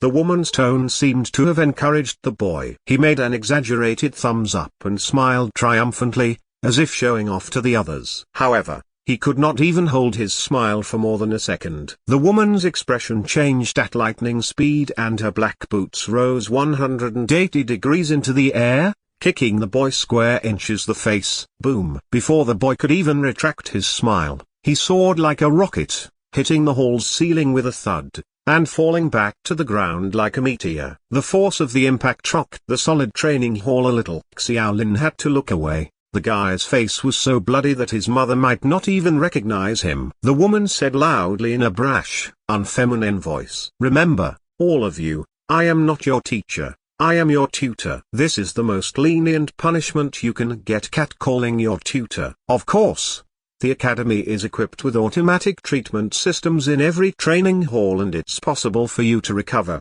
if your injury isn't fatal. However, I'd like to remind you that the treatment system is no longer free after the admission test has concluded. You'll have to exchange redemption points for them now. "I don't have any redemption points," someone muttered. The woman sneered. "If you don't have any, you'll automatically pay it with your credits." "If you don't have enough credits," she giggled, "just sit tight and wait for your memory to be erased. You'll be sent straight back to Earth." Chapter 22, Strength. This chapter is updated by Novels PL. During the admission test, Qin Quan had chopped off the arm of a new student, but it healed over completely.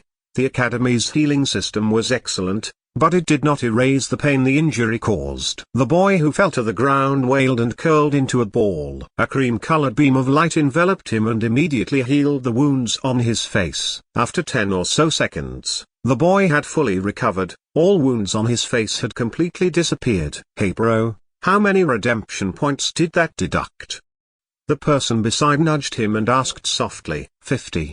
The boy gritted his teeth and did not dare to speak further despite his anger. There were loud gasps in response. Save for a few who managed to achieve grades S, A, or B in the admissions test, none of the others had any redemption points. Therefore, using the treatment system just once was enough to necessitate memory erasure and force them to be sent back. In Dawn Academy, credits were proof of performance and strength, while redemption points were universal currency. Regardless of whether a person was rich or poor on Earth, everyone's starting point at the academy was the same. I killed 23 orcs in the New World yesterday. Any one of them would have had no problem dealing with all of you. To put it bluntly, I've always loathed teaching new students. You're all weak and incompetent. Teaching swordsmanship to you lot makes me feel like I'm playing with a bunch of infants. The woman had a sullen expression as she scanned the trembling students. All of a sudden, she licked her scarlet lips and smiled playfully. "But I was told that this batch of freshmen was very special." "So special, in fact, that the dean even attended your opening ceremony in person. For that reason, I applied to be your swordsmanship tutor, so I hope you guys will at least be a little entertaining. Otherwise, hee. Well, I'll spare you the nonsense. I don't want to talk too much about theory. The gist of swordsmanship is to kill people. Blade work that can't even do that is nothing but a joke." The woman walked to a corner of the hall, where rows of wooden swords of various sizes specifically used for training were arranged. Then, under everyone's watch, the woman waved her right hand in the air and conjured a huge, silver broadsword from the void. With purple lightning swirling around the blade, the woman held the hilt in a backhand grip and swung it toward the training swords. The purple lightning burst and instantly turned all the wooden swords into powder. "This useless garbage isn't necessary in my class. We'll be using real swords for all future training." Immediately, uproar. "Is there a problem?" The woman asked coldly. Yes, I don't have a sword yet. The weapon I was assigned during the admissions test was a saber, a guy said, trembling. Do you want me to hire you a babysitter so you'll always remember what kind of weapon to bring? The woman approached the boy who spoke. Her extremely charming face was inches away from him. She was still holding the hilt of her 2-meter-long sword. Its rapidly flickering electrical current was extremely terrifying. The guy staggered and fell, bottom first, to the ground. He wanted to cry, but the tears would not come. I'm sorry, the woman shouted. If you don't have a weapon, go to the equipment store and buy one. If you don't have redemption points, go and complete some missions. Do I still have to teach you how to do all that? She was a very hot-tempered woman, and after several bouts of reprimanding, no one else dared challenge her authority. She was no joke. Everyone believed that she would not hesitate to cut them in half with her sword, which was entirely capable of cleaving through iron like it was dirt. The basic swordsmanship course then finally began. First of all, I need everyone to have a more intuitive understanding of your own strength attributes. That's right, the physical properties of a melee weapon and its attack power depends on your strength value. But those attributes aren't the be-all and end-all. The power that the central computer measures is the strength that you are capable of showing under the best possible conditions. I've seen too many idiots that can't even display even half their strength attributes. The woman continued, in today's lesson, and in the upcoming lessons, your task is not to learn swordsmanship, but how to fully exert your strength value. If your strength value exceeds 20, please take one step forward. The moment she belted out the command, Xiaolin noticed that 5 among the 7 acting class monitors, including Cheng Ming, took a step forward. Although Cheng Ming was the only one among the group that he had a favorable impression of, Xiaolin had to admit that the talents of those people were far beyond the scope of ordinary individuals. Joining those acting monitors, only a dozen other ordinary students stepped forward. The woman remained expressionless. She pointed at Cheng Ming and asked, "How much is your strength value?" Cheng Ming, firmly but humbly, replied, 30. Give it a try. The woman glanced at the long sword Cheng Ming was holding. The random weapon Cheng Ming was assigned in the admission test was not a sword, but he had gotten someone to exchange weapons the night before as preparation for the swordsmanship course. Cheng Ming scratched his head earnestly. Tutor, I'm no match for you. The woman waved her right hand and her big, silver sword vanished. In place of it was a short and powerful stainless steel dagger. She brandished the dagger with a force that whipped up gusts of wind, and raised her eyebrows before pointing at Cheng Ming. I'll keep my strength to about 30. Come on. Cheng Ming did not refuse. He wielded his long sword in both hands and rushed over with a low growl. Despite facing a head-on attack, the woman did not evade. Instead, she raised the dagger to her chest. Light flashed suddenly in midair. The 2 blades struck, keening with a metallic clash. Everyone was stunned to see Cheng Ming's sword slip his grip and fall to the floor a few meters away. Cheng Ming stared at her, his hands a little numb. The woman had indeed lowered her power. Although Cheng Ming's ability was far above the hapless catcaller, it was still a resounding defeat. 20. That's the strength value your sword just displayed. Displaying 70% of your total strength is commendable, the woman impassively commented. Cheng Ming was in disbelief. What? I clearly used all my strength. My talent is a bonus too. Having a talent isn't everything. You focused all your strength on the hilt and you released it too early. The first thing you should do is learn how to control the distribution of power when you swing your sword. Next, another acting class monitor stepped forward. He initially looked down on Cheng Ming, but ended up worse off. Not only did the sword slip out of his hands, he was flipped over completely. The woman mocked him. You have a strength value of 27, but used only 13, not even half. You're holding a sword, not a torch. Idiot. Next. After about 10 minutes, dozens of long swords and short swords were strewn all over the floor. Aside from the acting monitors, other ordinary students reluctantly came up to try, but fared no better. The woman reported the strength of each person's sword. The result was undoubtedly frustrating for everyone, and only a third of them could exert 60% of their strength. Cheng Ming's 70% achievement was already the highest possible value that they could attain. Chapter 23, Xiaolin's challenge. This chapter is updated by Novels PL. In the end, no one dared try it. Such a test would only continue to undermine their self-confidence. Don't think a grade S or A in the admissions test makes you so great. I can tell you that the Academy weakened the monsters in the test by at least half their actual strength. Everyone felt like a bucket of cold water had been splashed over their heads because it was exactly as she had mentioned. Many people were elated after surviving the admission test, buoyed by Chen Yu's encouragement the night before. The woman's face was full of disappointment and impatience. I wonder which bastard said that this new batch was special. What a total waste of my time. For this afternoon, or more accurately, for as long as it takes, don't do anything else. Just stay here and keep practicing. We'll start the next lesson once you all can exert 200% of your strength value. The woman said this as she walked toward the door. Teacher, I mean tutor, where are you going? Cheng Ming asked immediately. The woman said petulantly, I'm going home to sleep. Why would I intentionally waste time here with all of you? But you haven't taught us how to exert our strength.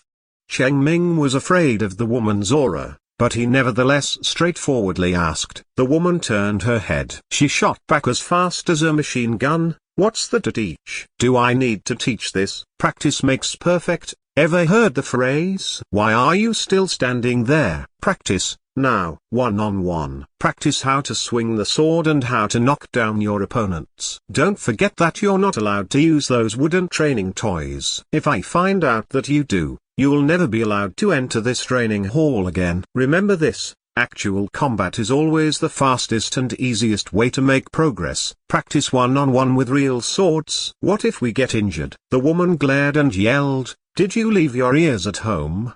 Didn't I say in the beginning that this hall has its own healing system? With these garbage swords, any injury, no matter how serious, will heal over. What are you afraid of? But, our redemption points in the end. The questioner did not dare to finish his question. Upon seeing the hall finally descend into complete silence, the woman nodded, satisfied, and yawned. She really seemed ready to go back home to take a nap.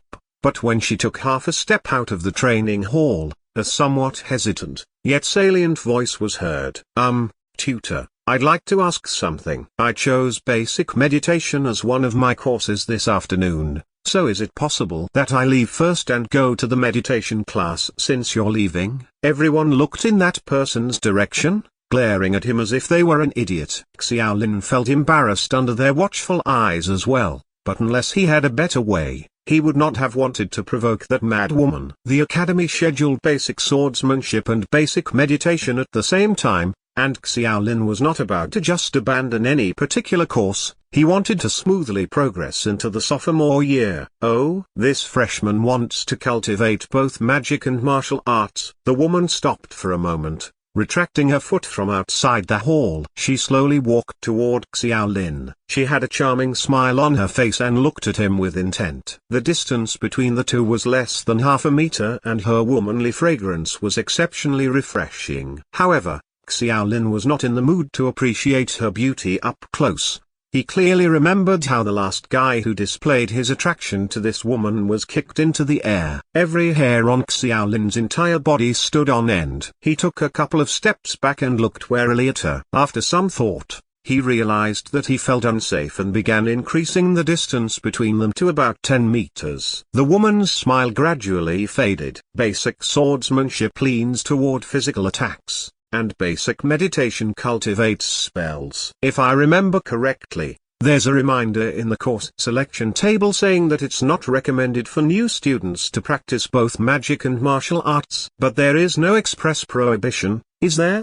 Xiaolin asked. The woman's expression became completely indifferent. Yes, Dawn Academy does not prohibit it, and in fact, many graduates will choose to learn some basic spells. For freshmen, however, dual cultivation is a waste of time. Don't you have the faintest idea why the Academy arranged the freshmen's schedules in such a way that the physical courses are held simultaneously with spell courses? I understand that dual cultivation means that it will take me twice as long to reach the same strength levels as everyone else, Xiaolin said stubbornly, but I insist on it. I'd like to attend the basic meditation class. The woman narrowed her eyes. So, you're some genius, are you? Tell me, what are your initial attribute values? I heard that there was a new record of 36 intelligence points in this batch of freshmen. Could you be them? A slight mocking laugh came from the crowd. Tutor, you gotta have the wrong person. This isn't the one with 36 intelligence. I say you could interrupt. The woman yelled back. Xiaolin replied, strength, 3, agility, 2, intelligence, 2, constitution, 3. That's my current attribute value. 3 points in strength and 2 in intelligence. Hee, you're very amusing. Are you sure you want to take up dual cultivation with those numbers? It'll be even more difficult later on for you to increase your attribute values. You should thank the heavens if you can reach Black Iron rank in 4 years with your basic attributes. If the freshmen in this class all bite off more than they can chew like you, the principal must be senile to have personally attended the opening ceremony. The woman was very disappointed. She felt that it would be pointless to continue arguing and had no intention of entertaining Xiaolin. However, she had only just turned around and barely taken a step when Xiaolin reluctantly ran up to her to ask, so, is that a yes? On that occasion, even the earnest Cheng Ming felt that Xiaolin was digging his own grave. Everyone could see that the furious woman's mood had soured tremendously at that moment, yet Xiaolin dared push her buttons. The woman laughed out loud. The new students looked at Xiaolin with pity, giving him looks that said good luck. Then, they stepped back, so as not to be affected by her age. Cold sweat streamed down Xiaolin's cheeks as quickly said, wait, didn't you say that the initial goal is complete if we can fully display 100% of our strength? I did. And? The woman asked indifferently. Xiaolin said what he wanted to say in one breath. I think I've probably already accomplished that goal, and since you're refusing to teach us, it'll be a waste of time for me to stay. In that case, would it be okay for me to attend the other course? Several of the acting class monitors frowned when they heard that. Even Cheng Ming felt that Xiaolin's was boasting a little too much. Among them, Cheng Ming had the highest strength value, and even that was a measly 70%. The others were doubly certain that their strength was better than a loser with 10 attribute points like Xiaolin. Oh? The woman raised her chin and was somewhat surprised. Then I'll give you a chance. However, if you're lying, then you'll never be allowed in my class. I don't care what you do with the other courses, that's your own business. If I'm not lying, does that mean you'll agree with me? Xiaolin remained persistent. The woman nearly lost her mind, but managed to suppress her anger. Not only will I agree, I'll get the lady who teaches basic meditation and to agree too. Deal. Xiaolin was overjoyed. His problem was all but solved. Chapter 24, Slashing LV2. This chapter is updated by Novels PL. The woman conjured a steel sword, raised her delicate chin, and teased, I'll take my power down about 3 points. It'll be difficult for me to go any lower than that, but I won't go too hard on you either. I'll just stand here, not fighting back. Don't think that you can do better with that low strength score. Come on. Show me how much you can do with your measly little strength. 1 point, 2, 3 strength points. Xiaolin unsheathed his novice dagger and began calculating in his mind. His strength value was 3 points and his basic dagger mastery was at LV2. In fact, he had always been a little confused regarding basic weapon mastery. The explanation the computer system gave him was that it increased the skill of wielding a dagger, but only then did he realize what it meant. The so-called skill referred to the control of one's strength. A person could have 20 strength points, but it might not be possible to fully exert all 20 points with a sword. With the help of his SS-level academic genius talent, Xiaolin had LV2 dagger mastery since the admissions test. Although his strength was low, he could exert his power better than others. Nevertheless, relying on that aspect alone might prove difficult to meet the woman's requirements. Xiaolin believed that some of the acting class monitors had reached to LV2 standard. Even though they were slightly behind him, they were all talented students who still could not manage to exert 100% of their strength. However, Xiaolin could only rely on one vital aspect, LV2 slashing. The smart computer explained that skill is the ability to deliver a stronger blow after briefly charging one's strength. After upgrading to LV2, slashing became even more powerful, but its drawbacks were significant too. Powering up at LV1 took about 2 seconds, but increased to around 4 seconds for LV2. It did not have much value in actual combat, but he was lucky that the woman said that she would not fight back. Under everyone's scornful and mocking gazes, Xiaolin raised the dagger and rushed forward without hesitation. The woman held the sword in one hand, standing in front of him nonchalantly. Despite having suppressed her strength to 3 points, she did not believe that Xiaolin could break through her defenses. Xiaolin swung his short sword high and activated his skill, causing a silver-white cold glow to illuminate the blade. The powering up process took 4 seconds. He could choose any moment to swing the blade down, but to ensure that his strength could exceed 3 strength points, he chose to power up for the entire 4 seconds. What's he doing? Why did he stop? Is he scared? Scared of shame? Everyone figured that Xiaolin was just deliberately acting dumb, but the tutor raised her thick eyebrows slightly. The bright light on Xiaolin's sword might have slipped the freshman's radar, but it could never trick a battlefield veteran like her. The corners of her eyes twitched as Xiaolin slashed down with his dagger. Her instinct told her that she was in danger and she immediately raised her steel sword. A purple light then began flowing through it. Ah, damn. Xiaolin was surprised by that, but could not stop his dagger from clashing with the woman's sword. Then, as expected, he felt an unstoppable force extending through him along the sword's surging purple light. His entire body was thrown high into the air and he fell straight down. There was a roar of laughter in the hall. The result was exactly as they had expected. Xiaolin seemed to have had it worse, perhaps even worse than the unlucky person who received a brutal, disfiguring kick in the face. Xiaolin lay on the ground, convulsing and foaming at the mouth. His lungs were on the brink of collapse while the purple current paralyzed him and rendered him motionless. All he could do was stare at the woman to express his anger. Tutor, I think your strength exceeded 3 points. Cheng Ming took a deep breath, stepped forward, and remarked in a deep voice. The woman said that she would suppress her strength, but any idiot could see that she had not. The woman was silent, but she raised her head. She ignored Cheng Ming's accusation, and looked up at the roof. After determining that a student was injured, the smart computer would automatically switch on the venue's treatment system. The woman suddenly stepped beside Xiaolin. She fumbled for a glass bottle that she carried with her, the contents of which were filled with viscous red liquid. The woman then forced open Xiaolin's mouth, unscrewed the bottle cap, and poured all the red liquid into his mouth. Drink this, the woman ordered firmly. Xiaolin's entire body was already sore and numb, so he had no choice but to drink that strange liquid. It had a bad taste, tasting like how rust smelled, but soon he felt a pleasant warmth spreading throughout his body. Not only did his numbness gradually fade, but the scars all over his body vanished too. The healing glow was just about to land on him when it quickly disappeared after determining that Xiaolin had healed from the injury. Everyone realized that the woman had used some kind of magical potion to heal Xiaolin from his injuries, thus sparing him from having to use redemption points from being automatically treated by the system. The woman snickered. You got some gall using slashing on me? You don't know the meaning of death,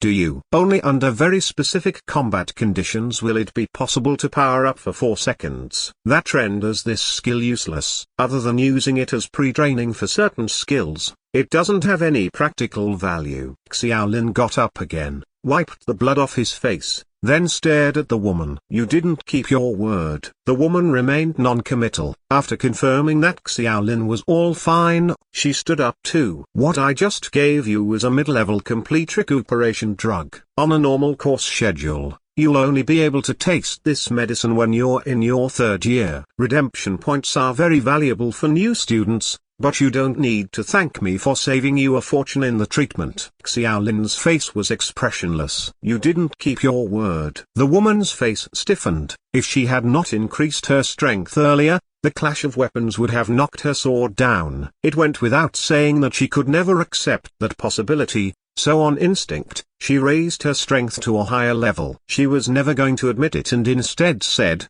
I admit, the strength of your dagger earlier exceeded 3 points. But you were only able to do it with the help of a skill. That's right, I don't acknowledge that your swordsmanship has reached the point where you can display 100% of your strength. Xiaolin blinked. You didn't keep your word. The woman became irritated, and a network of purple thunderbolts exploded out all of a sudden. Everyone else made themselves scarce, startled, believing that their tutor was going to go berserk at any moment. Xiaolin repeated like a parrot. You didn't keep your word. You. The woman was trembling with anger. Her fingers, entwined with the purple current, pointed right at Xiaolin. If she chose to be cruel, she could definitely burn the boastful little freshman in front of her into charcoal, but her action was nothing more than a sudden outburst to vent her anger.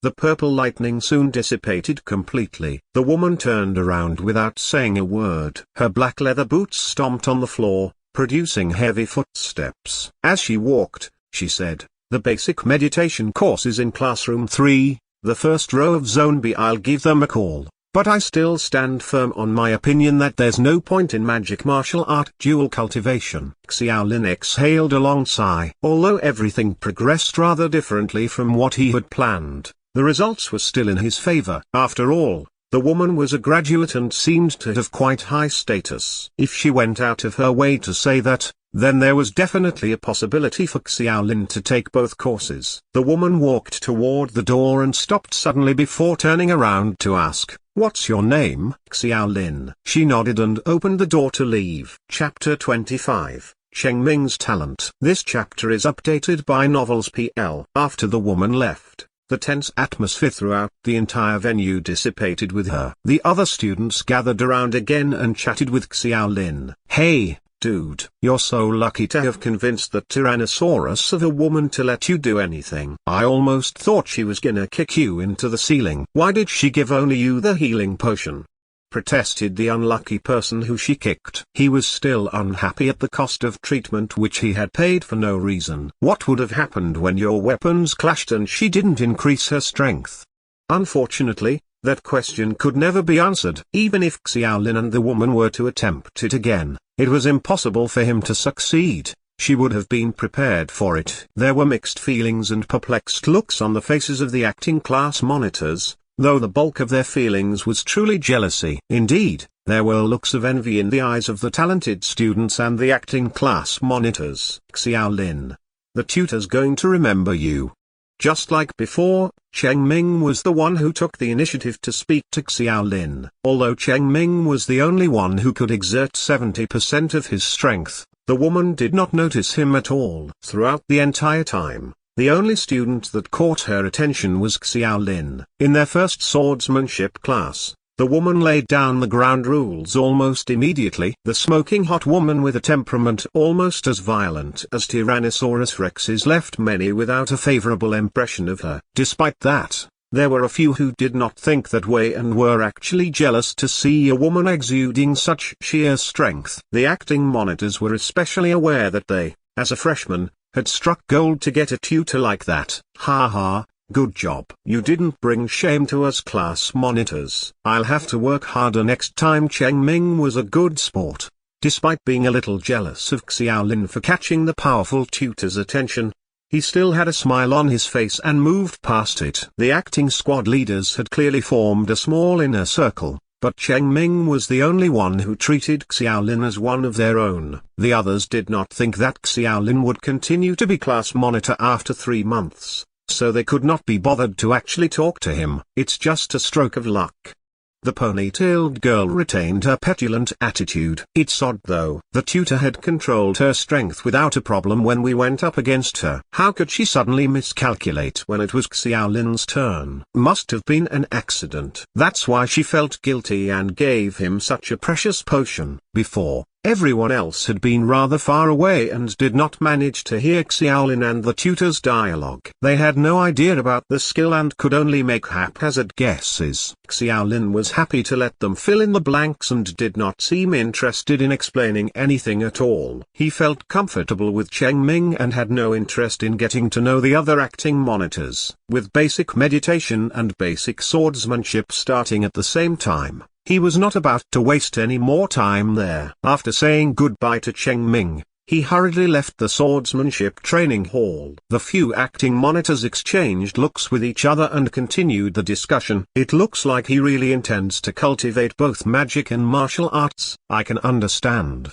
His basic attribute values are so bad that dual cultivation should be able to make up for his deficiencies. But didn't the year leader say that the advantages of dual cultivation would only have a slight effect on freshmen, and that the basics will turn to crap after that? It's not difficult to understand that reasoning, and I don't think Xiaolin is that stupid. Cheng Ming seemed worried. Maybe I'll talk to him about it later in the evening. After all, he is one of us. The ponytail girl snorted coldly. Stop being such a Boy Scout. None of us treat him as equals. Plus, we might be in a group now, but don't ever forget, we're still competitors. In that completely unfamiliar environment, the talented students/acting class monitors naturally formed their own clique, of which Xiaolin was the only one excluded. Don't be like that, Cheng Ming answered helplessly. All right. Let's stop talking about Xiaolin. We should focus on how to utilize 100% of our strength value. Cheng Ming, you're the only one among us who managed to 70% of your strength value. How did you do it? Because of my talent. Cheng Ming smiled triumphantly. My talent is called Sword Heart. When I hold any sword-like weapon, all sword skills I've mastered will be raised by 1 level. Cheng Ming had the tendency to talk a lot,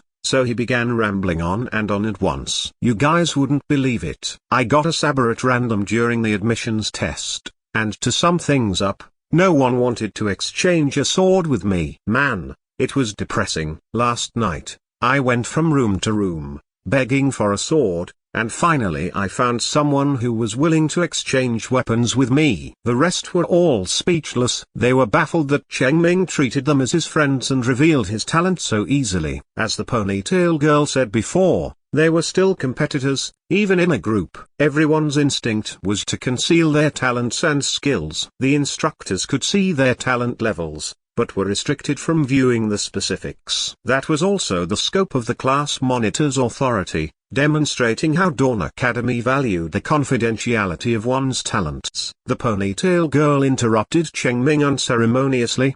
Do you know any other skills besides basic weapon mastery? The rest could not help but roll their eyes at the ponytail girl. Although it was quite clear that Cheng Ming was straightforward, it was rather uncouth to be so direct and ask for his personal information. Cheng Ming answered earnestly, of course not. We just enrolled. How could anyone master any other skills aside from having their talent? Besides, even with talents, a great majority of them must be passive skills, right? No one answered the last question, but everyone's eyes lit up unwittingly, including the ordinary students who were quietly eavesdropping. All of a sudden, they all had a sudden realization. Their basic strength values did not differ too much, even when factoring in the talented students. However, his reliance on Sword Heart would raise his basic swordsmanship to LV2. None of them were fools, and they immediately understood the real purpose of basic weapon mastery. The surrounding crowd then dispersed. After getting the solution to the problem,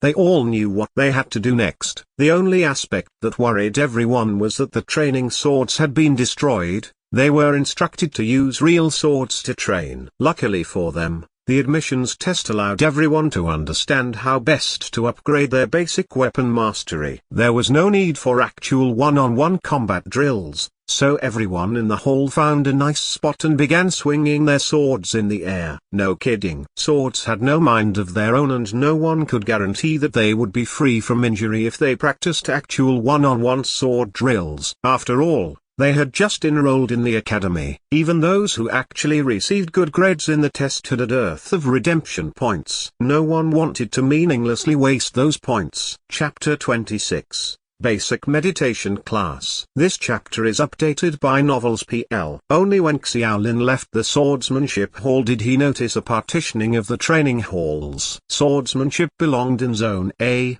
the same zone as sabers, axes, and other physical weapons. Zone B and Zone A were very close to each other, and although the number of training halls in Zone B was relatively small, the size of each training hall was rather huge. Following the tutor's directions, Xiaolin quickly found himself in the first row. standing before classroom 3. A sign displaying the words basic meditation hung at the door. It's probably here. I hope I didn't take too long. He tried pushing the door, but it was locked from the inside. He raised his hand to knock on the door and it immediately opened with a creak. Xiaolin had already stretched out his hand. It was past the point of no return. He could only watch as his hand gently rapped against a beautiful girl's forehead. She was a delicately petite girl with short hair, neat bangs, and a pair of spectacles. She gave off the impression of a cute, petite girl next door. "You're not the teacher, are you?"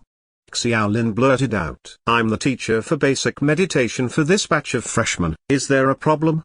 The woman's voice was very sweet, but was not as pleasant, coupled with her cold look of superiority. Xiaolin retracted his hand in embarrassment and laughed dryly. "That was a misunderstanding. I really didn't know you'd open the door so suddenly. If a mage like me fails to sense an ordinary person's presence within 10 meters, then I might as well quit this school and head back to Earth to sell tofu. Don't you think so?"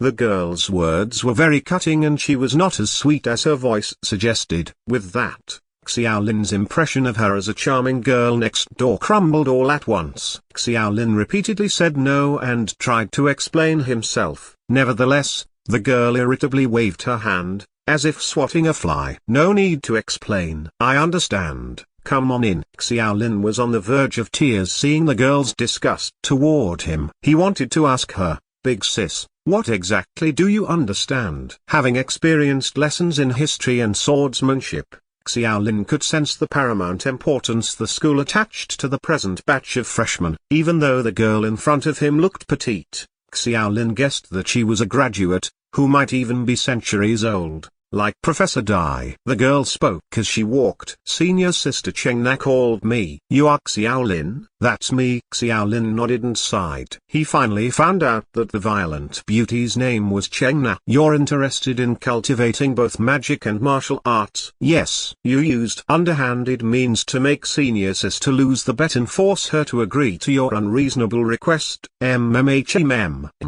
Xiaolin was subconsciously nodding and quickly waving his hand. "Wait, what do you mean by underhanded means?" "I did everything fairly, but your senior sister didn't keep her word." "I'm glad she eventually did, though." The disgust on the girl's face increased even more and she waved her small hand. "No need to explain. I understand perfectly." "Again, what exactly do you understand?" Xiaolin sighed helplessly. He felt that his words fell on deaf ears, regardless of how much he explained, and so finally gave up talking. In any case, the important thing was that he be allowed to listen well in the class. The meditation hall was very empty and there were no windows around, like a sealed dark room. A couple of white headlights made the room bright as day, and rows of cushions were neatly arranged on the smooth floor. Students of both genders sat on those cushions and curiously looked at Xiaolin. "My surname is Li. I'm a 4th-year senior. You can call me a teacher or senior sister, but frankly speaking, I really don't want to hear your voice." If it weren't out of courtesy for senior sister Chengna, I wouldn't have allowed a despicable person like you to enter my meditation classroom," the girl coldly said to Xiaolin. The girl raised her head. She had to look up to see Xiaolin's face because of the height difference. Xiaolin's nonchalant expression seemed to irritate her a little and she added, "This basic meditation course is 3 months. If you fail to meet the requirements after the duration, I hope you'll get out of the way immediately. Staying here is just a waste of both our time."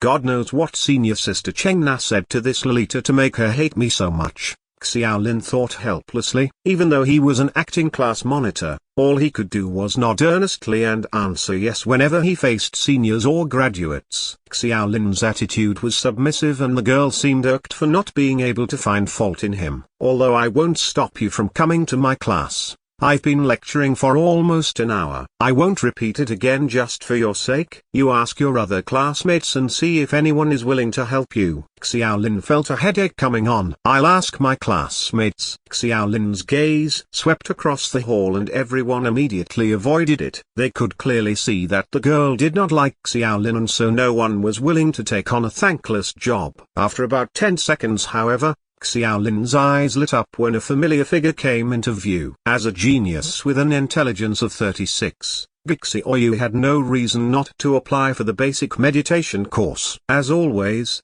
the silent girl kept a low profile and chose the cornermost position in the room. Gixi Oyu did not disappoint Xiaolin and simply said, "I'll do it." The teacher was just about to watch Xiaolin make a spectacle of himself, but was left with a stiff expression. She had a helpless look upon seeing that the person who spoke was Gixi Oyu. Despite not being a talented student, Gixi Oyu was the one who stood out the most among that batch of freshmen. Indeed, she was none other than the person whose individual intelligence broke a record that dated back to when the school was founded. The teacher was a senior, but she found it imprudent to say anything to Gixi Oyu. In the end, she nodded and agreed. "You can sit next to Gixi Oyu." Xiaolin went to Gixi Oyu's side and sat cross-legged on the cushion, just like everyone else. He then whispered to her, "Thank you." Gixi Oyu nodded. Xiaolin noticed a notebook beside her and felt a rush of joy. He remembered that she had a good habit of taking notes in class and was just about to suggest that they not waste anyone's time by just having her lend him her notebook. Gixi Oyu did not plan on doing that at all and adjusted her spectacles. With her voice still as crisp as an aureole, her bright pupils looked at Xiaolin as she said, "Do you know anything about computer programming?" Xiaolin did not understand why she asked that out of the blue, but he nodded and replied, "I don't, but I definitely know what programming is." Gixi Oyu explained, "There are 4 major elements in the world: wind, fire, water, and earth. Those elements are used as codes, and casting spells follows the same principles as programming. It is the process of rewriting the elements' codes through a certain pattern, then finally executing the corresponding magic spell." "Then what's meditation?" Xiaolin asked again. "Do you know what monks are?" "Of course." "Well, simply speaking, meditation is to meditate and recite sutras after that." Gixi Oyu closed her mouth and with no intention to speak further. Many people, including Xiaolin, were speechless. From their viewpoint, magic was like a beautiful woman wearing a lace veil, but Gixi Oyu's explanation completely removed all the mystery from it. She had always been a girl of few words and Xiaolin was all too aware of that. Even so, her summary was so extremely simple, nourishing doubts as to whether it really was that simple. However, Xiaolin soon discovered that many other students who had attentively listened to her wore looks of enlightenment. Chapter 27 Introduction to Meditation. This chapter is updated by Novels PL. The corners of the petite teacher's mouth twitched constantly. She had spent an hour explaining to the freshmen what the 4 elements were, what spells were, and what meditation was. As a senior of exceptional ability,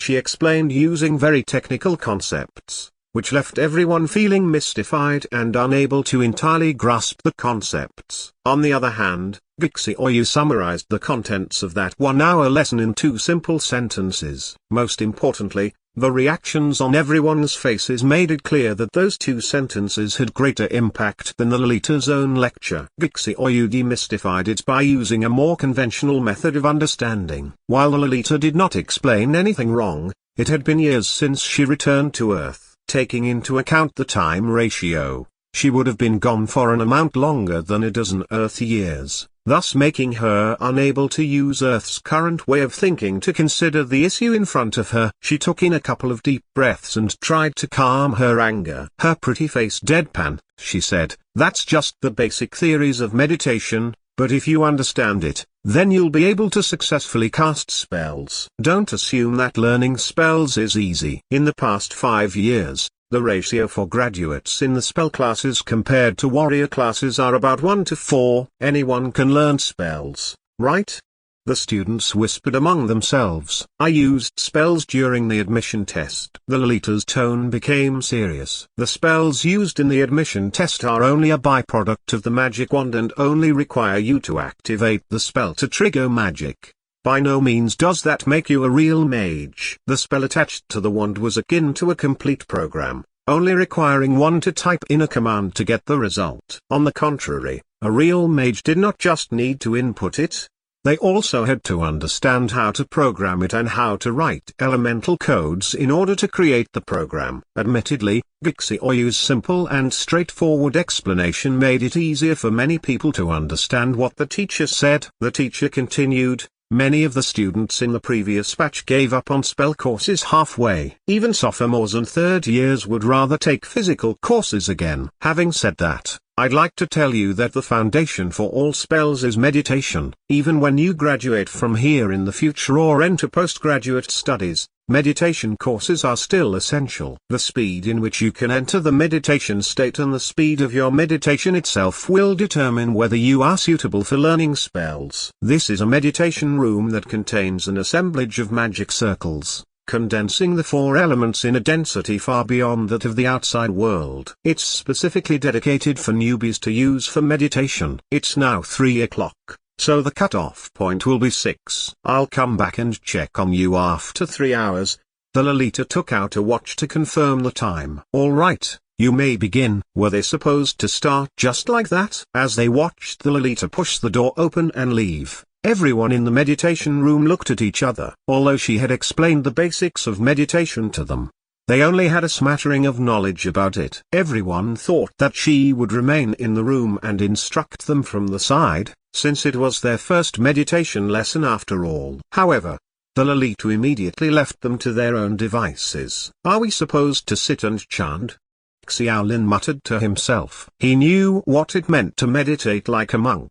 Sitting cross-legged with his hands on his knees, he closed his eyes and paid attention. A few minutes later, he received a prompt. Basic Meditation LV 0050. Xiaolin immediately opened his eyes. Many people had the same reaction as he did. With faces full of surprise, they whispered amongst each other. Unlike ordinary weapon mastering skills, the initial level of basic meditation was LV0 instead of LV1. Although it only differed by one level, it signified that they were not even considered at the entry level as of then. Many people were randomly assigned magic wands in the admissions test and had accumulated some EXP, but it had nothing to do with meditation, and yet was different from physical close combat. Basic wand mastery only affected one's proficiency when using magic enhancement tools, and not one's inherent magical ability. Xiaoyu said that meditation was to meditate and chant. Xiaolin trusted her judgment. But, meditation and chanting were actually two different processes. They had no sutras to chant yet,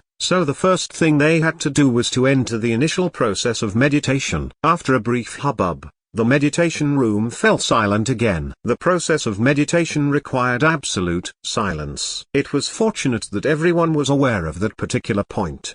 The purpose of meditation is to sense the four elements. The Lolita said that the meditation room was an assemblage of magic circles, had a strong concentration of elemental energy, and was specially set up for new students. Nevertheless, everyone still underestimated the difficulty of meditation. There was only darkness before Xiaolin. The completely sealed-off room was so quiet that he could hear a needle drop. He had read many novels with magic and watched many similar movies. According to Professor Dai, many fantasy things on the Earth were actually described by dropouts who had their memories erased. For example, the four elements of wind, fire, water, and earth was something he had seen in many settings. Xiaolin therefore had reason to believe that it had something to do with magical spells. However, elements were invisible, intangible, colorless, tasteless. They did not even have a specific shape. Who would know whether an element was round, square, long, or flat? To actually perceive them was a very difficult thing to do. Time passed by the minute and someone quietly opened their eyes. There were no clocks in the meditation room and no one knew how much time had passed. The Lolita had switched off all the lights in the hall before she left. The first hour passed quietly and Xiaolin's basic meditation EXP remained at 0. He tried very hard to perceive something out of the endless darkness, but he came up empty. The second hour was fleeting and Xiaolin's heart gradually became irritable, his EXP at 0. The restless Xiaolin could barely concentrate in the last hour, even though meditation focused heavily on concentration. When the Lolita reopened the door to the meditation room, the white light above their heads came on again. Xiaolin opened his eyes and wore a thoroughly disappointed look. His 3 hours of meditation was but a futile exercise. He could not even get a tiny grasp of any of the four elements and his basic meditation value still remained at 0. Many people in the room had similar frustrations. The Lolita had previously warned about how difficult it was to learn spells, but many took her words with a grain of salt. Only then, they realized that her advice was not at all exaggerated. The Lolita seemed to have anticipated the outcome long in advance. She clapped her hands and said, "Those whose basic meditation EXP is still at 0, please stand up." Everyone waited and looked at each other. There was some reluctance, probably out of embarrassment, and no one stood up. The Lolita snickered. "I have access to everyone's meditation results." Finally, some people began slowly getting up from the cushions. As the number of people increased, the total number accounted for nearly half of the entire meditation room, and it soothed everyone greatly. Although they were in last place, at least there were dozens of people who were tied with them. Chapter 28, Gixi Oyu's Meditation Level. This chapter is updated by Novels PL. Xiaolin also stood up, but he did not feel the slightest bit relieved, even though many did. He had a SS level talent which was confirmed to be very powerful during the admission test. Why then did he lose the effect that day? Xiaolin frowned and thought hard for a few minutes. The talent the smart computer gave at the time indicated that its passive effect was to improve learning efficiency by 100%. He thought hard about those words and had a slightly deeper understanding of it. His academic genius talent could increase the XP of each learning session, rather than simply increasing the XP from 0 alone. To put it more simply, whenever Xiaolin practiced swordsmanship, his basic skills XP would increase by 1 point each time. Under the passive effect of his SS level talent, it would become 2 XP. However, whether it was basic swordsmanship or basic saber technique, the base level started at LV1. After all, anyone could wield a sword or a saber. Basic meditation was different. Not everyone was born to connect with the basic elements, and, therefore, everyone's basic meditation level was at LV0. Unless Xiaolin relied on his own ability to feel the 4 elements and bring his basic meditation XP up from 0 to 1, only then would his academic genius talent then take effect and turn that 1 XP into 2. That conclusion was undoubtedly very frustrating for Xiaolin. He had much too simplistic a view of the courses. Xiaolin knew that he could only be considered a non-achiever at best. The reason why the talent was named academic genius was only because he was the first person to possess the talent, thus giving him the right to name it. Xiaolin's basic attributes were very weak, and he was very aware of that fact after using his class monitor's authority to view his other classmates' attributes. In terms of those values, his standard was more or less the same with a number of other people. For example, Wang Dalin's intelligence was 2 points as well, while Gixi Oyu's physique was very low as well. Nevertheless, at least one or several other attribute values of those people were still acceptable. They might even be considered prominent. The only exception was Xiaolin. All his basic attribute values were hopelessly low, but he was fortunate to have an SS level talent. However, that talent could be more accurately described as to provide greater speed in terms of progressing skills he already had. It did not make up for any weak innate attributes. He subconsciously glanced at the calm Gixi Oyu beside him. As expected, she was still sitting on the ground in a dignified manner. In front, the Lolita's eyes lit up without hesitation when she saw that Xiaolin, who had an absolutely sour expression, was among those who stood up. She made a point to add insult to injury and say, "Even though I don't have the authority to expel you just yet, let me give you a word of advice. Give up all spell courses as soon as possible. They're completely not suited for you. There's still time to take another course, rather than waiting until sophomore year or third year only to regret it. They'll only waste more of your time." A dissatisfied voice replied, "It's only been 3 hours. I just haven't grasped the basics yet. Give me more time. I can definitely sense the 4 elements." The Lolita nodded. "You're right. Feeling the 4 elements is the prerequisite for meditation and the basis for becoming a mage. It could be said that anyone who spent enough time in this meditation room, which has an unusually high elemental concentration, is able to enter a state of meditation sooner or later. Then, they can learn spells." Those words put a smile on many people's faces. Those who took the course were undoubtedly very interested in the legendary feat of magic. They did not want to give up that easily. The Lolita snorted and her tone suddenly sharpened. "But do you really think it makes sense to take days, even months, just to increase your basic meditation XP by only 1? In theory, Anyone in this school can learn spells, but a person who takes 4 years to become a Black Iron Mage is in an entirely different situation than a person who only takes 4 months. I don't care what evaluation you received in the admissions test. Learning spells requires talent. The results of today's 3-hour meditation will almost certainly determine your future in spell courses. Xiaolin touched his nose and smiled bitterly. The Lolita stared at him unceremoniously and was obviously mocking him. He clearly had no talent yet insisted on cultivating both magic and martial arts. After making that remark, the Lolita stopped paying attention to Xiaolin and turned to the students who were still sitting. The faces of those people were half expectant and half nervous. The Lolita then pointed to her right. For those remaining, anyone who increased their basic meditation XP within the range of 10 XP, please stand there. Percent of those who were still sitting stood at the Lolita's right side. The sight of that filled Xiaolin's mind with disappointment and he could not help his surprise. After 3 hours of meditating, Xiaolin thought that those who entered the state of meditation might have already advanced to LV1 in their basic meditation. After all, upgrading required only 50 XP. But it came as a shock that those who could connect with the 4 elements still only had less than 10 XP. During the same period of time, skills such as basic dagger mastery could at least be raised from LV1 to LV2. According to the meditation learning rate, it would take at least a week or so to just upgrade one's basic meditation to LV1. Could spells be that difficult to learn?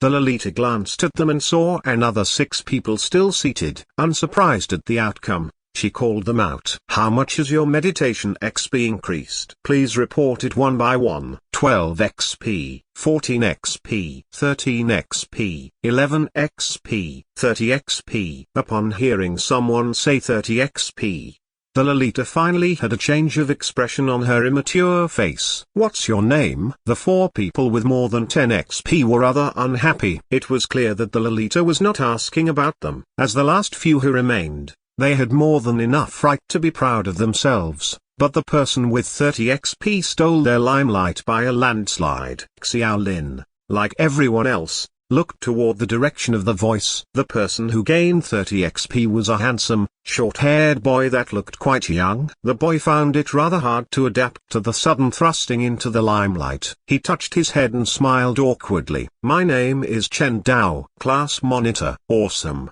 Someone among those standing shouted out loud.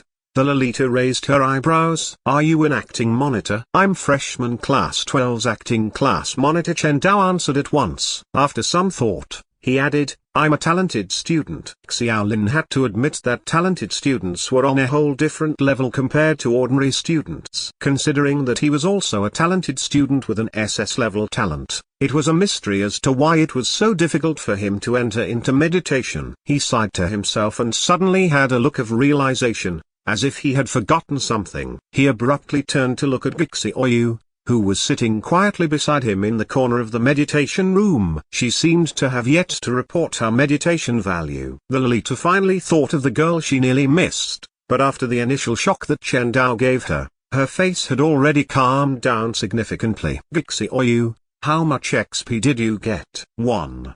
Xiaoyu's answer was always incredibly concise. Superfluous words seemed taboo to her. Only 1 XP. The Lolita looked displeased. Are you kidding me, Xiaoyu? Or perhaps you didn't hear what I just said. I ordered anyone who had 10 XP to stand on by my right. Xiaoyu frowned slightly and adjusted her black spectacle frames. She then said, I mean, level 1. What? The Lolita's tone fell flat. Xiaoyu's delicate expression appeared to be at a loss and she had to repeat her sentence in its entirety. Basic meditation level 1. No more, no less. Just right. Damn it. A speechless Xiaolin looked at the ever-calm girl beside him. He had his suspicions as to whether she was similar to him, whether she actually possessed some kind of SS-level talent that no one knew about. Chapter 29. Inquiry. This chapter is updated by Novels PL. Everyone else's expressions were similar to Xiaolin's. They looked at Gixioyu as if they were looking at a monster. They had just gone through a 3-hour basic meditation course and already had some inkling as to how complex meditation was compared to what they imagined. The young teacher had her mouth opened so wide that she could practically swallow an entire egg. As a lecturer, she could track the progress of these students, thus making it impossible for Gixioyu to lie on that particular point. The young teacher took a long time to come back to her senses and was already unsure how to better express herself. Finally, she nodded. "Okay, that's very good. You're Gixioyu, right? I'll keep you in mind." The first lesson on basic meditation ended in dramatic fashion. Students left the meditation room in twos and threes, walking together. The afterglow of the setting sun poured on the rows of towering training halls and lent them a touch of magnificence. Dawn Academy's schedule did not have any night courses, but they also restricted the freshmen from leaving the dormitory. The forum issued a clearly written statement saying that the dormitory would be closed at 7 p.m. every night. Every freshman had to return, as students from the student union would conduct checks everywhere in the school. Anyone who was found loitering around instead of being back in their dorm would be punished through the deduction of redemption points or credits. Harsh and rigid rules of that sort led everyone to feel like they had returned to their trapped lives in high school. During the previous night, many freshmen expressed dissatisfaction with that issue on the forum. Once the opening ceremony ended, the academy, whose aim was colonizing an alien world, remained very mysterious to everyone. With their courses filling up practically the entire day, many initially had plans to go around exploring at night, but the rule had shot down all possibility of that happening. It was only after the first day of lessons was over that many began to understand why the academy made such a rule. Even if they were given free time, the thought of exploring might not even cross their minds after being spent of all their energy. Having experienced an entire day's worth of courses, the general feeling most the freshmen felt could be summarized in 2 words: dead tired. The compulsory courses during the day were still reasonable. Many showed great interest in the history of planet Norma, the place where they stood a chance of going to in the future. They paid attention during those lectures. However, the afternoon classes were completely different from what everyone imagined them to be. During the opening ceremony,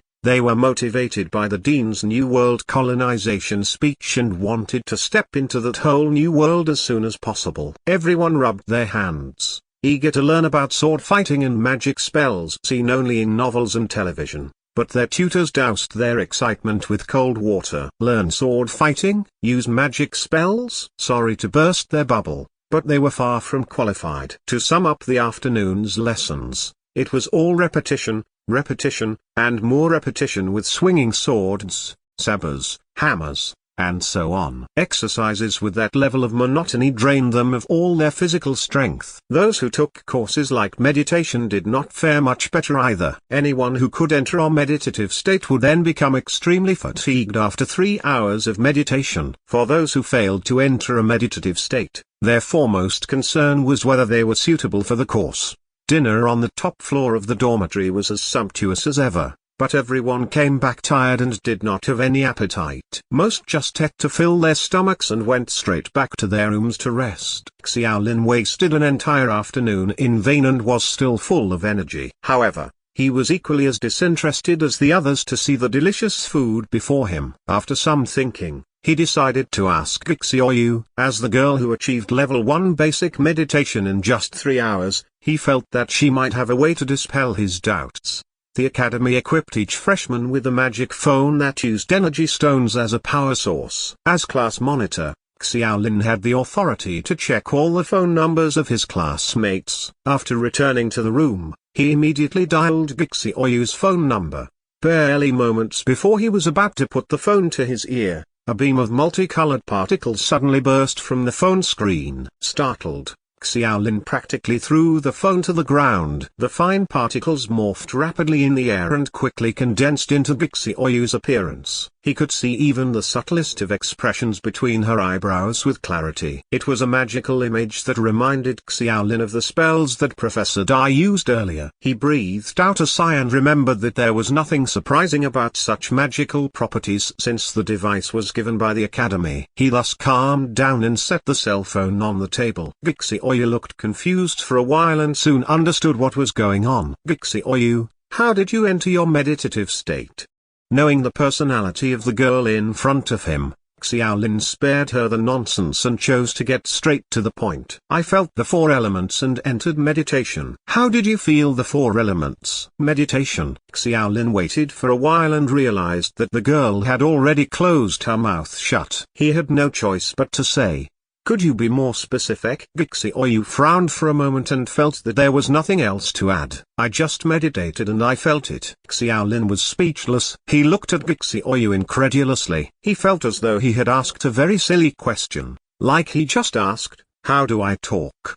How would one answer that question? Just open your mouth and speak. That was it. For Xiaoyu, awareness of the four elements and entering a meditative state was probably as natural to her as talking and walking. Hence her difficulty in explaining it in detail. Meanwhile, Xiaolin was still in the rudimentary stages of meditation and was neither able to talk or walk. He therefore found it a bit depressing that Xiaoyu might not be able to help him with his problem. After hanging up, Xiaolin continued to think about it and began wondering whether he should forego learning spell courses. After all, the effect of the SS level talent was still noticeably effective in the physical courses. On second thought, however, he felt a little unwilling to just drop the magic courses. The main difference between himself and Xiaoyu was that of intelligence. Xiaolin suddenly came to a realization that the shortcoming was due to his naturally low intelligence. He felt that his previous understanding of the intelligence attributes might have been a bit skewed. In Dawn Academy,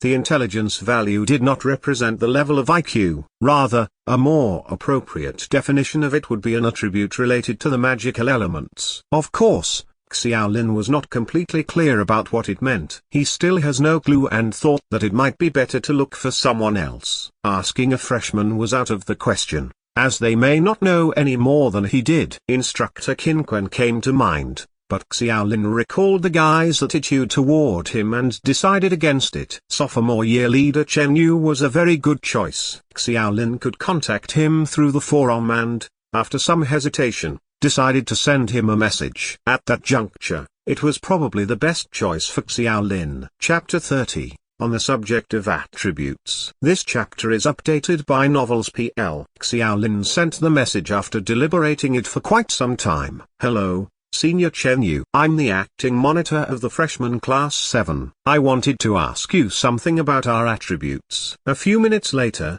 he received a response containing a few words. Freshmen can consult instructors or tutors. Xiaolin shook his head helplessly. How half-hearted was that excuse? The sophomore class leader had expressed great concern for the acting monitors the day before, but his attitude had changed rather quickly a day later. Xiaolin suddenly remembered that he had the numbers of more sophomores on his phone. Aside from Chen Yu, it was the couple who was in charge of welcoming new students in the dormitory building the previous day, Gufanshan and Jiang Dingting. Xiaolin was well prepared when he dialed Gufanshan's number. He placed the magical phone on the table in advance and a virtual image of the young man soon appeared. Gufanshan remembered the freshman class monitor and even expressed surprise that Xiaolin took the initiative to call him. Xiaolin, right? Haha. Why the sudden call? Xiaolin expressed his confusion without much ado. Gufanshan was a little surprised. Wasn't the tutor supposed to explain that in your lesson? No, it's a bit complicated. Our teacher today, how do I put it? Xiaolin rubbed his head, smiled bitterly, and said, our basic meditation teacher is surnamed Li. She's a petite girl who doesn't seem to have that great a temper. The point is, I didn't hear her explain it before. Surname Li, huh? Gufanshan frowned and his expression changed suddenly. Could it be Li Mealing? I'll be damned. Why is she teaching the freshman basic meditation? You know her? Gufanshan shook his head. Li Mealing is our 4th year senior. I can't possibly get to know such a person, but if she's teaching you basic meditation, I'm not surprised that you wouldn't know the true meaning of our attributes. There are pros and cons when people of that level teach freshmen. The upside is that you'll gain a deeper understanding of the course, and the downside is that they might skim through many of the most basic things. Xiaolin was not too surprised and did not express much shock that she was a fourth-year senior. Gufanshan continued explaining. The attributes of Dawn Academy are based on Planet Norma's rules. For example, intelligence does not refer to our traditional IQ. As far as I understand, the intelligence of some big figures in the New World can go up to several hundred points, but it doesn't mean that their IQs have reached the same amount of points. The intelligence attributes in Dawn Academy refer specifically to the ability to communicate with the world's basic elements through spirit, perception, and concentration. Xiaolin pondered for a moment, and humbly asked, I'm still a little confused. You said a couple of things. What does intelligence represent? Gufanshan felt a sense of superiority. After all, he was teaching a class monitor, someone who stood a chance of going to the New World in the future. Such an opportunity was very rare for him, so he continued to explain more carefully. Attribute values actually represent a lot of things and they aren't unique in themselves. Take strength for example. Aside from the traditional sense of the word, strength attributes also represent your muscle strength, blocking strength, immediate explosive power, and much more. Meanwhile, agility attributes don't just represent your physical attack speed, quickness of movement, balance, and flexibility. For example,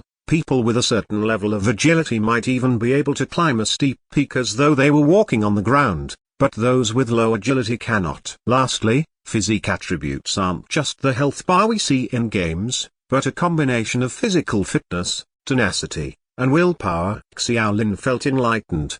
His understanding of the various attribute values had been rather skewed and, in fact, he was not alone in understanding it from an erroneous perspective. Their tutors should have explained all that, but unfortunately, the student union attached far too much importance to the new students and sent high-quality professors to teach them. In the end, it was like asking doctoral students to teach elementary school students. Certain things might not be explained in detail and there was a higher chance of missing some basic information that was deemed unimportant. Then, how do we increase the meditation value? I don't know if you've taken any spell courses, but the basic meditation value starts from LV0. My girlfriend's elective is a spell course. Wait a minute, I'll get her on the line. Gufanshan disappeared from the magical projection. Xiaolin shook his head, unsure whether to laugh or cry. Gufanshan was really enthusiastic with him, but would he continue to be that kind after finding out that Xiaolin was a class monitor with a total attribute value of only 10? Xiaolin was not so sure. About 10 minutes later, the figure of Gufanshan's girlfriend,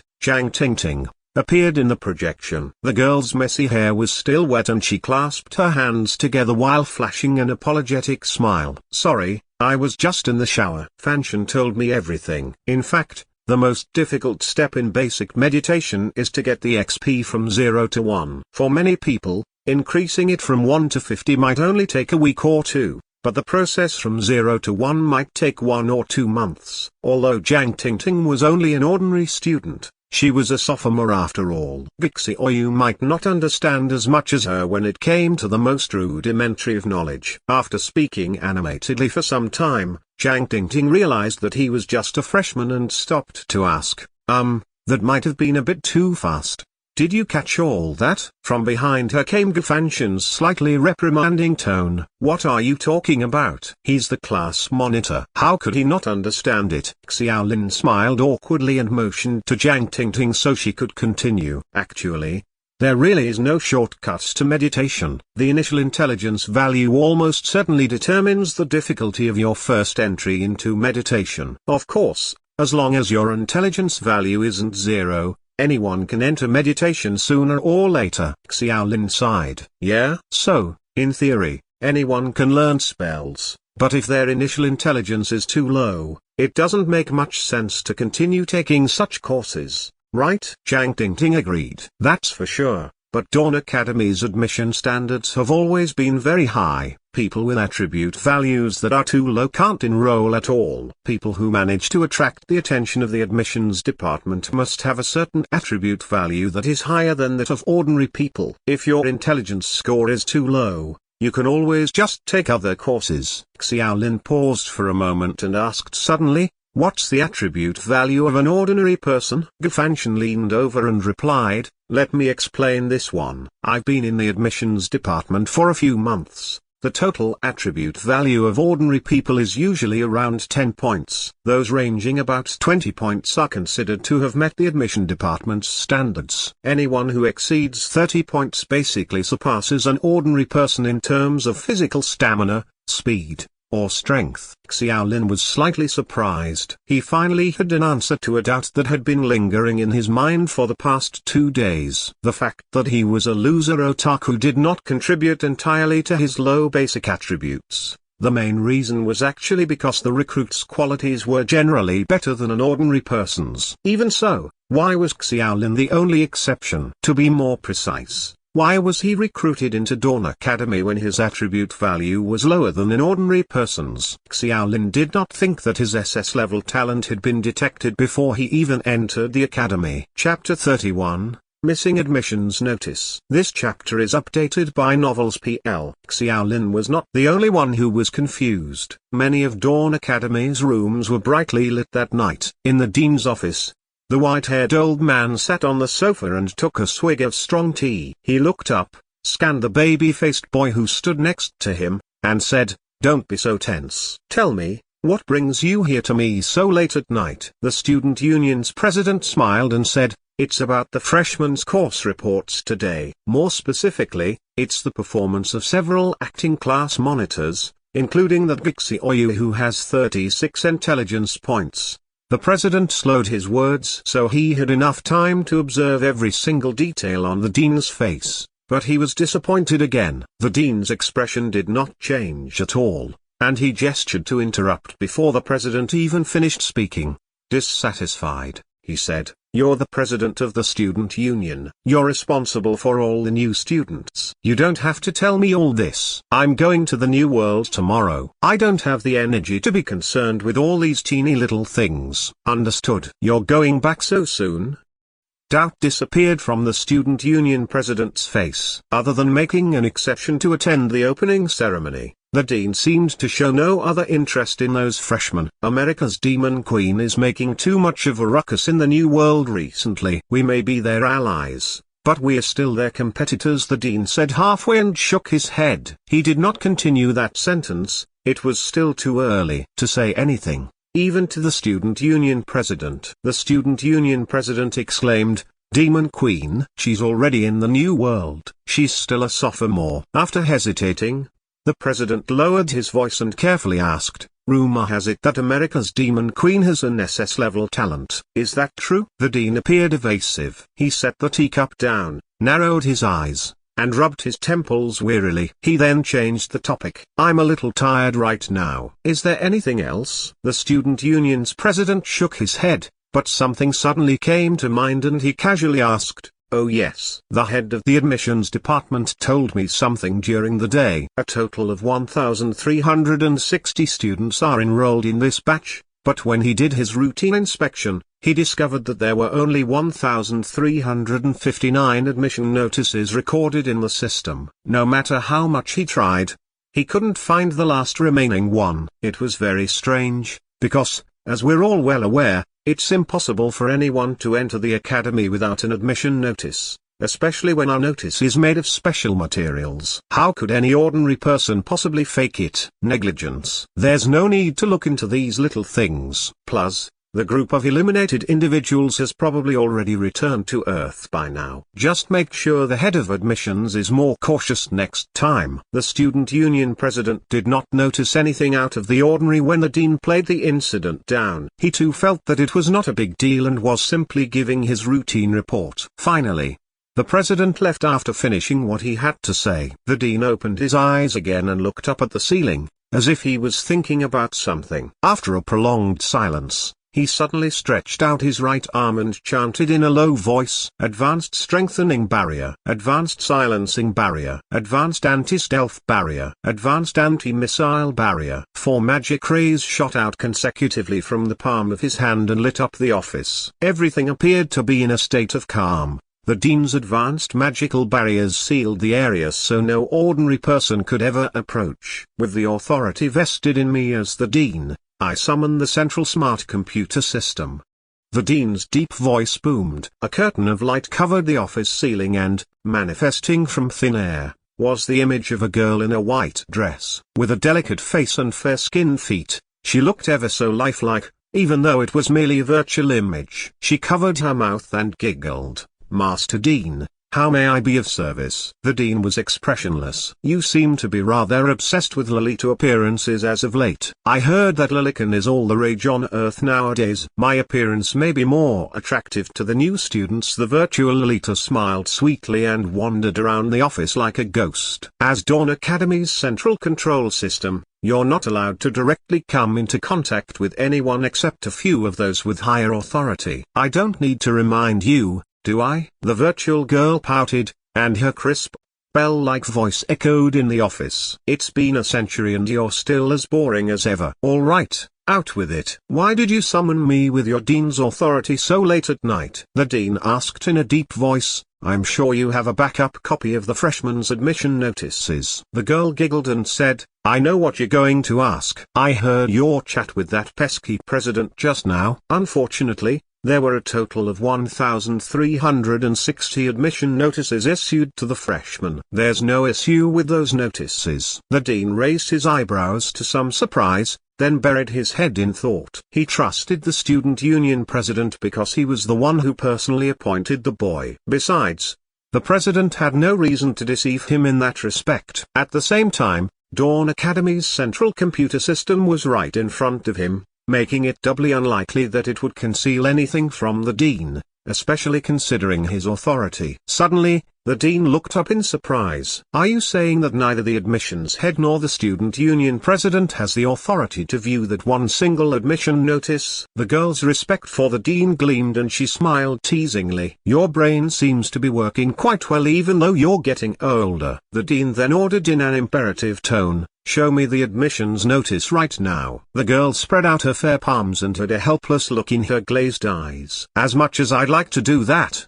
you don't have the authority to view it either." The Dean got up at once, and for the first time, had a shocked look. "Not even I have permission to view it, even though it's just a copy of the admission notice?" The girl's hands were tied. "That's right. I was surprised too." After a moment's silence, the Dean lamented, "I understand. We'll set this aside then. Right now, with the highest authority I have, I order all the copies of the freshmen's admission notices to be encrypted. Only I, or those with authority higher than mine, can view them." "That shouldn't be a problem, right?" "No problem at all." "Wait a moment." The girl closed her eyes and opened them again after a few seconds. "Done. You don't want anyone else to know who the disappeared admissions notice belongs to, am I right? Or, have you already guessed whose it is?" The Dean paced to the window. Dawn Academy was very quiet at night and he remarked indifferently, "Yes, and no." During the opening ceremony, I noticed how interesting this batch of freshmen were. But before that,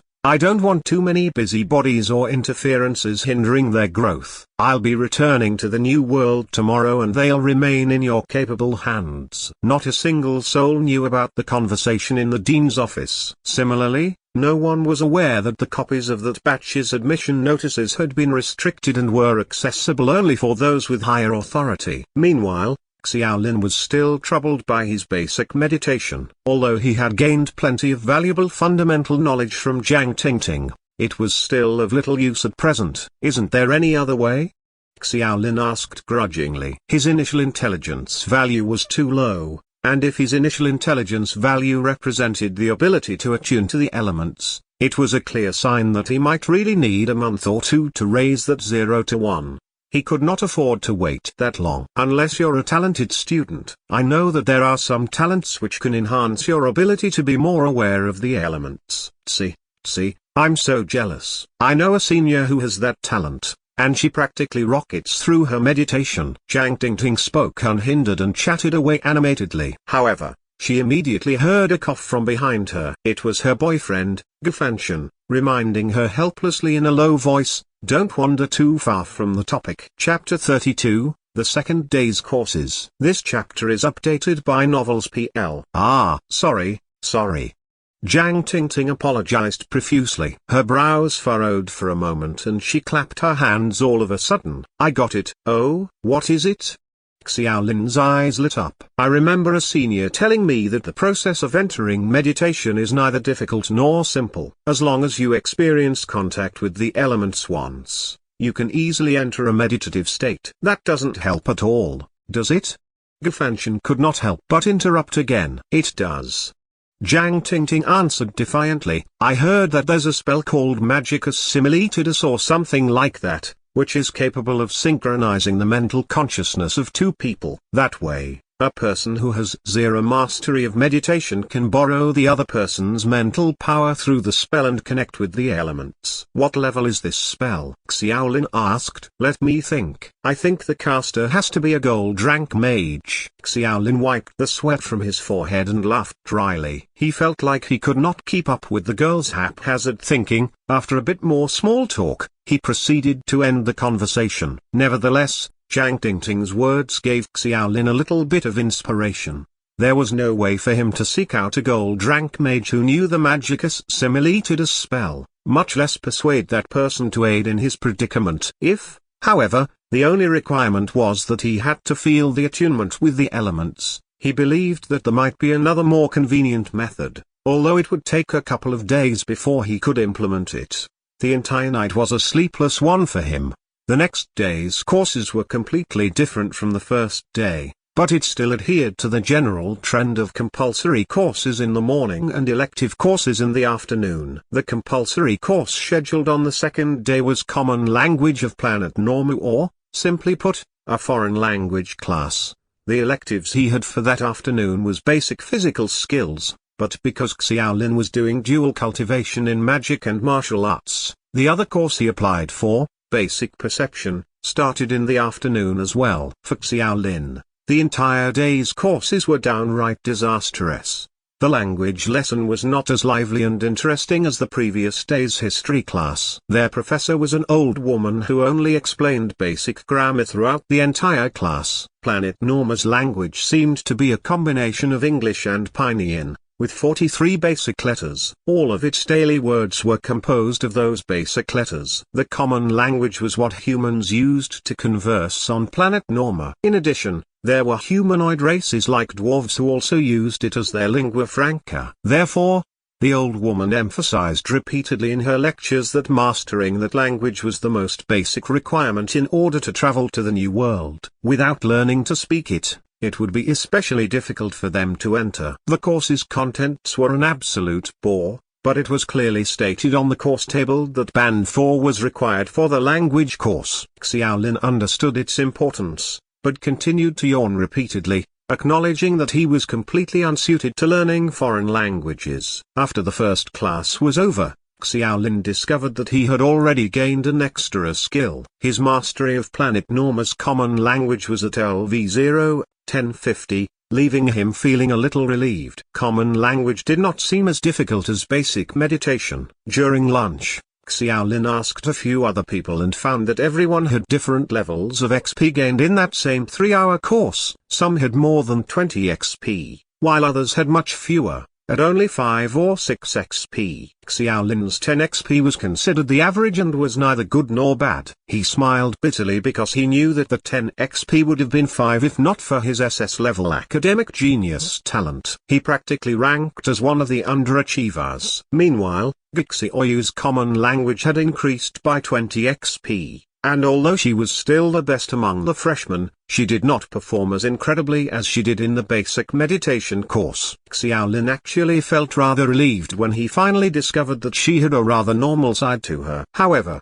that aspect also confirmed his understanding of attributes as Gufanshan elucidated. In the end, one's intelligence points did not represent pure IQ. Gixioyu, with her 36-point intelligence, took only 3 hours to increase her basic meditation from LV0 to LV1, but only managed to get 20 XP for Planet Norma's Common Language. Courses such as Common Language were purely based on a student's talent in learning foreign languages. In that regard, many girls would surely perform much better than male students. Even Cheng Ming, a talented student and an acting class monitor, was likely to have less than 10 XP, judging from what Xiaolin noticed to be a gloomy expression on the former's face. In the afternoon, Xiaolin's compulsory courses were basic physical skills and basic perception, but because of his delay in getting a breakthrough for basic meditation, Xiaolin chose to focus on basic physical skills for the entire afternoon. The course had only one goal,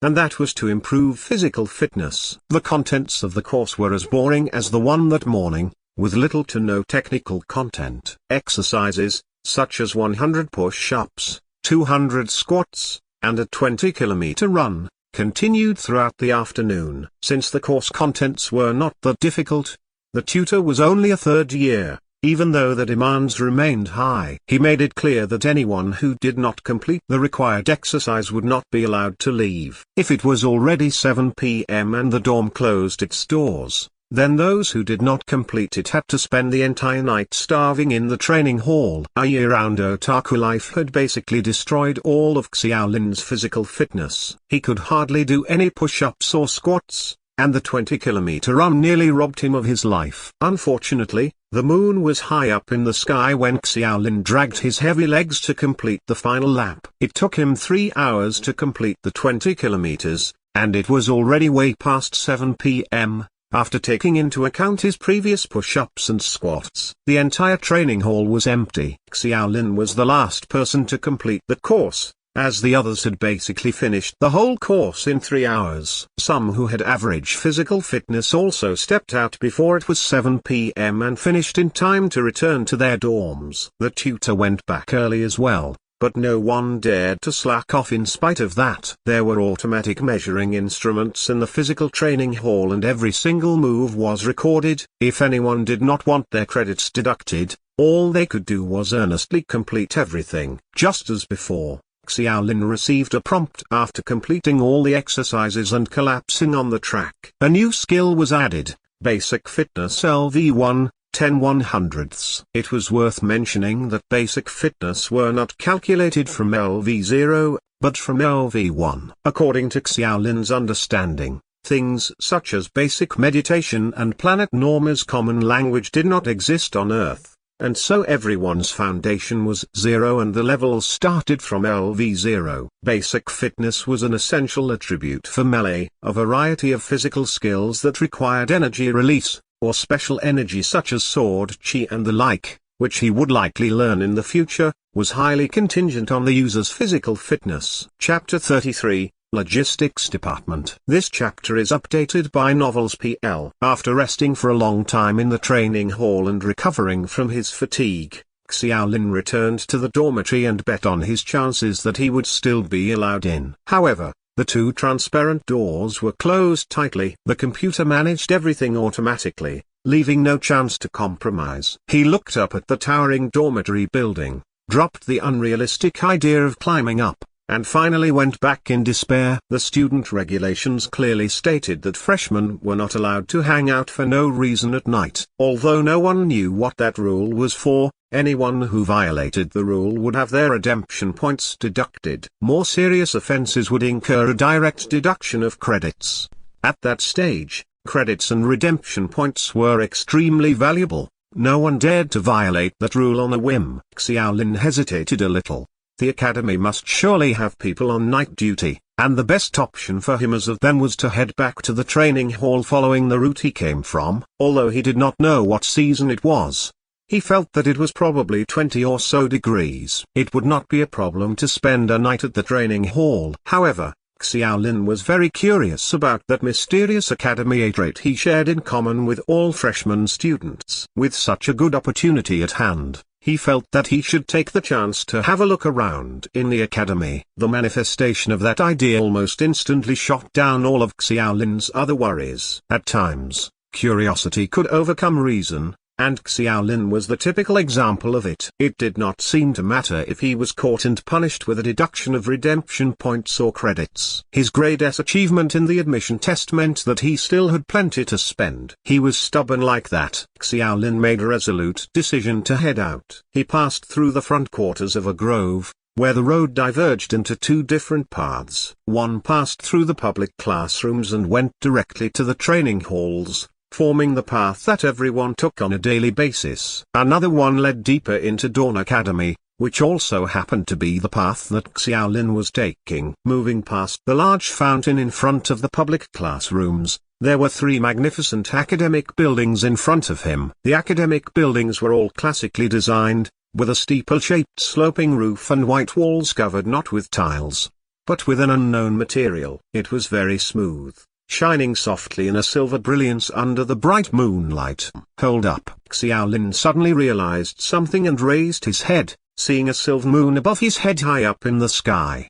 He knew that Dawn Academy was not on Earth, but still had a moon and a sun. However, the bright moon was ovular and looked slightly bigger too. That was not the point. However, the main point was a smaller round moon not too far away from the oval moon. Two moons shone next to each other, and the brighter silver moon outshone any stars. Of course, Xiaolin was also unsure if he could still see the familiar stars he used to see on Earth. I was told that this academy was designed to emulate planet Norma. That includes the environment, time, and climate. Does this mean that the new world has two moons? How many suns does it have? Then, Xiaolin sighed a little after remembering that he was not on Earth. The three academic buildings were each divided into a specific area, and each area was separated by strange flowers and plants. All three were public academic buildings for the more senior students. After going past the three academic buildings, he came to a wide,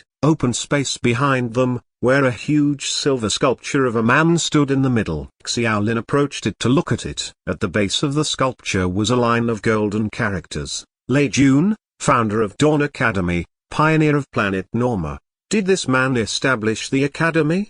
Xiaolin looked at the sculpture carefully under the moonlight. From appearance alone, the man looked rather ordinary. He was dressed in an ancient robe that could only be seen in historical television series. Xiaolin silently made a mental note of the name, not for any specific reason, but purely because he thought that it might be useful in a history lesson or an exam. In any case, committing it to memory was not a bad thing at all. There were four diverging roads around the open space and signs were erected at each intersection. On the left was the dormitory area for seniors, while up ahead was the library.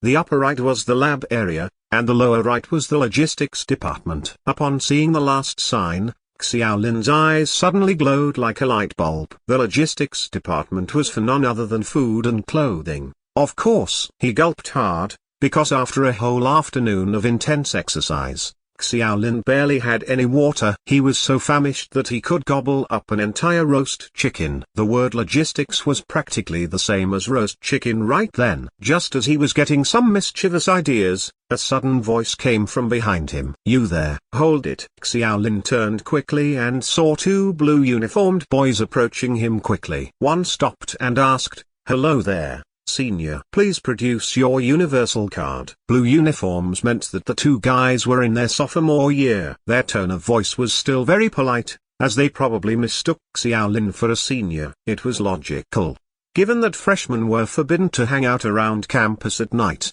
and Xiaolin's uniform had been left in the training hall. "Oh, the universal card.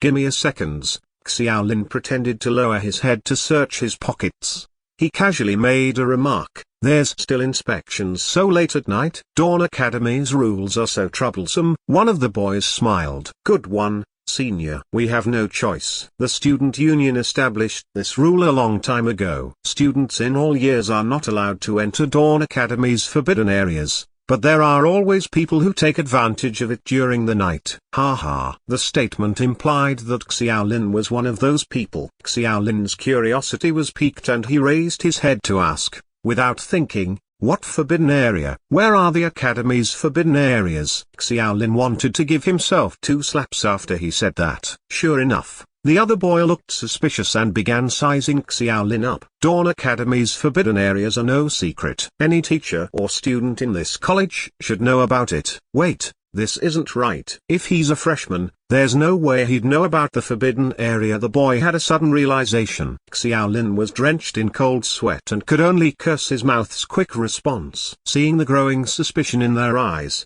he suddenly raised his finger to the night sky and exclaimed, "Look, the Dean's flying dragon." During the opening ceremony, the Dean came in person riding a golden flying dragon. Such a cool and commanding appearance shocked all the freshmen, but little did they know that the second and third year students were just as shocked to see a real-life golden dragon. That sentence prompted the two boys to turn their heads almost subconsciously. However, there was nothing in the night sky but the silver-white moonlight, not even any birds, let alone flying dragons. They immediately realized that it was actually a very feeble attempt at deceiving them. When they turned their heads again, Xiaolin was already bolting toward the logistics department like a madman. Indeed, Xiaolin made a run for the logistics department because filling his stomach remained his immediate priority. Chapter 34, Encountering the Dragon Again. This chapter is updated by Novels PL. Stop. Hold it right there. The two boys on duty were not slow either. Although they lagged behind by a few seconds, their physiques and speed far surpassed a freshman like Xiaolin. The path leading to the logistics department was paved with stones and was dense with woodland. The bright moonlight was blocked out, leaving only a few white spots on the stone road. As soon as Xiaolin made a turn to the first exit, his shirt was grabbed by the two boys behind him. Under normal circumstances, Xiaolin could never have been able to run faster than a second-year student, and on top of that, his extreme exercise that afternoon had already pushed his physical strength to the limit. "You must be a freshman. I didn't expect to catch a freshman with the guts to roam around instead of going back to their dorm. Let's go. We're heading to the student union right now. Can't wait to see what your punishment is." Xiaolin lamented internally. Even though he was actually already prepared for such a situation, it was still a pain to think that the rewards he worked so hard to achieve in the admissions test were soon going to disappear. Knowing that there was no point in resisting, the desperate Xiaolin accepted his fate and was about to turn back. He shot one last reluctant glance at the logistics department, which was also within spitting distance. If he walked through the woods and came to the big building, he firmly believed that there would be roast chicken and roast duck there. All of a sudden, Xiaolin sensed that something was amiss. The corners of his eyes twitched slightly and he stopped in his tracks. Just as he was about to start moving, he pulled at the uniforms of the two sophomores and whispered in a very low and cautious tone, "Be careful. There's a dragon." Perhaps it would have done him good not to say that, for the two boys roared furiously after he said that, reprimanding, "Fook that trick again. Do you really think we're stupid?" Roar. A resounding dragon roar suddenly echoed, and Xiaolin's face instantly paled. He was practically on the verge of tears as he said, "I told you to be careful. Why did you yell so loud?" The two boys were also stunned to the spot, as if they were struck with a freezing spell. Having experienced what happened in the opening ceremony, they should not have been as scared of the dragon as they were then, especially when the dragon's roar seemed to sound as if it came from a dream. The roar did not contain much dragon might and was insufficient to leave them instinctively fearful. However, the main issue was that the source of the roar was far too close, as if it was just next to them. All three of them looked at each other and turned around cautiously. In the depths of the forests, where the lush foliage completely blocked the moonlight, a pair of orange lights flickered in the dark. They gulped hard and finally recognized the behemoth hidden in the dark. It was clearly a dragon's eyes. It was none other than the Dean's golden dragon. Xiaolin finally understood the saying, "Speak of the devil and he doth appear." No one would have expected that creature to be hiding in the woods, seemingly fast asleep, right in front of the logistics department. However, there was one thing that all of them understood. No creature would be pleased to be awakened from their slumber. The two boys were well aware of that fact and began retreating slowly, Observing the dragon's actions, Xiaolin took the opportunity to break free from both their grasps and rushed toward the only house in the woods. He paid absolutely no mind to the dragon that was close at hand. The two second-year boys widened their eyes in bewilderment and anger. After him, I'll get the year leader. This freshman must be punished severely once we get our hands on him. One of the boys gritted his teeth and ran away. You! The other boy was dumbfounded and watched his companion turn and run off. He wiped the cold sweat from his forehead, glanced at the dragon's golden eyes, and felt his heart thumping wildly. Xiaolin was fearless because he was ignorant, but the second-year courses had already explained the habits of dragons. The boy knew that the dragon was presently in a half-dream/half-awake state. Dragons never completely closed their eyes when sleeping, and they were highly alert. The slightest danger could wake them up. That was also why Xiaolin could rush past it so safely. After all, he was an underachiever with an attribute value of only 10 points. The golden dragon's instincts did not take him for a threat at all. The boy was unsure of whether his strength would be as dangerous, as his control over his own power was very poor. Unable to fully exert control, he could only take little teensy steps as he moved forward. All he could do was hold his breath and focus his attention. That was the only way he could reduce his own presence to a minimum and avoid awakening the dragon. The path stretched for about 200 meters through the woods, and although Xiaolin's physical strength was at about 70% or 80%, he still could not run anywhere, even if he was at full strength. In any case, he had to at least run faster than the second-year students' tortoise-like pace. Before arriving at the building marked Logistics Department, Xiaolin was actually rather scared still. Fortunately, the dragon seemed to be sound asleep and showed no signs of waking up at all. He even had the errant thought of throwing something to wake the dragon up completely, but he soon decided to drop the idea after some thought. For one, he bore no grudges against that sophomore he did not know, who was also just doing his duty. Secondly, if Xiaolin really did disturb the dragon, he felt that he might end up becoming the dragon's supper. Before the boy had arrived, Xiaolin decided to hide in the building for a while and look for something to eat while he was at it. Even if he ended up getting punished, he still had to fill his stomach. Having spent half the day in hunger, Xiaolin was overwhelmed with an intense yearning for food. The logistics department was different from the previous teaching building. It was nothing more than a low one-story bungalow, but it occupied a larger area than all the other teaching buildings. The front entrance was a heavy, black metal door. It was locked tightly,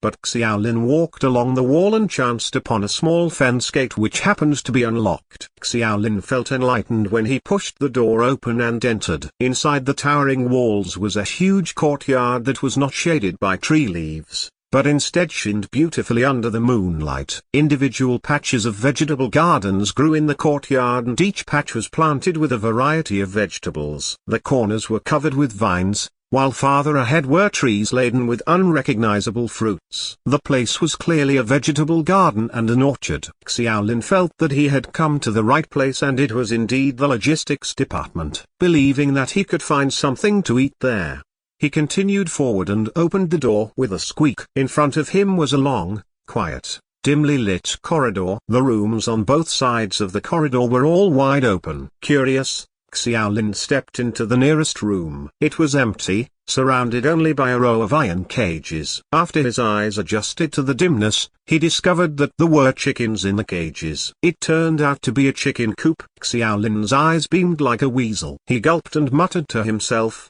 "Beggar's chicken sounds really good right about now." Unfortunately for Xiaolin, someone was hot on his trail. His idea of making beggar's chicken sounded good in theory, but aside from having no condiments to cook with, there was also a problem of slaughtering the chicken. Xiaolin shook his head, sighed with regret, and decided to head to the other rooms to find out if there was any cooked food. Craving beggar's chicken so late at night? Good idea, but do you know how to cook? Came a man's lazy voice from inside the dark house. Xiaolin was so scared that he nearly fell flat on the ground. He yelled out, "Ghost!" Chapter 35. Ironcomb Chicken. This chapter is updated by Novels PL. Snap. As the lamp above his head switched on, The room was immediately fully lit. Xiaolin finally saw that the person behind him who spoke all of a sudden was not a ghost, but a man in nightwear leaning against the wall. The man yawned and looked at Xiaolin sleepily. "What year are you from? Why are you here stealing chickens this late at night instead of sleeping? Who are you?" Xiaolin had a wary gaze. He also felt rather shocked to see a man suddenly appear there in the dead of night. The man did not know whether to laugh or cry when he heard Xiaolin's question. "I'm the department head for logistics. You broke into my place and you dare question me? You're a freshman, I believe. See, this batch really is something. It's only been 2 days and you're already violating the student code." After learning the man's identity, Xiaolin finally gave up all his ideas. He finally understood that the academy's administration actually held a lot of power. Since the person before him was the head of logistics, Xiaolin was no match for him, be it in status or strength. It hardly occurred to him that the department head would actually spend the night inside the logistics department. Xiaolin sighed and asked, "How do you know I'm a freshman?" "Because only the freshmen don't recognize me." The man slipped into his slippers and walked to the chicken coop to check the birds one by one. Then, he turned his head and said unhappily, "Look, you've woken up all the chickens." The chickens looked rather strange. They had gray feathers and their heads were at least twice as big as an ordinary chicken's. Their eyes were small, blood-colored, and spun round repeatedly. However, their most striking character was the fleshy crest on the top of the head, which was actually semicircular and sharp like a knife's edge. It was as dark as ink, which was a sight to behold for Xiaolin. He could not resist leaning forward to take a closer look. "Be careful." The sleepy man's eyes opened wide all of a sudden. His hand quickly grabbed the corner of Xiaolin's clothes and threw the boy back. At that moment, a rooster from the corner jumped out at lightning speed and slammed the fleshy crest into the wire fence of the chicken coop. Sparks flew everywhere and the sound of metal clashed. Xiaolin, who had been forcibly thrown to the ground, looked dumbfounded. He then realized that those crests did not just look like blades, they were blades, and sharp ones at that. What in the world is that? Xiaolin was dripping with cold sweat. He realized how naive he was for wanting to eat those chickens earlier. The man patted his forehead and said helplessly, "You learn about them in your biology course. There's a species of animal on Norma called the ironcomb bird." Xiaolin pointed to the birds in the chicken coop with a look of disbelief. "Ironcomb bird? They're birds. Don't pull my leg just because I don't know anything." "Well, these are chickens." "Then why did you claim that these are ironcomb chickens?"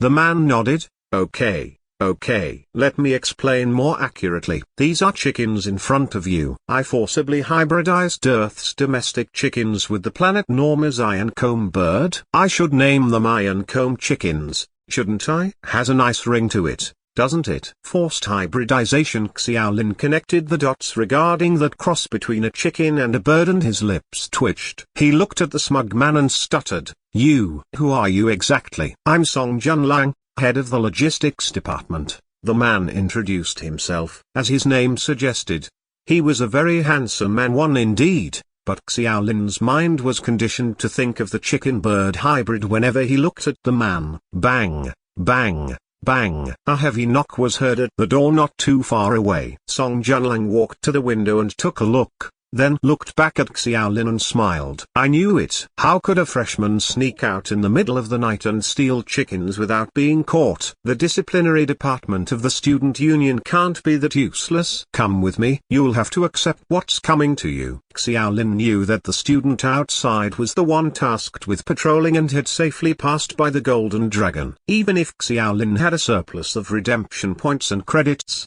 he was not prepared to have them be deducted just like that. A sudden thought then occurred to him after he opened the door. "Wait, didn't you just say that you wanted to eat beggar's chicken? How about I stay here and cook some for you?" Song Junlang snickered. "You're the one who wanted to eat beggar's chicken." Xiaolin's vision was hazy from hunger. His stomach gurgled non-stop. He nodded without denying and lamented, "Let me be a hungry ghost for now. I haven't eaten anything until yet." Song Junlang asked, "Is the freshman's buffet so unappetizing to you?" Xiaolin shook his head quickly. As the head of the logistics department, Song Junlang was likely the one who was responsible for all three of those meals. Xiaolin would never dare to say anything bad about that, and besides, they all tasted amazing.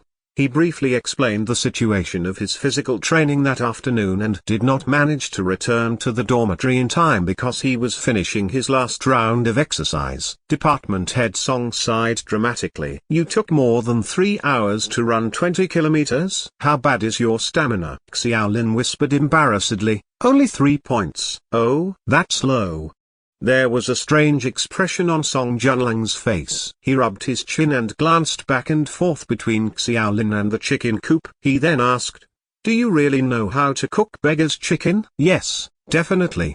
Sensing a change in the department head's attitude, Xiaolin would never be so foolish as to admit that he only learned from television. Song Junlang added, "I'm talking with these kinds of chickens." Xiaolin gritted his teeth and comforted himself by saying that the iron comb chicken was just a little bigger than a normal chicken. In the end, he nodded and said yes, but added after some thought, "I won't be responsible for slaughtering this chicken." If Xiaolin and his current combat ability came face to face with the iron comb chicken's sharp-edged fleshy crest, no one knew whether Xiaolin or the chicken would be victorious. "You don't need to be concerned about killing the chicken. But you have to give your assurance that you're doing this out of your own accord, and that I'm not forcing you." "No problem. This is my decision," Xiaolin agreed unhesitatingly, but failed to notice a peculiarity in department head Song's tone. Song Junlang's face suddenly lit up with joy and looked at Xiaolin with interest. He patted the boy's shoulder again and happily remarked, "I think it must be fate for the two of us to meet tonight." "Ha ha ha, I can't wait." "Are you really that excited to eat beggar's chicken?" Xiaolin removed the doubt in his mind as the knocking outside the door became more urgent. He said anxiously, "Then, what about the disciplinary department?" "It's fine. Leave them to me. As long as you're on my turf, no one can do anything to you." Xiaolin was slightly relieved. At the end of the day, he managed to save his redemption points and credits. However, he had a very uneasy feeling in his heart. Department head Song was looking at him rather strangely, like a scientist looking at a guinea pig. Xiaolin comforted himself by saying that he was reading too much into the situation. Chapter 36. The Clash. This chapter is updated by Novels PL. Xiaolin had an epiphany as he walked behind Song Junlang. A more apartment description for the logistics department would be a farm with a vegetable garden. Each room cultivated creatures that were both familiar and unfamiliar. They seemed familiar to Xiaolin because they looked pretty much similar to the animals in his memory. They were also unfamiliar as he had never seen a glowing snake, nor a rabbit flying in the air with short wings, let alone a two-headed duck. Xiaolin had chills looking at them. He could not help but ask, are these the product of hybridizing animals from both planet Norma and Earth? Aren't I great at this? Song Junlang seemed proud of himself. Xiaolin nodded unwillingly. He thought about the giant golden dragon at the entrance and asked, the giant dragon in the bushes, was that also a product of hybridization? Impossible. Song Junlang seemed disappointed. I wish I could do that, but it would require the dean's permission. That giant lizard is the dean's baby. No one dares to touch that thing. Could that giant dragon wake up all of a sudden? Xiaolin could not help but be afraid of the possibility. He had come over here by rushing right past that creature. Don't worry, the dean casts an advanced hypnosis on it. It should sleep for a full 24 hours. Why is the dean's dragon here? The guy's got to eat. Dawn Academy does not prepare food for the dragon. Either it eats here, or I can throw it into the dorm and let it eat you guys. The duo continued chatting casually. Xiaolin found Song Junlang to be a very easygoing person, although he was the head of the student union's logistics department. He did not sound arrogant at all. But of course, the hybridizations were an entirely different conversation. They arrived at the door soon after that. Xiaolin stopped nearby and said, I'll hide somewhere so you can tell them you didn't see me coming. Song Junlang's face was filled with disdain. They're not blind. Here's the only safe spot. If you don't stay here, you might end up in the dragon's stomach. How are you going to explain? Xiaolin was still worried, but not because of Song Junlang, it was for his own precious redemption points and credits. You're so troublesome. Just stay here. Song Junlang pulled the black metal door open. and the man who was chasing Xiaolin was standing right there. However, Xiaolin was curious after seeing that his partner was missing. The man seemed like he met his mortal enemy upon seeing Xiaolin. He said with red eyes, "Ha ha, I've caught you, Fook. The hell you've put me through. I'm reporting to the department head and having him punish you severely." As Song Junlang said, the giant golden dragon was hypnotized by the dean, so it was impossible to wake it under normal circumstances. However, the man did not know this. He felt like he was walking over the tip of a knife as he walked past the dragon's eyelids, and it was excruciating. He vowed to make the culprit, this rebellious freshman, learn Dawn Academy's strict rules the hard way. Department head Song, thank you for catching this freshman for us. The man acknowledged Song Junlang and tried to arrest Xiaolin. Song Junlang blocked the man from Xiaolin. He asked, hostile, "What are you doing?" The man was taken aback. Department head Song, this freshman violated the rules and snuck out of the dorms in the middle of the night. Moreover, he trespassed on your farm. Oh no, he's trespassed on the logistics department. I'll drag him back and not bother your sleep. Song Junlang blinked and said, "Who said he snuck out?" "I told him to come over and help." "Huh?" The man was both stunned and surprised. He forced a smile and said, "Department head Song, stop joking. What could he help you with in the middle of the night? I know you're being nice, but we can't have academy rules violated." Department head Song squinted and asked, "Do I have to report to you what he's helping me with? Are you disrespecting a department head like me?" "Tsitsi, looks like I have to take a trip to the student union tomorrow." The man was terrified as he raised his hands in surrender. "On top of that, I didn't allow you into the logistics department." "Who let you in? Aren't you a recruit at the disciplinary department? Don't you know the rules?" The man backed out of the door, pleasing Song Junlang. He yawned and got ready to lock the door. "Hold on." With a soft shout, a pair of hands pressed against the door, preventing Song Junlang from closing it. Song Junlang lifted his brow after seeing who it was. "Oh, the sophomore leader is here instead of sleeping at this time of the night. Moon gazing or out for a stroll?" Xiaolin was stunned. Was it Chen Yu, the sophomore leader, who collected the course schedules on behalf of their class monitor? He looked over to the two people who had just rushed over. One was the man who conducted the patrol, and the other was a man with a crew cut and a serious face. The man who Song Junlang turned away whispered to Chen Yu about what had just happened. Chen Yu nodded, glanced at Xiaolin. Before laying his eyes on Song Junlang again, he said with a smile, "I hurried over when I heard that there was a giant dragon. Looks like the dean casted an advanced hypnosis on it, so I don't have to worry." Song Junlang replied respectfully, a sophomore leader deserving of his position. "You could discern the spell with one look. Now that the matter is resolved, good night." Song Junlang tried to close the door again, but Chen Yu's hand was still on the door. The duo looked at each other, and their strength increased by the second. The metal door rattled non-stop, but it did not move an inch. Song Junlang let go of it and his expression darkened. "What are you trying to do?" Chen Yu smiled and said respectfully, "Department head Song, you must be joking. I wouldn't dare do anything. I'm just helping those in the disciplinary department to bring a rule-violating freshman back." "You wouldn't say no to that, would you?" Under the bright moonlight of the quiet night, Xiaolin sensed something unusual in the atmosphere. He did not understand what he was seeing. The student code explained the routine of Dawn Academy. The student union had great autonomy at the school. They were the ones deciding the course and teacher arrangements. The student union was divided into several departments, including the admissions and the disciplinary department. In terms of position, the president of the student union held the most power. It could be said that whenever the dean was away, the student union president would be in charge of almost all daily trivial affairs for everyone from freshmen to seniors. Under the president's authority, there were several department heads, followed by the year leaders, then the monitors of each class. Of course, although the definition of the monitors' powers was the same, the senior monitors were always deemed more important than the junior monitors. The last on the list would be the team leaders, which were appointed by each class monitor. This was most of the management hierarchy of Dawn Academy's student union. At the moment, as a sophomore facing Song Junlang, the head of the logistics department, Chen Yu's remarks could be regarded as polite, but Xiaolin could clearly tell from Chen Yu's eyes that there was disdain. Chapter 37, A high-ranking person is looking after me. This chapter is updated by Novels PL. A sophomore leader looking down on a department head seemed confusing to Xiaolin. However, he could not afford to offend either one of them.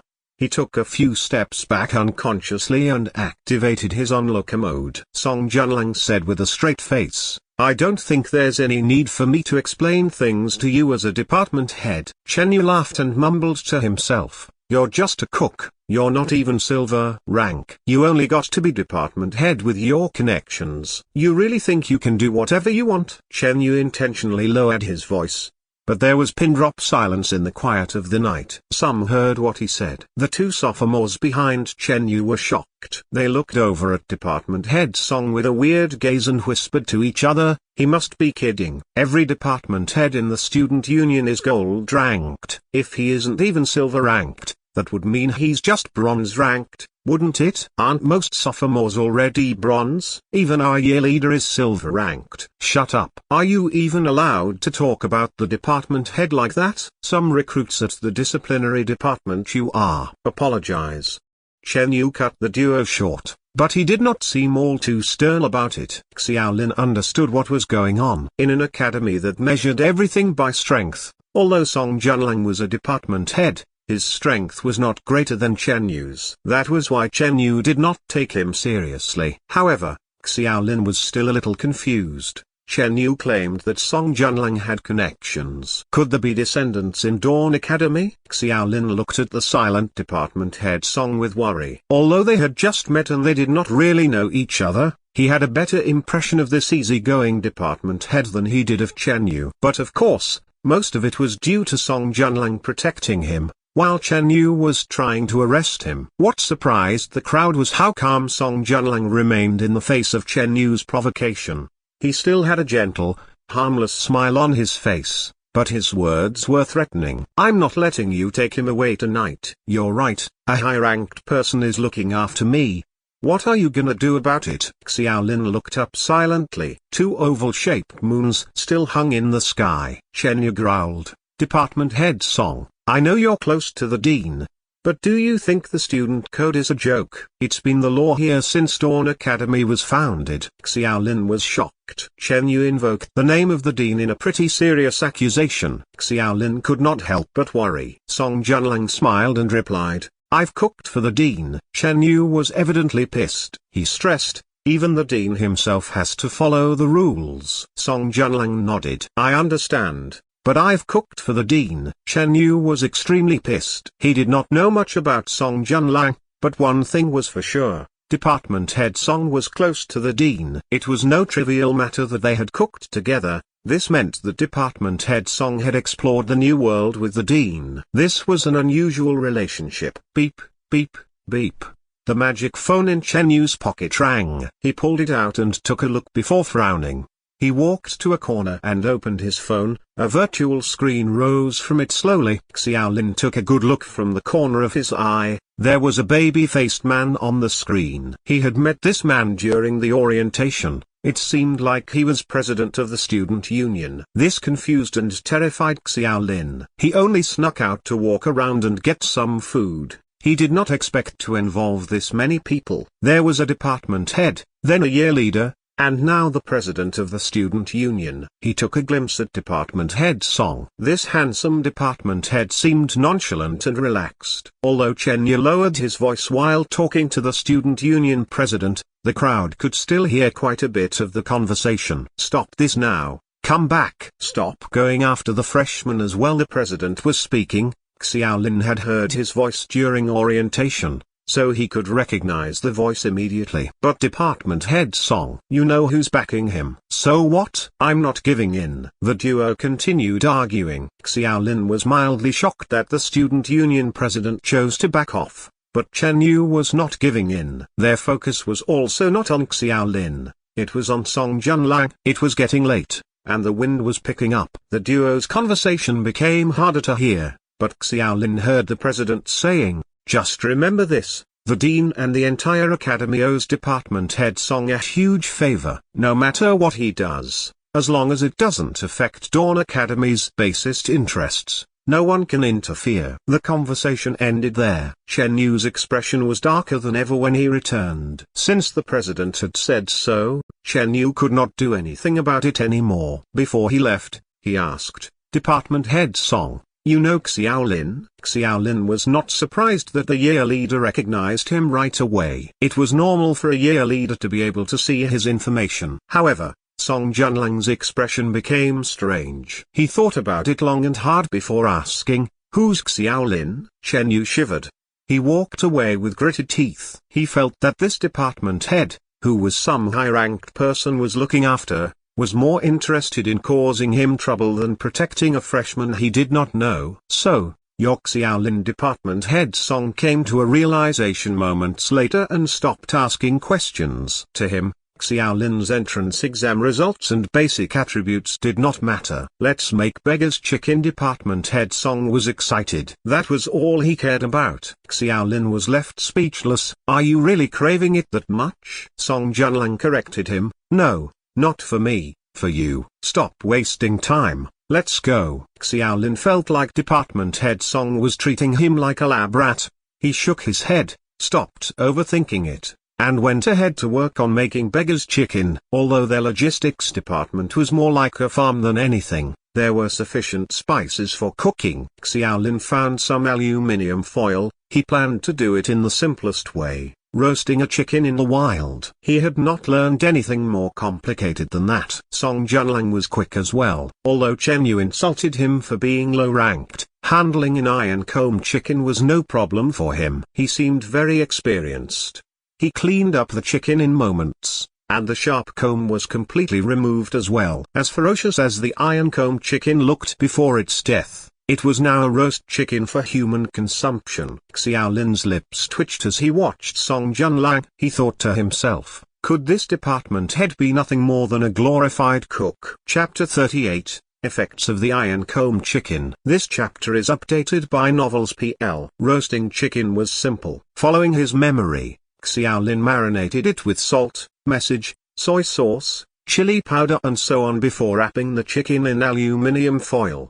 He started a fire next to the grove, and threw the wrapped chicken under the charcoals. Xiao Lin extinguished the fire excitedly after about an hour. He grabbed the roast chicken and tore the aluminium foil open. The roast chicken was a little burned, but it smelled extremely good.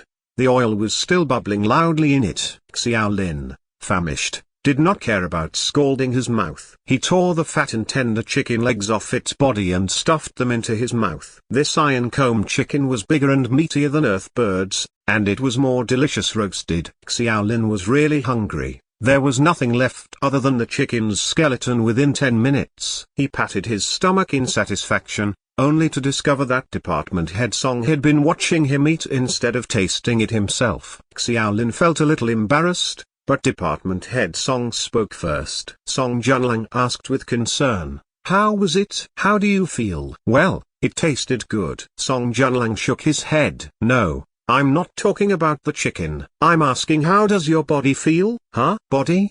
Xiao Lin was confused, but he began feeling that something was off as he spoke. His stomach started aching and he fell onto the ground, clutching his gut in pain. "Does it hurt a lot?"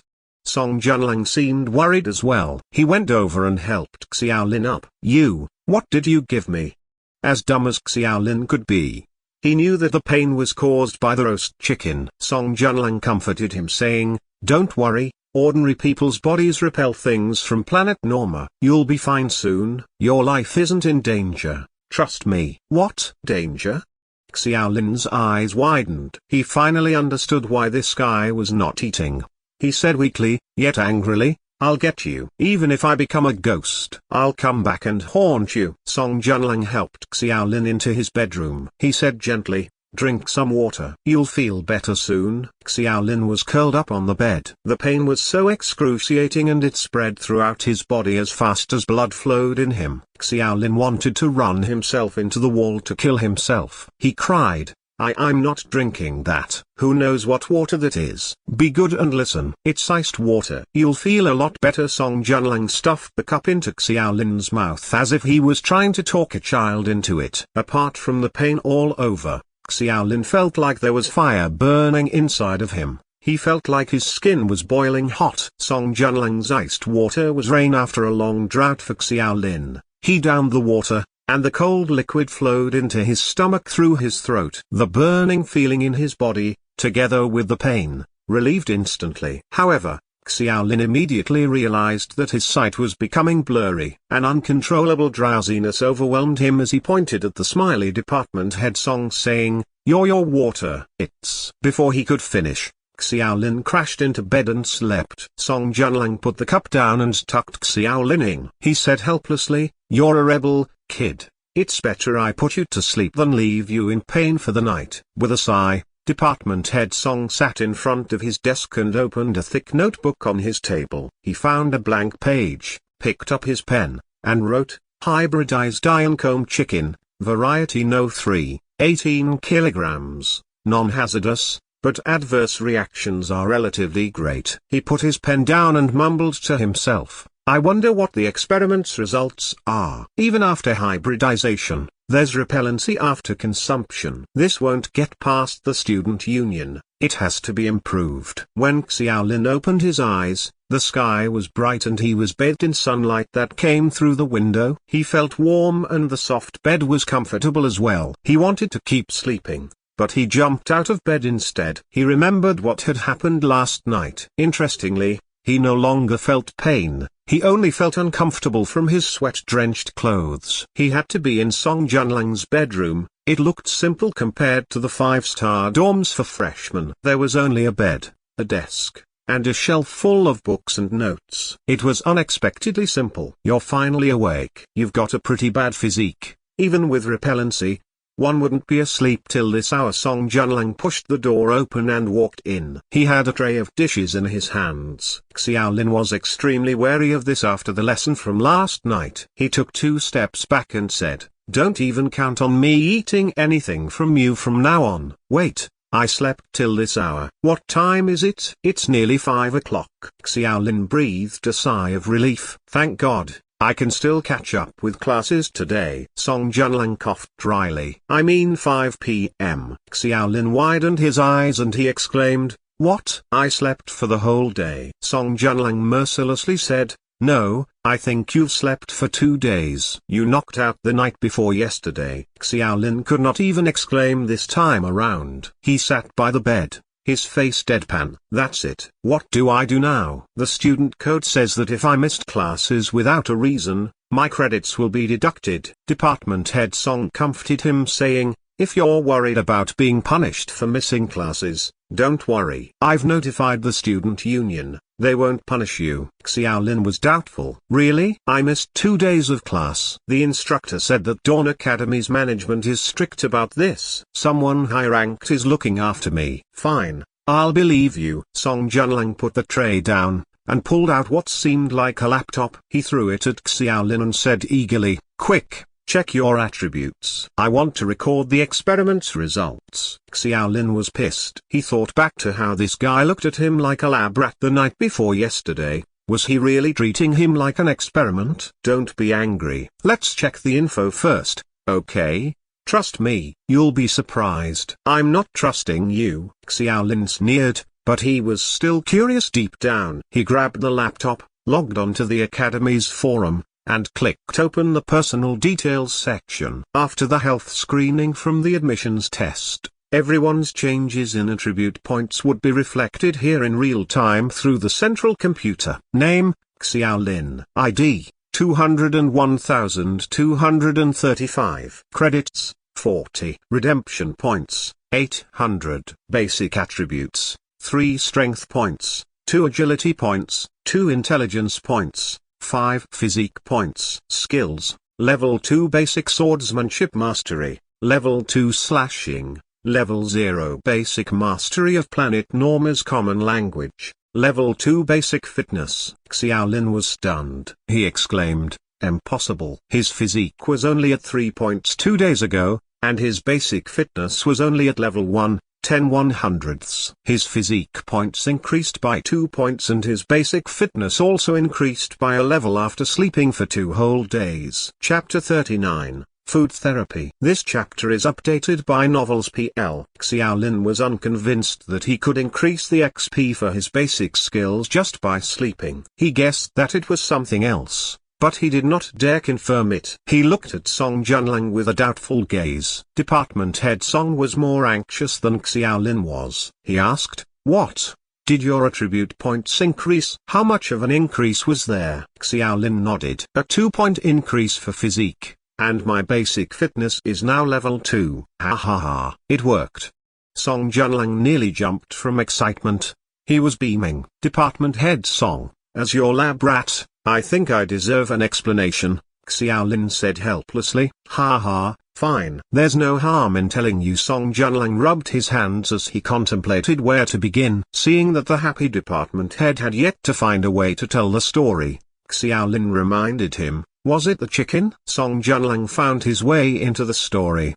"That's right, it's the hybridized Ironcomb chicken." How do I say this? You'll learn in your future classes that, although planet Norma is similar to Earth in many ways with regards to air composition and its life forms, they're still two different worlds. The first explorers of planet Norma did not realize this, and they quickly found a huge problem. The physicality of most people on Earth aren't adapted to planet Norma. Song Junlang paused for a moment before speaking. For example, you've read time-traveling novels, haven't you? When a person from ancient times travels to modern society, how long do you think they'd live? Xiaolin understood. I've read about this. If someone ancient does travel here, modern society's bacteria and viruses will kill him. Even a small flu could be life-threatening to him. That's right. It's the same on Earth. We're trying to go to another planet, and it's a planet with more complicated life forms. On top of that, their physiques are usually better than those on Earth. Truth be told,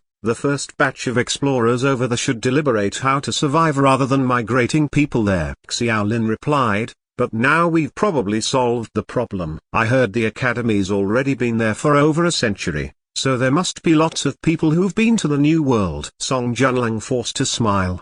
Do you know why they usually disallow freshmen to go to the New World? Even for sophomores, only a handful of them get the chance to go. Is it because we're not strong enough? Something like that. Your physique is too weak. According to the explorers' experiments, one would need to achieve black iron level. That's the minimum requirement. Truth be told, there are many places on planet Norma where the environment is worse than you can imagine. For example, there is a swamp full of poison and a volcanic landscape full of sulfur. These places have a lot of precious resources, but there are also dangerous alien groups. If you want to get into these places, you'll have to be stronger than ever. Xiaolin nodded. I understand. The differences in the two environments make it necessary for us to have stronger basic attributes in order to adapt. But what does this have to do with the Ironcomb chicken increasing my XP? There's a lot to do with it.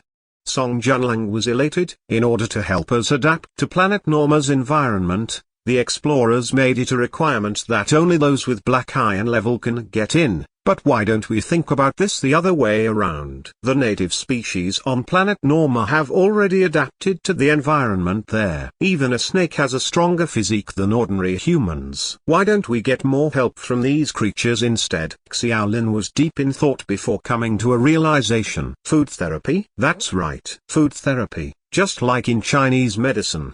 Department head Song was so excited to see someone understand what he meant. In Chinese medicine, it was generally believed that food was an edible substance that provided the human body with various nutrients needed for growth and health.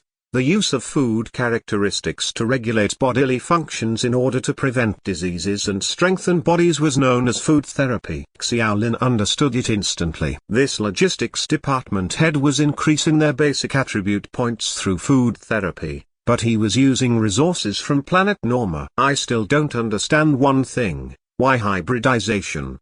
Xiaolin looked at the logistics department head. He could not help but picture hybridization between a chicken and a bird. It would probably take him some time to get rid of this conditioning. Song Junlang said frustratedly, when I first conducted this research, I used species straight from planet Norma. Of course, they were all low-level creatures like chickens, ducks, cats, and dogs. However, freshmen who ate them ended up producing a repellency, and not only did their basic attributes not increase, they were ill for a long time. Thankfully, their lives were not in danger. Xiao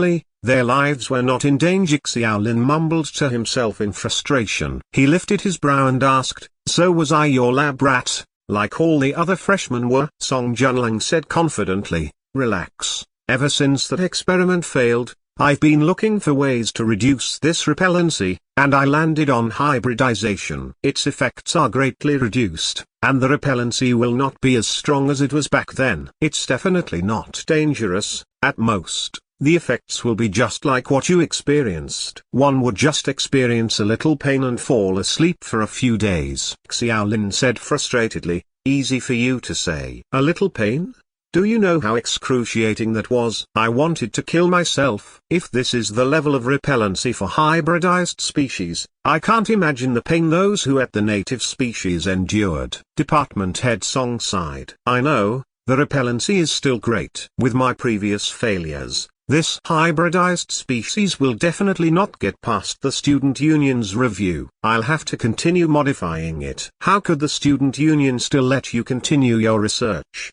Xiao Lin was shocked. After failing the first experiment, why was this guy's farm not shut down already? "Someone high-ranked is looking after me." Xiao Lin's eyes twitched. He asked, "Why don't you look for seniors to experiment on? Their basic attributes are stronger than us freshmen, they should be able to handle the repellency from the food therapy." Song Junlang shook his head. "The food therapy's aim is to help freshmen grow quicker. For recruits above the black iron level, their physiques are already at the required level for planet Norma. Food therapy would barely have any effect on them." Department head Song paused before joking, "But of course, if I used higher-level species, like dragon meat or something, it would definitely affect the seniors. However, getting something like that is about as hard as getting the S grade in your exams. You've gone through the admissions test. You should know how hard it is to get the S grade." "Ha. Speaking of which, what was your grade for that test anyway?" "I was graded S." Song Junlang was silent for a while.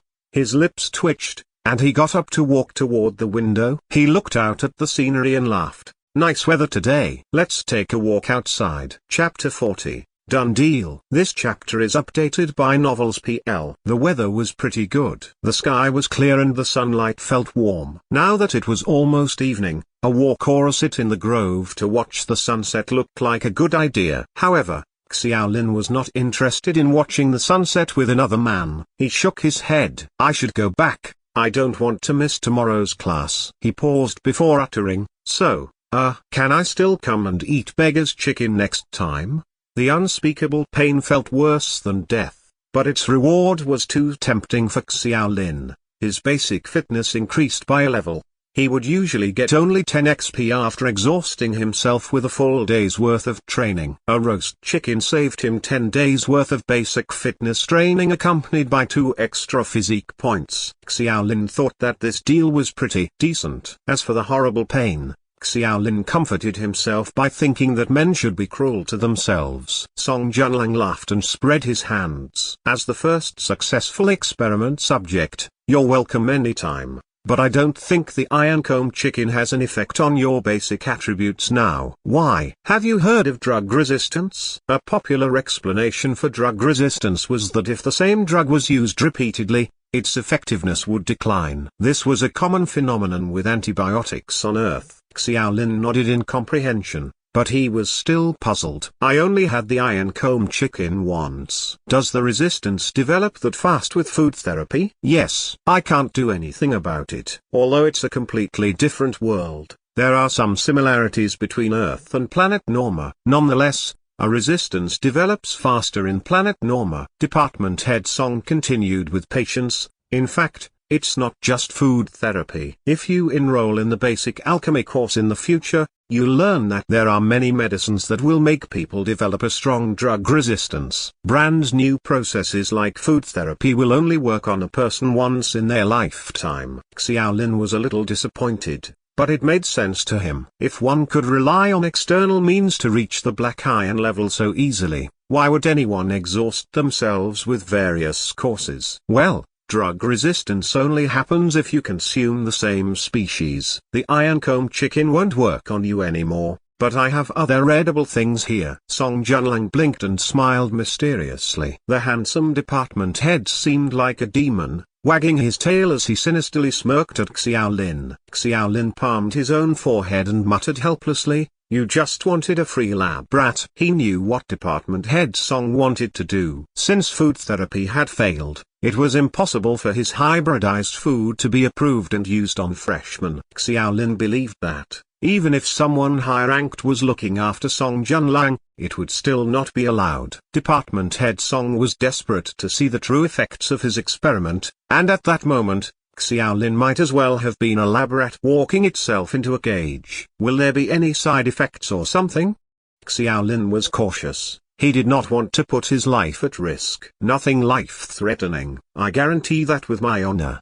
Song Junlang replied, his tone serious. Xiaolin's brows moved. What Song Junlang meant was, apart from it not being life-threatening, he could not guarantee anything else. Xiaolin did not want to make a hasty decision.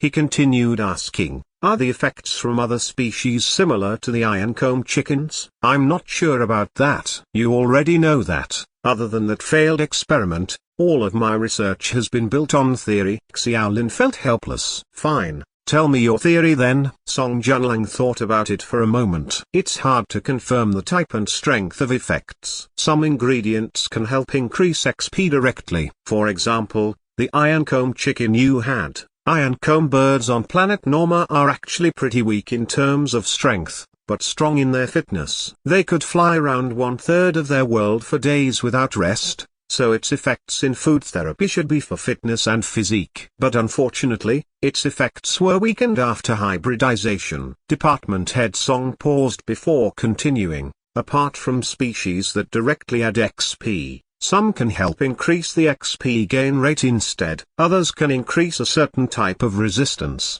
but of course, some ingredients may not be effective at all. In short, this is new territory for recruits of Dawn Academy and those around the world working toward the colonization. There's still so much to discover. Xiaolin was silent. He was convinced, despite having the SS-level academic genius talent, his basic points were still too low. Even after improving his learning efficiency by 100%, he could barely catch up with ordinary people. He would still be far behind talented recruits for quite some time. He was now acting class monitor. After experiencing a few benefits from the authority of being a class monitor, Xiaolin felt that he did not want to give this position up anymore. That was the case with power. Once you got a taste of it, it would be hard to let go. Xiaolin was just an ordinary person. He was no exception to the rule. Qin Quan said he would only decide on the real class monitor after 3 months. In Class 7, there were plenty of people who were breathing down his neck since his basic attribute points were less than 10. Wang Dalin,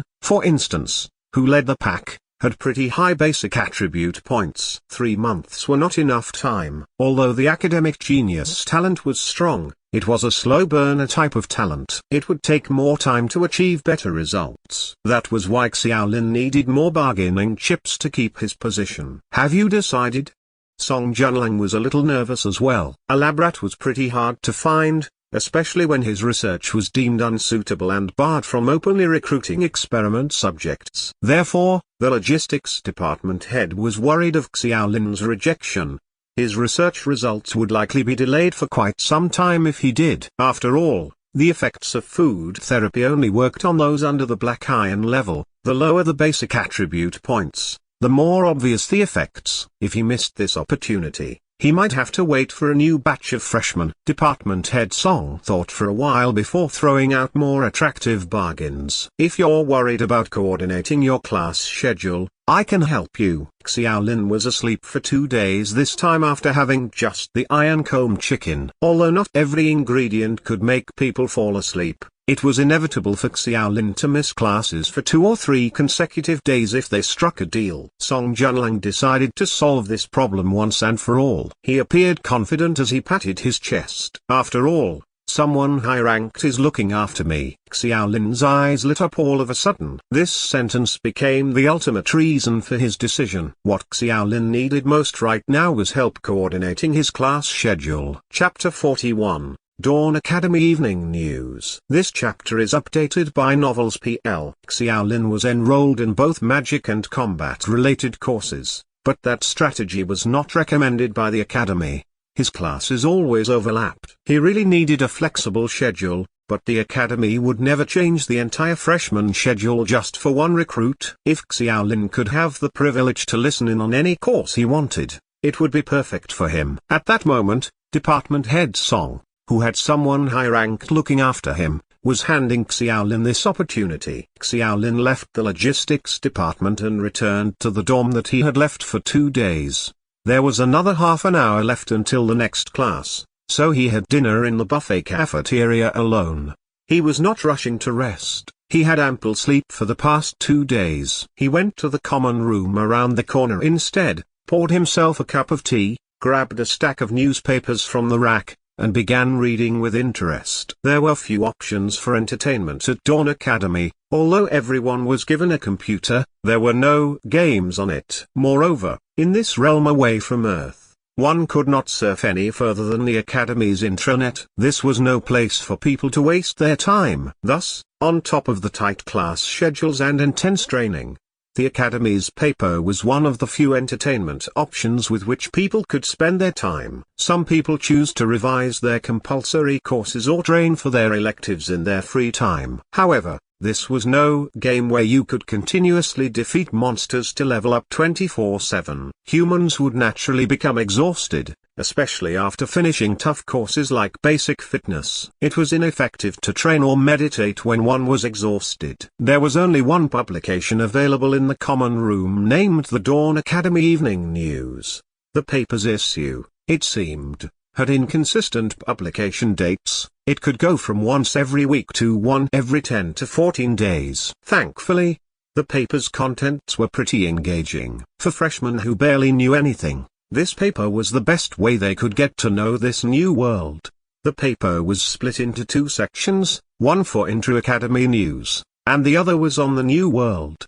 The Intra-Academy section was not really interesting. It usually published either praises for some capable seniors or motivational pieces for students to work hard. The latest news was the welcome for freshmen. The dean participated in the orientation for the first time, gave an important speech, and expressed his high hopes for the freshmen. On the other hand, the New World section was of interest for many students. There were adventure stories from recruits in the New World, as well as photos of peculiar flora and fauna and unique sceneries. The paper used the same virtual reality technology. Tapping on photos would make magical multi-dimensional projections appear, looking more realistic than 3D movies. That was the main reason why freshmen loved reading the paper. Copies of the paper were limited, so it was impossible to give everyone a copy. Xiaolin was there early, and he was the only one in the empty common room. He found a soft sofa, sat down, and flipped the paper open. He wanted to skip the Intra-Academy section, but he was quickly attracted by its headline. A few huge, black words on the first page of the Intra-Academy section read, "Expose suspicion over Song Junlang's continuous tenure as department head." Xiaolin's eyes twitched. This was an aggressive headline. Although he only knew Song Junlang for a brief time, and acknowledged that it was suspicious for him to continuously claim that someone high-ranked was looking after him, this young and handsome department head had been pretty friendly and pleasant. The article was lengthy. It described Song Junlang's life. He was accepted by the Dawn Academy 8 years ago, and he displayed great capability back then, on top of being a talented recruit. Although no one knew the true extent of his talent, his life at the academy had been pretty smooth sailing. Even the dean put him on a pedestal. After his graduation, Song Junlang was fortunate enough to explore the new world with the dean for the colonization. Xiaolin was mildly confused at this point while reading about the department head's past. The first part of Song Junlang's life at the Dawn Academy was undeniably grand, but given the provocative headline of this article, it was impossible for it to only talk about his achievements. Xiaolin held that thought and continued reading. Soon after the adventure, To secure a colony in the New World, Dawn Academy launched multiple attacks on the mermaids who interfered with the colony. Mermaids were a weak species on planet Norma, so this war was led by graduates and interns.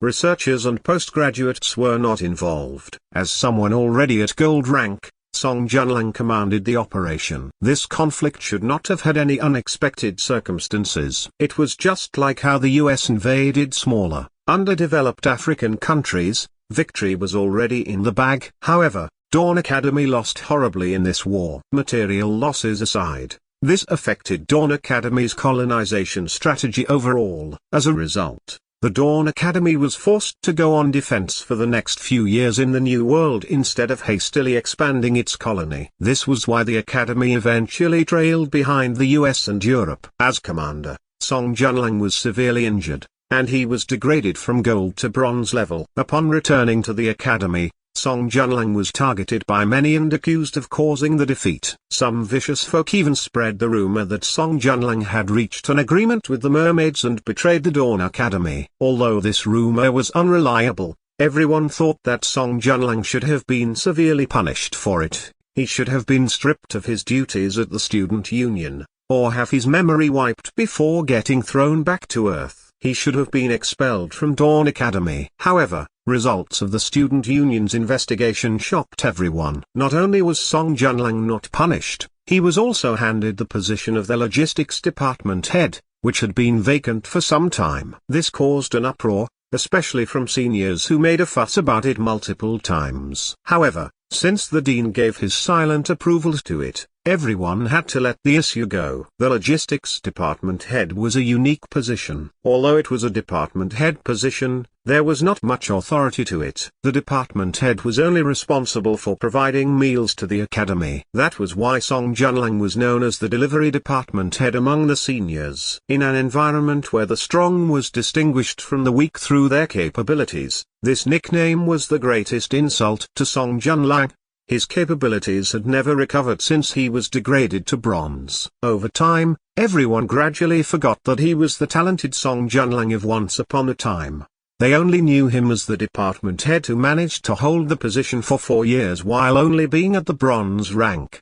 The article was filled with sarcasm. It criticized Song Junlang for being unfit to be a department head and that he only managed to stay put through his connections. The student union would probably strip him of his position in the next election cycle. After reading the article, Xiaolin put the paper down and went silent. He finally knew some things about this unreliable, yet friendly department head, and he also understood why Chen Yu, as a second-year leader, dared butt heads with department head Song that night. Chapter 42, Basic Perception. This chapter is updated by Novels PL. Xiaolin overheard the phone call between the student union president and year leader Chen Yu that night. The president seemed to have said that both Dawn Academy and the dean owed department head Song a huge favor. It was completely different from what was being reported in the article. Xiaolin did not know who to trust, but when his eyes landed on the end of the report, he was stunned. Dawn Academy had a propaganda department,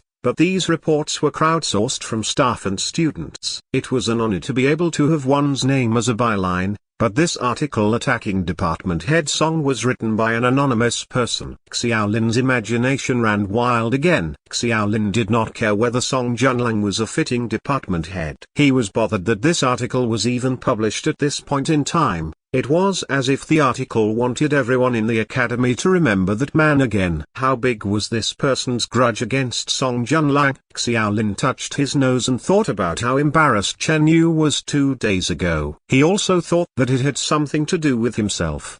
But that was him making the worst assumption about Chen Yu. Maybe Chen Yu was not as petty as he thought. It was break time, and other students began arriving at the common room. After afternoon classes, most people liked resting here to drink tea and read the paper before dinner. Ayo. If it isn't class monitor Xiao, I heard you've skipped class for 2 days. Were you sick? Xiaolin looked up and frowned. The sarcastic tone came from someone he knew, Wang Dalin.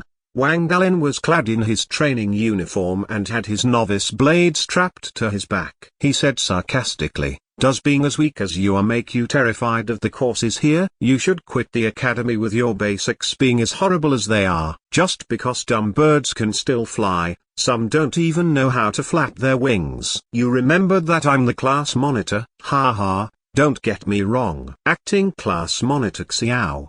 Wang Dalin stressed the word acting. I was going to let you off after your silence period ended, but it looks like I'll have to extend your silence period to a month. Xiaolin used his authority without mercy. Do you think I care? Wang Dalin was pissed, but he could not do anything about Xiaolin's authority. He scoffed. Go on, be arrogant. In 3 months, you better watch your back. Xiaolin did not bother much about the incident. Many people were envious of his position. Wang Dalin was just another one of them. Xiaolin was more concerned about getting into basic meditation as soon as possible. Eating anything that had to do with intelligence or meditation from Department Head Song would be a good idea, but there was too much uncertainty with the effects of food therapy. It could complement, but it would not help much. Before going to Department Head Songs that night, Xiaolin had already come up with a solution. The SS grade academic genius talent's automatic skill replication. The replication skill could allow him to use any F grade skills for 3 minutes, but the replicated skill would be forgotten completely after the time frame. He had a thought the other day while speaking to the sophomore senior Jiang Tingting. Xiaolin had been mistaken before this. He thought that replication would allow him to replicate proactive skills, but there was no such description for it. Therefore, it was possible that it could replicate passive skills too. This possibility intrigued Xiaolin. If his assumption was right, this talent could give him more than he could imagine.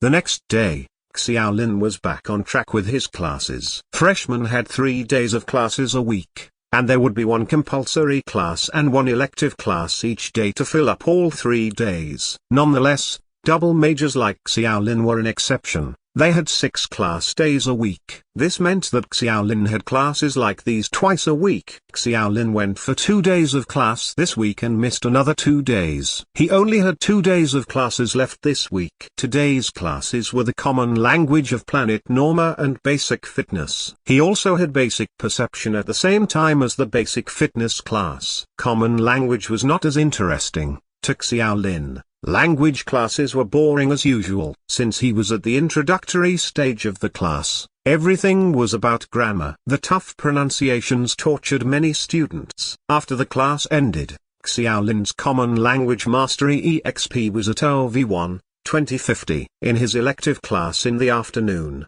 Xiaolin roughly understood the basic fitness class. This was just a course to increase his fitness. Moreover, due to Department Head Song's Iron Comb Chicken, his physique had increased by 2 points, and his basic fitness increased by 1 level. Therefore, he did not need much from the basic fitness course. One thing worth mentioning was that, although the basic fitness class could help improve one's fitness by improving their fitness, the person's physique would not be exactly the same as his fitness. This was mentioned in the first lesson. Basic fitness was mainly meant for providing one's body with enough strength to perform skills. Everyone understood this as a mage's magic points. That was why Xiaolin chose the basic perception class. Although he missed the first lesson, he was not worried about missing a lot since the attentive Gixioyu was in the class. Basic perception was mainly to cultivate students' perceptive exploration ability, as well as their hit rates for various spells. For most people,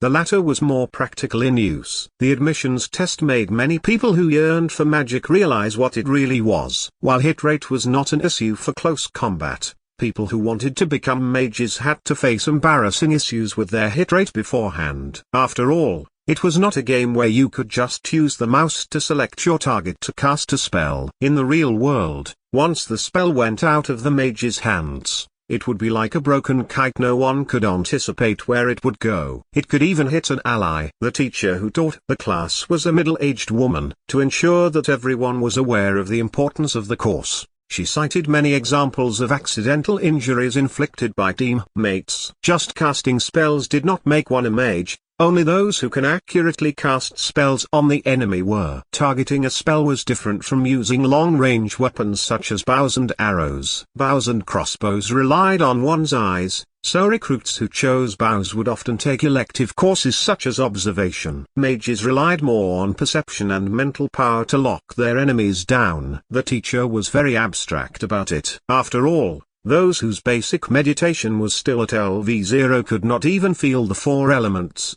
let alone talking about mental power. Xiaolin asked Gixioyu about it quietly. The girl subconsciously pushed her glasses before giving her answer. Have you ever heard of laser guidance? The principle of spell aiming is similar. Mental power would be your laser, and the spell is your missile. Xiaolin had to admire how the girl always managed to use her own thinking to transform abstract and complex magical knowledge into familiar analogies that could be better understood. No matter what, Gixioyu's words really helped Xiaolin a lot. After the class, he gained an extra skill and more XP in Basic Perception LV0, 2050. Chapter 43, Replication Target. This chapter is updated by Novels PL. Xiaolin's first week at Dawn Academy ended without much drama. Everyone was allowed to have one free day on the weekends, so it was the perfect opportunity for most people to explore the academy. However, there were only limited places on campus that were permitted for exploration. Dawn Academy was huge. It was a lot bigger than Xiaolin imagined. Dawn Academy's compound was at least a few times bigger than the prestigious schools on Earth, but there were only a few places on campus where freshmen were allowed to go. There were many areas on campus where access rights were strictly enforced to keep freshmen out. The training venue and public classrooms were open on weekends, but not many people took the initiative to train themselves. Most of them did not have such a level of consciousness in their first week on campus. To Xiaolin, the weekend meant that his replicating skill finally completed its 7-day cooling period. He got this idea from chatting with Zhang Dingting a few days ago. If this talent could help him replicate others' passive skills, basic meditation would perhaps become very simple for him. Xiaolin first set his target on Gixioyu. The girl's intelligence was extremely high. Along with her unique ability to understand things, she had an unmatched talent in learning magic. Xiaolin called Gixioyu to the common room that morning. The girl did not ask why, but the blinking eyes behind her glasses had doubt in them. Launching the replication skill. Target, Gixioyu. Replicated skill. Basic Meditation LV2, F grade. Select replication. Xiaolin's lips quivered. He had not made it to the second basic meditation class, but he did not expect the girl to have improved her basic meditation to LV2. He could not help but ask, aren't you improving your basic meditation a little too fast? Gixioyu knew that the class monitor was capable of checking everyone's attributes, so she was unsurprised. She replied with her clear voice, it isn't fast. The highest level for basic meditation is LV10. I'm too slow. Did you train in the dorm after school? Xiaolin guessed. He did not believe that Gixioyu could get up to LV2 with the 3 allocated hours in class. Gixioyu nodded decisively. Now that I think about it, the effectiveness of basic meditation is pretty bad. Maybe it's because of the fatigue. Humans' mental power and fitness have their limits. Don't work too hard. Xiaolin felt bad for this girl all of a sudden. Maybe Gixioyu was only pushing herself this hard because she only had 2 years left to live. No, not exactly. That basic meditation class was special. Gixioyu hesitated, shook her head, pushed up her glasses, and said, if there's nothing else, I'm heading to the meditation hall. Yeah, go ahead. Xiaolin thought about it and decided not to replicate the skill. Gixioyu said that the highest level for basic meditation was LV10. If basic meditation was only F grade, it was an undeniably better choice to replicate a LV10 basic meditation skill than a LV2 one. Xiaolin decided to follow Gixioyu to the mediation hall. There were 3 meditation rooms open for freshmen on the weekends, and each of them could fill over 200 people. They were more than enough to accommodate all freshmen. Xiaolin was there early. There were only over 30 people in the meditation hall. Gixioyu and his presence attracted everyone's attention instantly, but all for different reasons. Gixioyu, on one hand, had the utmost respect from everyone in the basic meditation course. There were people who admired and envied her, But if the person you envied was so great that it was impossible to reach her level, you would only have to stew in that pure jealousy. Regarding Xiaolin, everyone felt speechless. Instructions in the freshman code were clear. The penalty for unexcused absences was so severe that the freshmen could not afford it unless they planned to be wiped of their memories and kicked back to earth. However, someone dared do so after all. Everyone admired Xiaolin a lot for that. Some even maliciously speculated that if Xiaolin reappeared in the next class, the Lalai teacher would definitely lose her temper. Xiaolin peeked into the meditation room as well and was left speechless. Those who came to train this early in the morning had pretty decent basic talents. They all passed the threshold to get into basic meditation. However, their basic meditation levels were generally lower than Gixioyu's. The one good thing going on was seeing Chen Dao, the timid acting monitor of class 12. His basic meditation level was LV1. Apart from him and Gixioyu, everyone else was at LV0. Xiaolin thought that he was in the wrong place. It was nearly impossible for freshmen to get their basic meditation level up to LV10 within a week anyway. Xiaolin decided to turn around and leave, leaving everyone else confused. Why was he even here? Who knows? Maybe for the nostalgia. Probably. I heard he's skipped 2 days of class. Some teachers were pissed about it. They threatened to kick him back to earth. What a pity. I heard he's an acting class monitor too. Each year's training classrooms were separated. The seniors' common classrooms were easy to find. However, there was strict management of access rights in all entrances on campus. Junior recruits could never get into the seniors' classrooms. Xiaolin walked around the training hall in frustration. Areas A and B were basically the freshmen's training halls. Meanwhile, areas beginning from C were filled with people clad in seniors' uniforms. Launching the replication skill. Meditation skill search begins. Elementary meditation LV3. E-grade, unreplicable. Xiaolin sighed. He shifted his gaze away from a sophomore who walked past him. The effectiveness of waiting for a miracle to happen was really low. There was minimal chance that he would bump into someone with a LV10 basic meditation. Once someone passed that level, it would advance to elementary or intermediate basic meditation. It would be impossible to replicate those due to their higher grades. He realized a severe problem soon after that as well. Even if he did replicate it successfully, he only had 3 minutes. He would need more than 10 minutes to walk from the seniors' training halls to the freshmen's meditation room. There were special elements and magic in the meditation room, so the effects there would definitely be better than doing it outside. He still needed to find a way into the seniors' classrooms. Xiaolin came to a realization. He nearly forgot about the department head who had some high-ranked person looking after him. He dialed his phone. The magic phone's VR function began showing Song Junlang's sleepy face. He yawned and complained, "Do you know what time it is? It's only 9 AM. It's the weekend." The weekend. The logistics department head had too much free time. Xiaolin grunted and cut straight to the chase. "I want to access the seniors' classrooms. Can I?" Department head Song rubbed his eyes and rejected Xiaolin's request right away. "You're joking. How is that possible? Even if I lent you my pass, it wouldn't work.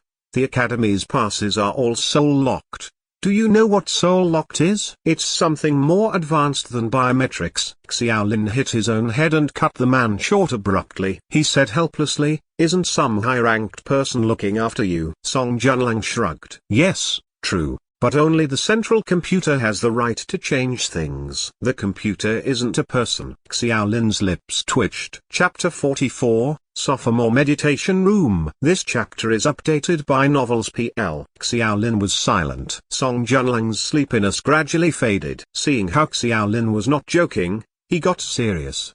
"Do you really want access? What do you want in the seniors' classrooms? To listen in? Would you even understand?" Song Junlang expressed a little disdain. After all, he used to be the genius talented recruit back then. "Moreover, don't you think the teacher will chase you out? I have you, don't I? You said you'll help me." Department head Song's eyes flinched. "I think you're taking this too far." "Fine, stop wasting time. I just want access to the sophomore training field or classroom." Xiaolin sighed. "If it's too much trouble, forget it." Song Junlang called him. Wait. Sophomore. You only need sophomore access. That's right. Department head Song frowned in thought. I thought you wanted to sneak into the senior or researcher's labs. If it's just for sophomore, it's not impossible. I can give you temporary access, but it only lasts a day. Is that okay? Definitely. Xiaolin was happy. Will it really work? I'm department head. It's within my authority. Song Junlang told Xiaolin to wait, moved away, then popped back up in VR after a few minutes. He said proudly, "It's settled, but what are you trying to do? Don't lie to me about listening in. It's the weekend." Beep beep beep. Xiaolin had already hung up. He found a passing recruit, asked for the location to the sophomore meditation room, thanked him, and hurried away. Xiaolin took a pass from the front of the first classroom in the fourth row of Area C on the outside. The card was no different from travel passes on Earth, but Song Junlang said that this one was soul-locked. The fancy word shocked him. He flipped the card around, but could not see anything substantial. Xiaolin took the card and swiped it past the door lock. With a beep, the meditation room's door was opened silently. As he felt pleasantly surprised, he once again felt that Song Junlang's authority as a department head was indeed beneficial. The sophomore meditation room was bigger than the freshman's, but everything else was the same. There were more people there on the weekend than there were freshmen. At a glance, there were about 70 to 80 people in the room. It was very quiet. Everyone sat cross-legged on the mats. Some people quietly opened their eyes, glanced at Xiaolin in confusion, but soon closed their eyes again. Xiaolin nodded in satisfaction. The more people there were, the greater the available options. He immediately turned on the Academic Genius replication skill and began searching for appropriate meditation skill levels. Elementary Meditation LV5, E grade, unreplicable. Elementary Meditation LV4, E grade, unreplicable. Elementary Meditation LV7, E grade, unreplicable. Intermediate Meditation LV1, D grade, unreplicable. After a few minutes, Xiaolin wiped sweat from his head. He scanned the entire meditation room, but none of their skills were lower than the elementary level. He even found a D-grade intermediate meditation skill. The sophomore students that year seemed too strong, or maybe it was the quality expected of sophomore recruits. As Xiaolin thought about how many freshmen were still struggling with basic meditation LV0, he could not help but feel ashamed. He closed the meditation room's door silently and decided to try his luck in a few other classrooms. There were 4 meditation rooms for sophomore recruits. If he had no other choice, he had to choose Gixioyu as his replication target. Xiaolin still could not find suitable targets for replication in the second and third meditation rooms. Thankfully, it seemed that the better sophomores were concentrated in the first classroom. Nonetheless, the levels of those in the latter classrooms were still strong. They had at least LV1 for elementary meditation. Basic meditation was F grade, and elementary meditation was E grade, so it was not within the scope of replication. Xiaolin was secretly surprised. Elementary meditation was indeed the standard for most sophomore recruits. It seemed like he had no choice but to replicate the skill from Gixioyu. After swiping the card, the door of the last meditation room opened silently. It was different from the silence in the previous classrooms. There were a lot of people there, and there were at least 20 to 30 students gathered in 2s and 3s chatting together. A few women were enjoying bags of peanuts and sunflower seeds. If it was not for the sign hanging on the door, Xiaolin would have thought that he walked into a supermarket. Xiaolin's sudden appearance attracted everyone's attention. There was a brief silence in the classroom, then louder voices broke out. Am I seeing this right? Is he actually wearing a freshman's uniform? A freshman? Maybe a repeater. Even if you are a repeater, you can't have permission to come in. Xiaolin could vaguely hear that their focus was on him. Since there were not many clothes to change into on campus, everyone wore uniforms most of the time. It was very clear which year each student belonged to. In this sophomore classroom, Xiaolin's green freshman uniform made him stick out like a sore thumb. Why are you still stunned? Come in quickly. If you don't close the door, it'll leave a bad impression on anyone who sees us. A short-haired woman closest to Xiaolin strode forward, pulled him in, and closed the door. He instantly became the focus of everyone's attention. Many of them stared at him with hostile vigilance. Xiaolin wiped sweat from his forehead and smiled. Dear seniors, I'm just here for the meditation room. I think I might be in the wrong place, so won't bother you. No, you're in the right place. This is the meditation room, but the freshman's meditation room is in Area B. The short-haired woman stood in front of the door to stop Xiaolin from leaving. She scrutinized him and said, "Are you from the student union?" Xiaolin, why are you here?" A familiar voice came from the crowd. Xiaolin looked in the direction of the voice. It was his acquaintance, Zhang Tingting, the sophomore recruit from whom he asked for advice from a few days ago regarding meditation. "So you know each other." Some people put their guards down and returned to their own circles to chat and eat sunflower seeds. "Tingting, who's this?" "Xiaolin, your new boyfriend?" someone asked. Did you break up with Gafanshan?" "No way, I saw you guys together yesterday." "You should be giving us a non-disclosure fee for this." "Not much. We just want 200 redemption points." It was mostly women in the meditation room. If 3 women could stir up some drama, the amount of drama in there must have been palpable. They were all chatting at the same time, and Xiaolin had no room to explain himself. Zhang Tingting became irritated and overpowered the others with a louder voice. "Shut up! What are you talking about? This boy's a freshman monitor." For a moment, there was pin-drop silence in the meditation room again. Chapter 45, Advanced Meditation. This chapter is updated by Novels PL. "You're a freshman monitor?"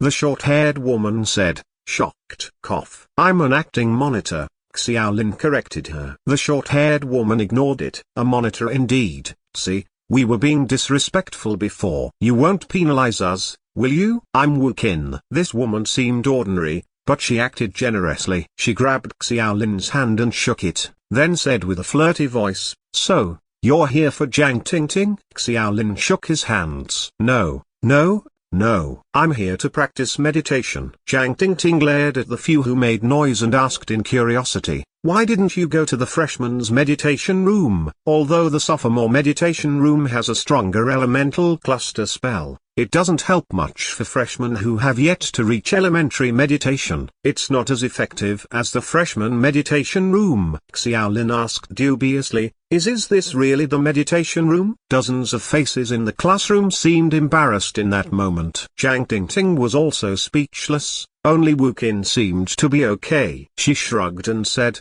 "To put it simply, our meditation level is relatively lower." Get it? Xiaolin understood it then. He felt embarrassed. If these people were gathered in schools on Earth, they would have a more direct name: poor students. Everyone was at the same starting point when they first entered as freshmen. Apart from the talented recruits, it was still hard to tell good students from the bad ones in the first year. However, it was clearer in second year. It was no wonder that these people would come to the meditation class on weekends to chat and eat snacks. Xiaolin thought that they were probably letting themselves rot. Wu Qin caught Xiaolin's expression and angrily said, "Do you actually think that we're giving up on ourselves?" Tingting just said that the sophomore meditation room is made for people in the elementary meditation level. Understand? Xiaolin understood it better now. These were the poor sophomore students, and they were also not at the elementary meditation level. They did not want to go to the freshman's meditation room.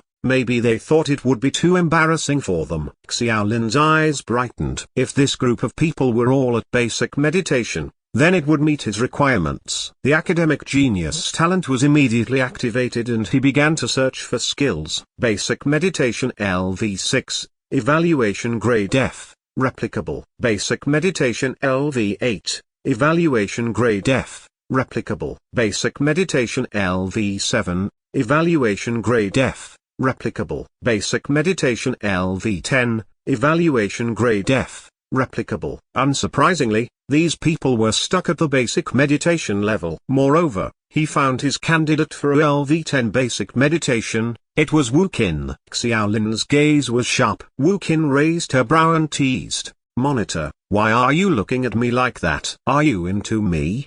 If you profess your undying love, I might consider you." Xiaolin was speechless. Before Wu Qin misunderstood him further, he looked away and said loudly, "I'm going to start meditating. Seniors, can you give me a few minutes?" "Yes, Just 3 minutes. He had no choice. Meditation training required a silent environment, otherwise, it would be hard to focus on sensing the elements. If they did not cooperate in this noisy classroom, it would be impossible to do anything. Wu Qin retracted her sarcastic look. You really want to meditate right here? I'm not joking. Zhang Tingting did not believe him. What's your meditation level? Basic meditation LV0. Xiaolin did not want to lie about that.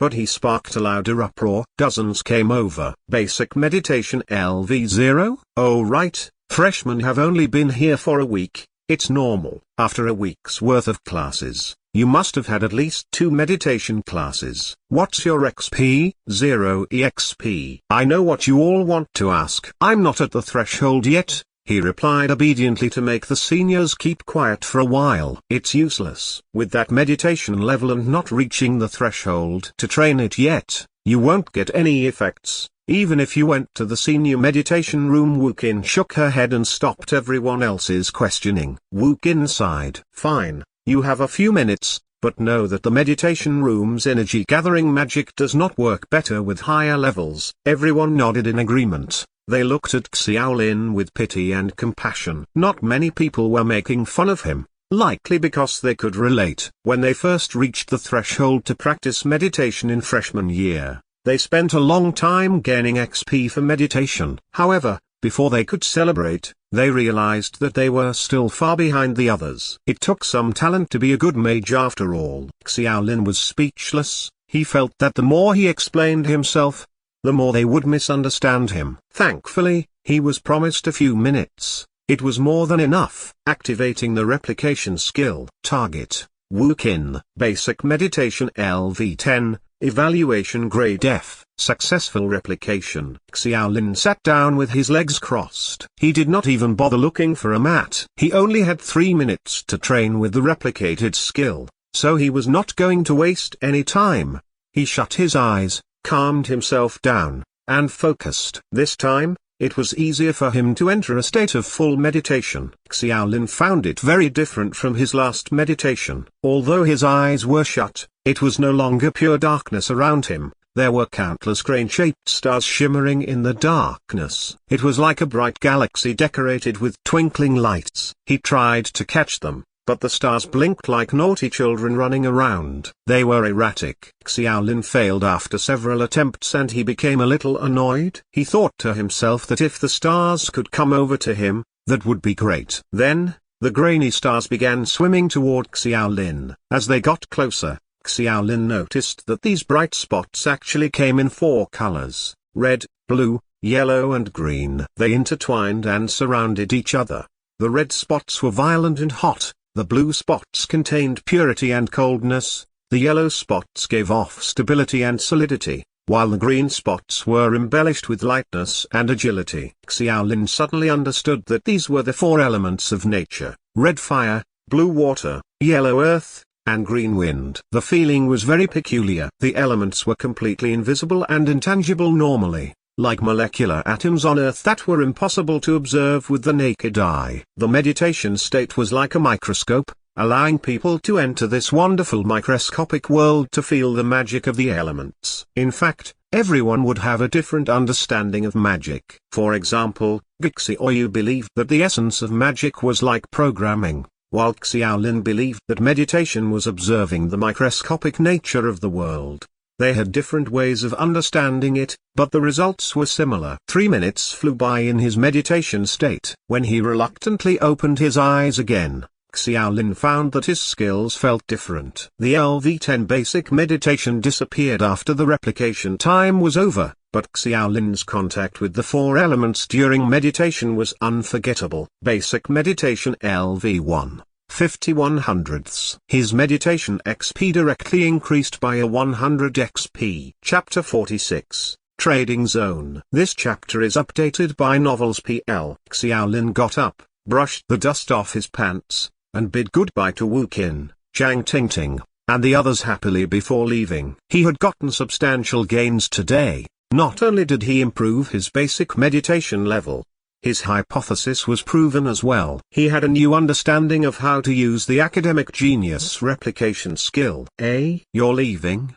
Wu Qin was confused. Xiaolin's excited and relaxed disposition was different from what she had expected from him. She estimated the freshman to be demotivated. It was inevitable. Reaching the threshold for meditation required talent. Some people could never cross that threshold. It was not a problem that could be solved by coming to the sophomore meditation room. Wu Qin had come up with a speech in her head to comfort this adorable freshman. My problem has been resolved, so I won't bother you all anymore.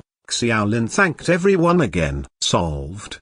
Wu Qin had a slow reaction. Soon after, she thought of something, winked at him, and giggled. Oh, don't be shy, little boy. Don't you want to stay with us longer? Why are you looking for excuses? You shouldn't underestimate the power of meditation. Just because our results are ahem. In short, it took some time for us to get our XP up from 0 to 1. Xiaolin said vaguely, I think I've reached the threshold to practice meditation. Haha, you're funny. How could your XP have increased after just a few minutes of meditation? There were chuckles around him. In their experience, they knew how difficult it was to start meditating. They were not being cruel, but they thought that this freshman was a little full of himself. I think I should go. No way.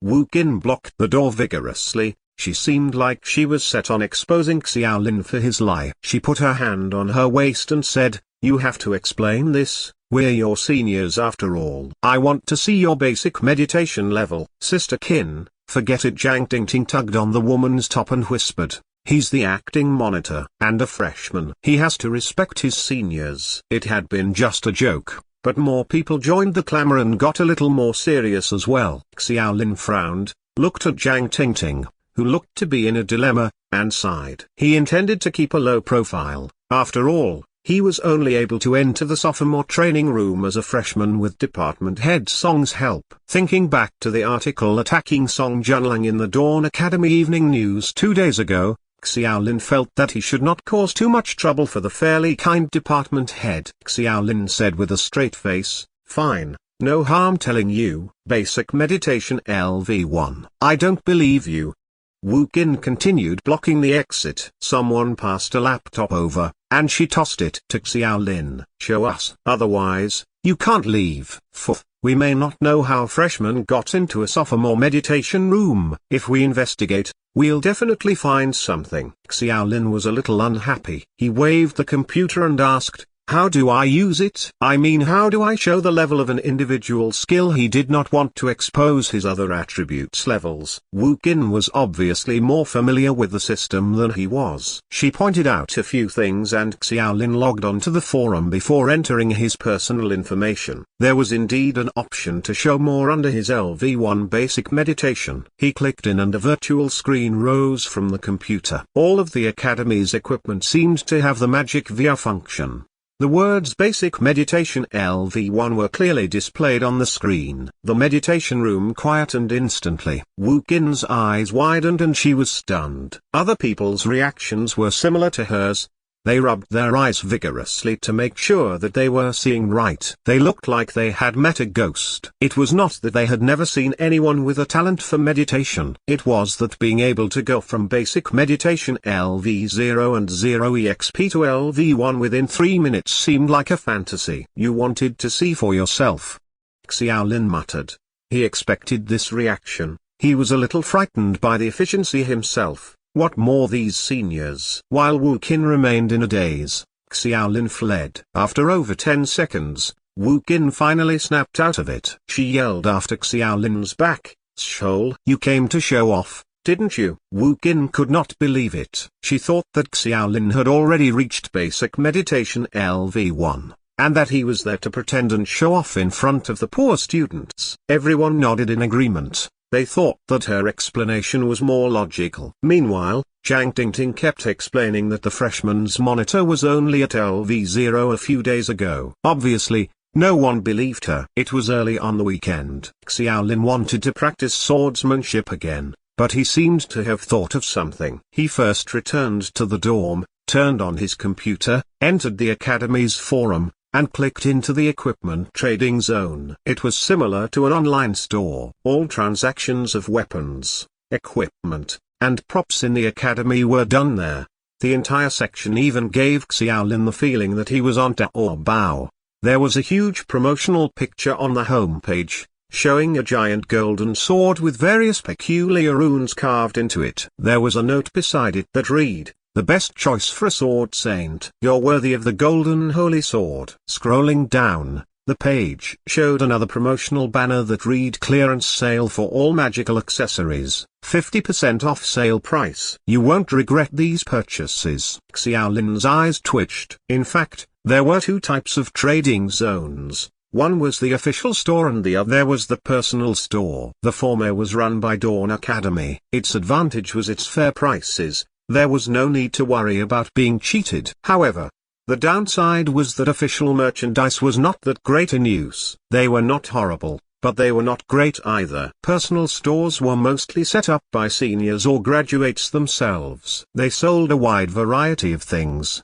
The higher the year of the seller, the better the things were. However, their prices were uncertain. It was possible that you could be conned for a fortune. This trading section was open to the whole academy. Nonetheless, there were very few freshman buyers. Xiaolin casually clicked open a few stores and the things sold in them were worth tens of thousands of redemption points. It was not suitable for freshmen, nor could they afford such things. Xiaolin only had 800 redemption points. Since he wanted to practice both magic and martial arts, he first had to have a wand. This was also mentioned in the basic perception course. They were currently focusing on training one's hit rate, so the teacher suggested that the recruits get wands. The wand was not necessary for casting spells, but it could gather and arrange elements better and faster. For freshmen who were just starting out, the wand was essential. Chapter 47, Weapons. This chapter is updated by Novels PL. The weapons on there were divided into levels like individual capabilities were. There were black iron,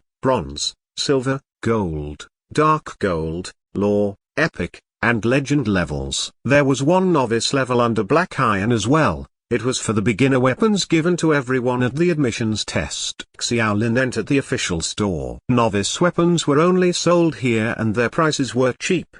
They cost about 20 redemption points, but long-range weapons like bows and wands were a little more expensive, costing about 50 redemption points. Xiaolin thought about it for a while before searching for black iron level weapons. There were more options, but their prices increased by a few times as well. Black iron weapons cost at least 100 redemption points, and some went up to 200 or 300. Apart from weapons, the official store sold other practical props as well, such as mental strength recovery potions, healing potions and so on. They were not expensive. They cost about 50 to 100 redemption points. However, not many freshmen were willing to buy props that were for one-time use. Textbooks were available as well. You heard right, one was not given textbooks in this academy. They must be purchased. Xiaolin could not come to a decision, so he moved on to the personal stores. He set the search filters to novice and black iron level weapons. Anything higher than those were too expensive and unusable. As he casually browsed, Xiaolin noticed that there were various restrictions for use for the higher level equipment. For instance, there were requirements for strength, agility, intelligence, or other capability requirements. If these conditions were not met, these weapons would not perform upon use. It would be like letting a novice-level freshman hold a golden sword. The sword would not be able to exert its special effects or attack power to the maximum effect at all. In the hands of those below the requirements, the performance of the sword would not even be as good as a novice weapon. The goods sold by seniors were roughly divided into two categories. 1. To resell the equipment and props they had used at low prices to recover some of the cost. Although these equipment were old, many of them were still in good and usable condition. The other category was repossessed equipment that was originally sold in the official store. Seniors would resell them at a higher price to earn the difference. Take the image of the novice dagger that Xiaolin casually opened for example. From the looks of it, this dagger was no different from the one he used, but the blade in this moving picture was obviously shining with light blue light. The novice dagger, elementary frost enchantment, with an F-grade physical attack power, would slow one's enemy down. Upon hitting an enemy, there would be a chance to reduce their movement speed by 10%. Its price was 200 redemption points. Xiaolin was shocked, not because the price was almost quadrupled, but the frost enchantment effect actually increased the dagger's attack power grade from F to F. Unfortunately, the enchantment course was currently not open to freshmen. There were a few lines next to the picture that read, "In order to welcome freshmen, I'm running a 1-week 20% offer promotion." Dear friends, as you usher in your first monthly exam, good weapons and equipment will help you get better evaluations and more rewards. What are you waiting for? Trust me, slow close-range weapons are definitely the better choice for the freshman exam. He seems like a guy who specializes in freshman's business, but unfortunately it's still too expensive, Xiaolin mumbled to himself. He did not believe that those were the real prices. Even if it was 20% off, the cost was probably even lower than that. Instructor Qin said that, in Dawn Academy, there would be a test similar to the admission test conducted every month, commonly known as the monthly test. One could get great rewards based on their evaluation, but on the flip side, each death would deduct one's health points. The first monthly exam was still 3 weeks away, and it was a little stressful for Xiaolin. There were not many seniors doing business with freshmen. They probably thought that freshmen did not have many redemption points and the profit from novice-level equipment and props was too small. It was not worth their time and energy. Most of them were sophomore recruits who put up the weapons they did not want for lower prices. For things like the novice weapons that held enchantments,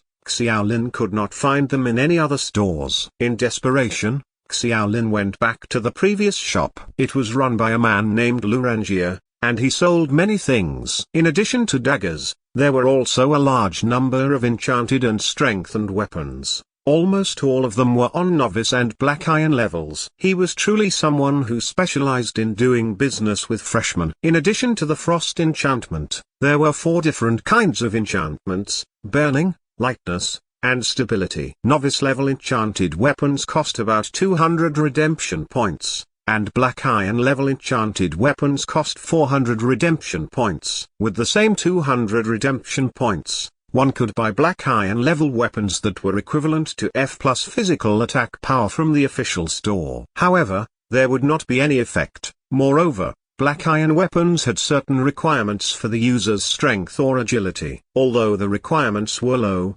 unfortunate Xiaolin had yet to satisfy them. Apart from close-range weapons, novice ones and those similar to it had enchantments like elementary focus, elementary perception, elementary spell penetration and so on. The price for those was 50 redemption points more than physical weapons. These enchantment effects could make up for the freshman's lower hit rate, accuracy and damage. Xiaolin was a little swayed, but he was not eager to buy. He did not want to be taken advantage of. He chose to contact the seller instead. According to the store's simple introduction, this person named Lurangia was a third-year recruit. Since it was around noon on the weekend, Lurangia happened to be online. Not long after Xiaolin sent his message, he received a response. The duo talked in a separate chat box. Since they were not familiar with each other yet, they did not turn on the magic VR system. Xiaolin politely said, "Good day, senior." Lurangia was straight to the point. "Haha, good day, junior. Which product are you interested in?" Xiaolin was also very direct. "It's too expensive. Can you do it cheaper?" "Dear junior, you get what you pay for. You won't have access to enchantment courses for a long time, and other seniors are too busy to be making enchantment weapons available at the novice level. I'm the only one who gets to make a small profit while benefiting freshmen. There is no other shop like mine." Even after some attempts at bargaining, Lurangia refused to budge. He claimed that the 20% discount was his limit. He would not make any profit if he lowered the price any further. Xiaolin had no choice but to ask whether there were other types of enchantment weapons. After all, it was his first time using his redemption points. He wished he could split up each point he had. It was only natural for him to hope that there were more choices before coming to a decision on which weapon was the most effective for him. Chapter 48, Custom Made. This chapter is updated by Novels PL. Lurangia surmised that a freshman would be concerned about cost and value. He quickly replied, "Enchantment is a very advanced course and there's a wide variety of types. involving many other related courses such as alchemy and elementology. Not even graduate students would dare claim that they've mastered all kinds of enchantments. At most, they choose several specific areas for in-depth study. In other words, these are the only enchantments you have. You could put it that way. Higher-ranked enchantments are available too, but higher-ranked enchantments cannot be applied to lower-ranked weapons. Laurentius continued to explain. In fact, the practical value of these enchantments is really good. Your monthly exam is coming and a good weapon can definitely help out a lot. But I noticed that none of the ones you sell have any skills attached. Don't they have enchantments for those? Xiaolin was still not satisfied. He had slashing as his physical attack, but nothing when it came to spells. The admissions test had clearly demonstrated to him the difference in damage between brute force and actual skill. What's wrong? Laurentius smiled bitterly. Well, let me briefly explain that there's a fundamental difference between enchantment and enhancement. I won't speak about it in too much depth because you'll know soon enough when you take these courses in the future. Simply put, enchantment is when you carry out fine-tuning and upgrading without changing the structure of the equipment itself. Enhancement is when you adjust the equipment structure in order to achieve a higher strength. In other words, weapons with skills attached to them must undergo enhancement. Bingo. Then make me an enhanced magic wand that comes with skills attached. Laurentius once again used a series of ellipses to express his speechlessness. What's the matter now? I've taken the courses related to weapon enhancement, but I haven't completed any weapons yet. I must admit that having skills is very important for freshmen in the early stages, especially when it comes to the monthly exam. But frankly speaking, it's not worth enhancing the skills of a novice weapon. There are a lot of materials needed for enhancement, and many of them don't come cheap. Therefore, the price of a finished product is so high that it's practically unaffordable for freshmen. Xiaolin understood. Laurentius explained at length, but he only had one main point. Weapons with skills were so expensive that Xiaolin could not afford them. Xiaolin felt disheartened and asked hesitantly, how expensive are they? It depends on the customization requirements. A novice magic wand is not valuable itself, but its value lies in the embedded skill stone. The price will double if you want to enhance it, on top of the existing enchantment. After all that explaining, Laurentius casually stated a figure. It'll be at least 300 or 400. Xiaolin became suspicious. But the novice magic wand randomly assigned to us in the admissions test also comes with an energy bomb. It can't be that expensive. You're so naive, kid. Do you think the academy is so charitable to give freshmen weapons worth hundreds of dollars for free? Ha ha. Don't think for one second that Dawn Academy is a welfare institution. After a pause, Laurentius continued. The energy bomb is the most amateur of hand spells. It's not even black iron rank. The damage is limited, and a novice magic wand with the energy bomb is both flimsy and cannot be repaired. Hee, you understand now, don't you? That thing is actually an expendable item. It's probably only barely enough for you to pass the admissions test. Xiaolin started to believe it a little bit. As Laurentius mentioned earlier, freshmen who were given the novice wand would have blatantly taken advantage of it. In addition, he also noticed that the sophomores who sold outdated equipment in the trading zone did not sell any novice magic wands. Magic damage, which caused more harm than physical damage, came at the cost of being an expendable item. Whether it was worth it was besides the point. After all, the casting of a spell was not completely dependent on a magic wand. Xiaolin thought for a while and decided to call Gixioyu. She had just finished lunch and was on the way to the meditation room. After hearing Xiaolin's question, she pushed her glasses and said naturally, I found out when I checked the equipment's attributes after the test. Not to worry. You can learn energy bombs when your basic meditation reaches level 3. Huh? You can learn spells at level 3? I didn't know that. Oh, you weren't in that particular meditation lesson. Xiaolin wiped his sweat after remembering the meditation lesson. It was the same lesson he was forced to skip after eating department head Song's iron comb chicken and falling unconscious. He hurriedly asked, what about other skills? What's the minimum meditation level requirement for learning skills? That little lullaby. Ahem, I mean, did the teacher bring it up? Gixioyu was a good student who paid lots of attention in class. She thought about it for a moment and replied, Level 3 in basic meditation is the minimum requirement, but you can only learn a few low-powered spells with it. This is considered entry-level. Real Black Iron rank spells require at least level 5. In-depth discussions about all things magic brought out the talkative side of Xiaoyu.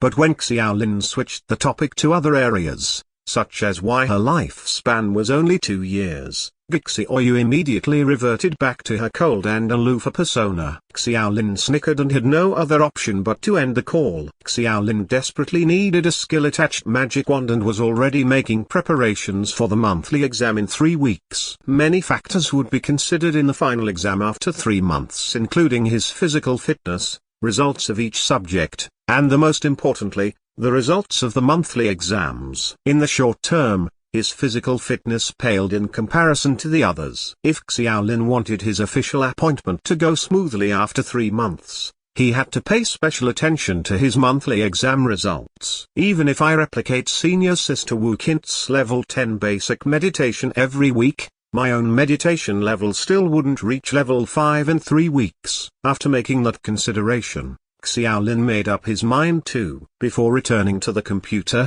Xiaolin replied Lurengia with determination, if the skill-attached novice magic wand is only 300 or 400 redemption points, I'll buy it. Lurengia was speechless again. What spells can I choose? Black Iron rank spells should be fine. What about higher levels, like bronze rank spells? Wait. Are you really going to buy it? I'm serious. Xiaolin actually felt rather disheartened. It was very expensive, especially when some of the ubiquitous Black Iron rank wands were slightly cheaper than that. Xiaolin had to spend his redemption points one way or another. The true value of a skill-attached weapon was that it could be used by freshmen right away. The enchantment and skill enhancement of the weapon did not change the usage requirements of the weapon itself. The cost of it was still acceptable, given that he would be getting a novice weapon that was on par with one of Black Iron rank. Chapter 49. Ice Bullet Wand. This chapter is updated by Novels PL. Let me first clarify that my small business doesn't accept any loans or installments. It's only been a week since freshmen like yourself have started classes, right? Haha. Lurengia still did not trust Xiaolin that much. He was very cautious, and as he said earlier, weapons that underwent enhancement had to be customized. He would stand to make a big loss if he made them, and no one wanted nor was willing to buy them at a high price. Xiaolin thought for a while and finally sighed before clicking open his personal data. He took a screenshot of his redemption points for Lurengia in order to dispel the latter's doubts. Lurengia seemed fond of using the ellipsis, and the conversation sunk into a long silence. Just when Xiaolin thought that Lurengia was going to disagree, the latter said again, "You got a grade S, didn't you? You must be the acting class monitor." "I am. Good God. My mistake. What skills do you want?" Lurengia's attitude changed quickly. According to the laws of enhancement, we can impart one level higher at most, but it'll come at a cost. The weapon itself cannot be strengthened in other aspects or undergo enchantment, because each piece of equipment must take into account its quality level. There's a capacity limit to how much energy can be put in. Of course, you can also choose to attach novice-level spells, which can undergo enchantment. Xiaolin pondered those explanations carefully. Many things, such as the capacity limit, might only be known to him when he finally took those courses. He asked, "What novice spells are there?" Lurengia explained it enthusiastically now. A novice spell can be defined as a weakened version of a Black Iron rank spell. For example, the novice level energy bomb is a weakened version of the Black Iron rank's convergent energy bomb, and the novice level flame spell is the weakened version of Black Iron rank's fire bullet. In terms of power, novice spells are one level lower than Black Iron spells. In other words, you can either use a novice spell along with an enchantment, or you can only attach one Black Iron rank spell to a weapon. You could put it that way, yes. Are there any Black Iron rank spells you recommend? Something that can be used in the monthly exam. It depends on what your goal is. For high damage, it has to be the Convergent Energy Bomb. This Black Iron rank spell is rated E in terms of power. The disadvantage is that it takes a while to gather up the energy, and if your basic perception isn't high enough, the hit rate will be very low. Forget about that then. Are there any others? Xiaolin decisively refused. He had seen the terrible hit rate of energy bombs and did not have much confidence in that. Then I recommend the control type. The ice bullet, with F-rated spell damage, has the effect of slowing the target's speed. Or perhaps the stunny, with a spell damage rating of F+, that can produce a short-term stun effect if it hits the target. If it hits the target?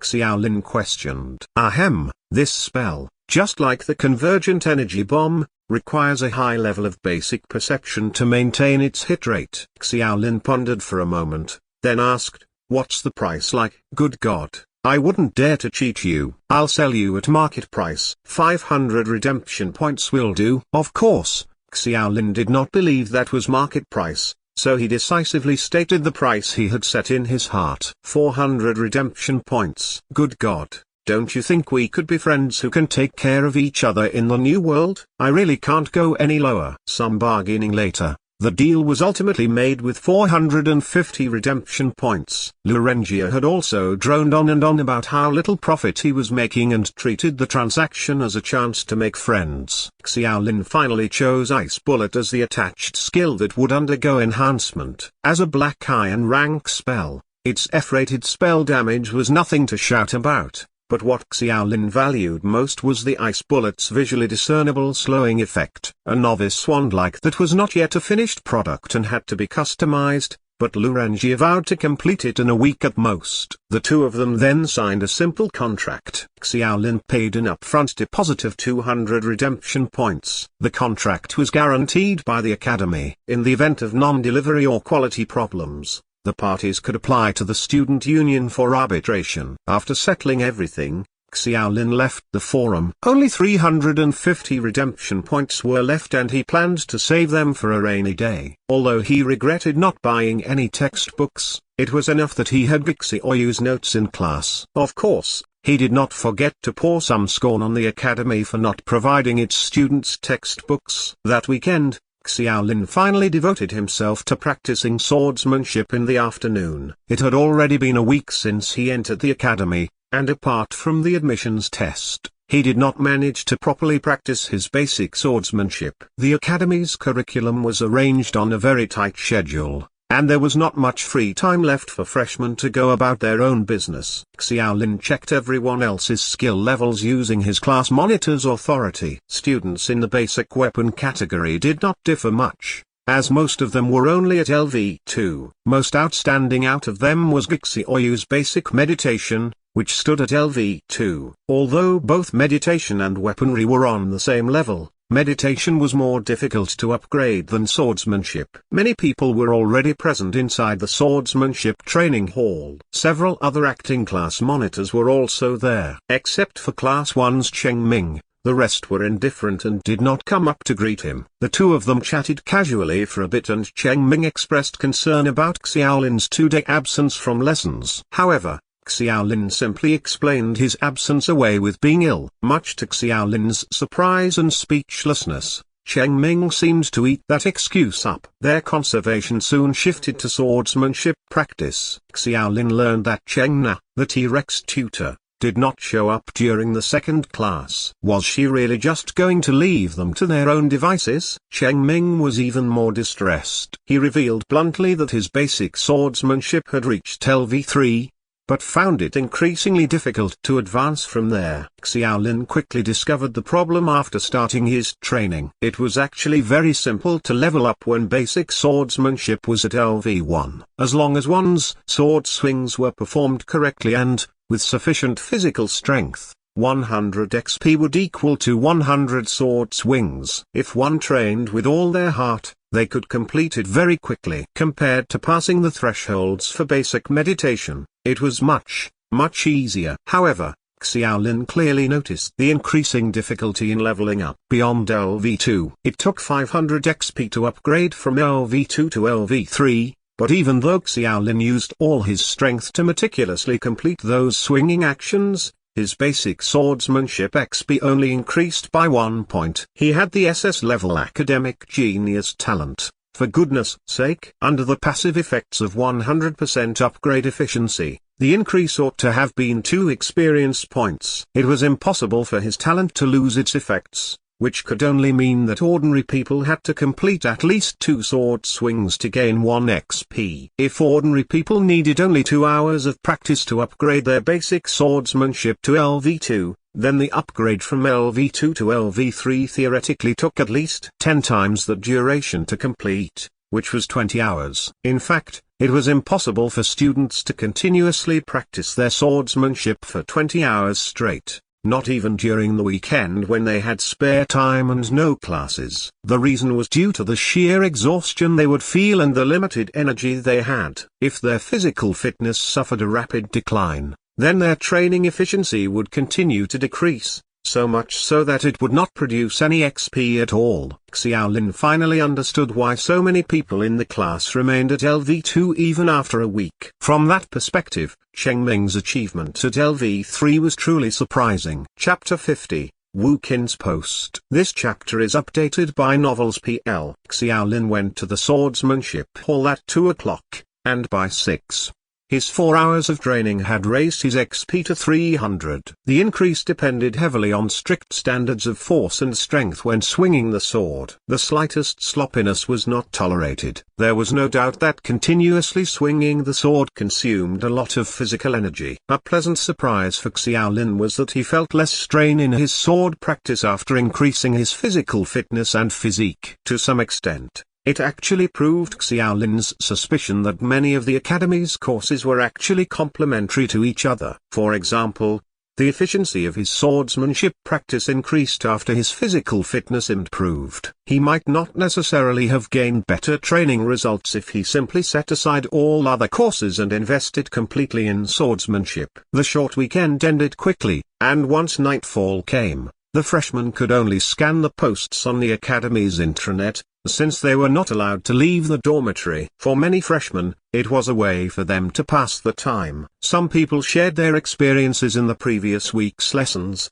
such as comparing the relative ease of different courses and which classes had better teachers. Everyone soon found out that the difficulties were actually rather similar. In the first week of the course, the teachers in all the classes did not actually teach anything too substantial. Whether they took basic swordsmanship or basic saber technique, the instructors merely asked them to repeat the largely non-technical swinging and hacking movements. Some people could not help but have some doubts. If that was the extent of the course, would it not be more convenient to train by themselves? Why was there a need for the teacher to be present? There were also many who complained that the Academy's system was too harsh. For example, being late was the one rule that received the most complaints. According to the freshman student code, 50 redemption points was to be deducted for every instance of late arrival. Those who passed the admissions test had redemption points, but not much, and for many who were used to sleeping late, getting up early was a Herculean task. Most of them thought that being late for 1 or 2 occasions was a non-issue,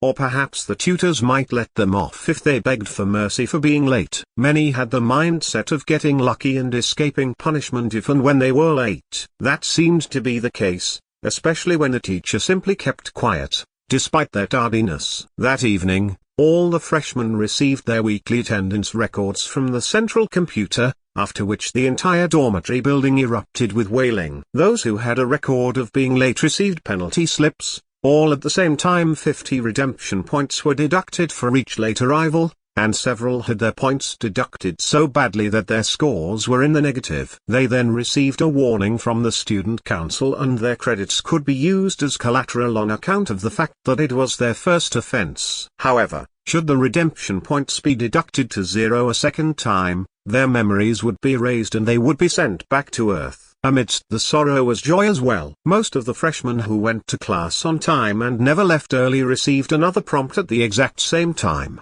They had been given a weekly reward for full attendance, 50 redemption points. The received redemption points was not that high a number, but they stood to obtain 200 redemption points for a full month's attendance. That was a big number, and many people expressed their praise and support for that system in the forum. Someone then randomly asked a question. If 50 redemption points were to be deducted for each instance of tardiness, then would someone who was absent for 2 days be sent back to Earth? The post did not name anyone in particular and it was unlikely that the hundreds of freshmen knew each other. However, Someone soon replied to the poster with Xiaolin's achievements. For example, his physical examination attributes, the results of his admissions test, how much the tutors disliked him for insisting on dual cultivation, and how he still had 0 XP in basic meditation. The reply must have been from someone who hated Xiaolin, because the taunting was rather excessive. Xiaolin sensed that, apart from Wang Dalin, he had not ruffled anyone else's feathers since arriving at the academy. Be that as it may, such an occurrence was inevitable, given the envy that arose from some conflicting interests. Xiaolin was the class monitor, but only on an acting basis for a 3-month term. After gradually getting a better understanding of the various benefits coming with the position, anyone with the slightest bit of ambition would certainly covet the position. The students in the other classes might not share the same mentality, but their monitors were genuinely talented and had shown potential far exceeding that of any ordinary human throughout the past week. For example, Class 1's monitor Cheng Ming was the first to raise his basic swordsmanship to LV3. Another example would be Class 12's monitor Chen Dao, whose meditation speed paled only to that of Gixi Oyu's, effectively forcing everyone to drop whatever intentions they originally had. Xiaolin's heart nearly jumped out when he received his attendance sheet. The record clearly showed that he was absent for 2 days. But there was also an explanation for his absence below, stating that it was due to a cooperation with the Student Union Department to conduct important research. Therefore, his attendance was still full and he received a reward of 50 redemption points. The phrase "conduct important research" nearly made Xiaolin burst with laughter. He breathed a sigh of relief. Song Junlang was telling the truth when he asserted that he had a high-ranked person taking care of him. If Xiaolin really was kicked out of Dawn Academy, everyone else in Class 7 would benefit from it. Theoretically speaking, they all stood a chance to become the next monitor. With that sort of mentality, they were unafraid to express their support, even though they knew how much Xiaolin liked to show off his authority. Xiaolin ignored the provocative post which questioned whether or not he would be kicked out of the academy. Although he wanted to post his attendance sheet just to give those people a slap in the face, he was deterred by the possibility of stirring up trouble. The post questioning Xiaolin was not around for too long. Soon, a more popular post appeared on the forum. The post was made by a person named Wu Qin, but the name did not really matter. After all, everyone was practically strangers to each other.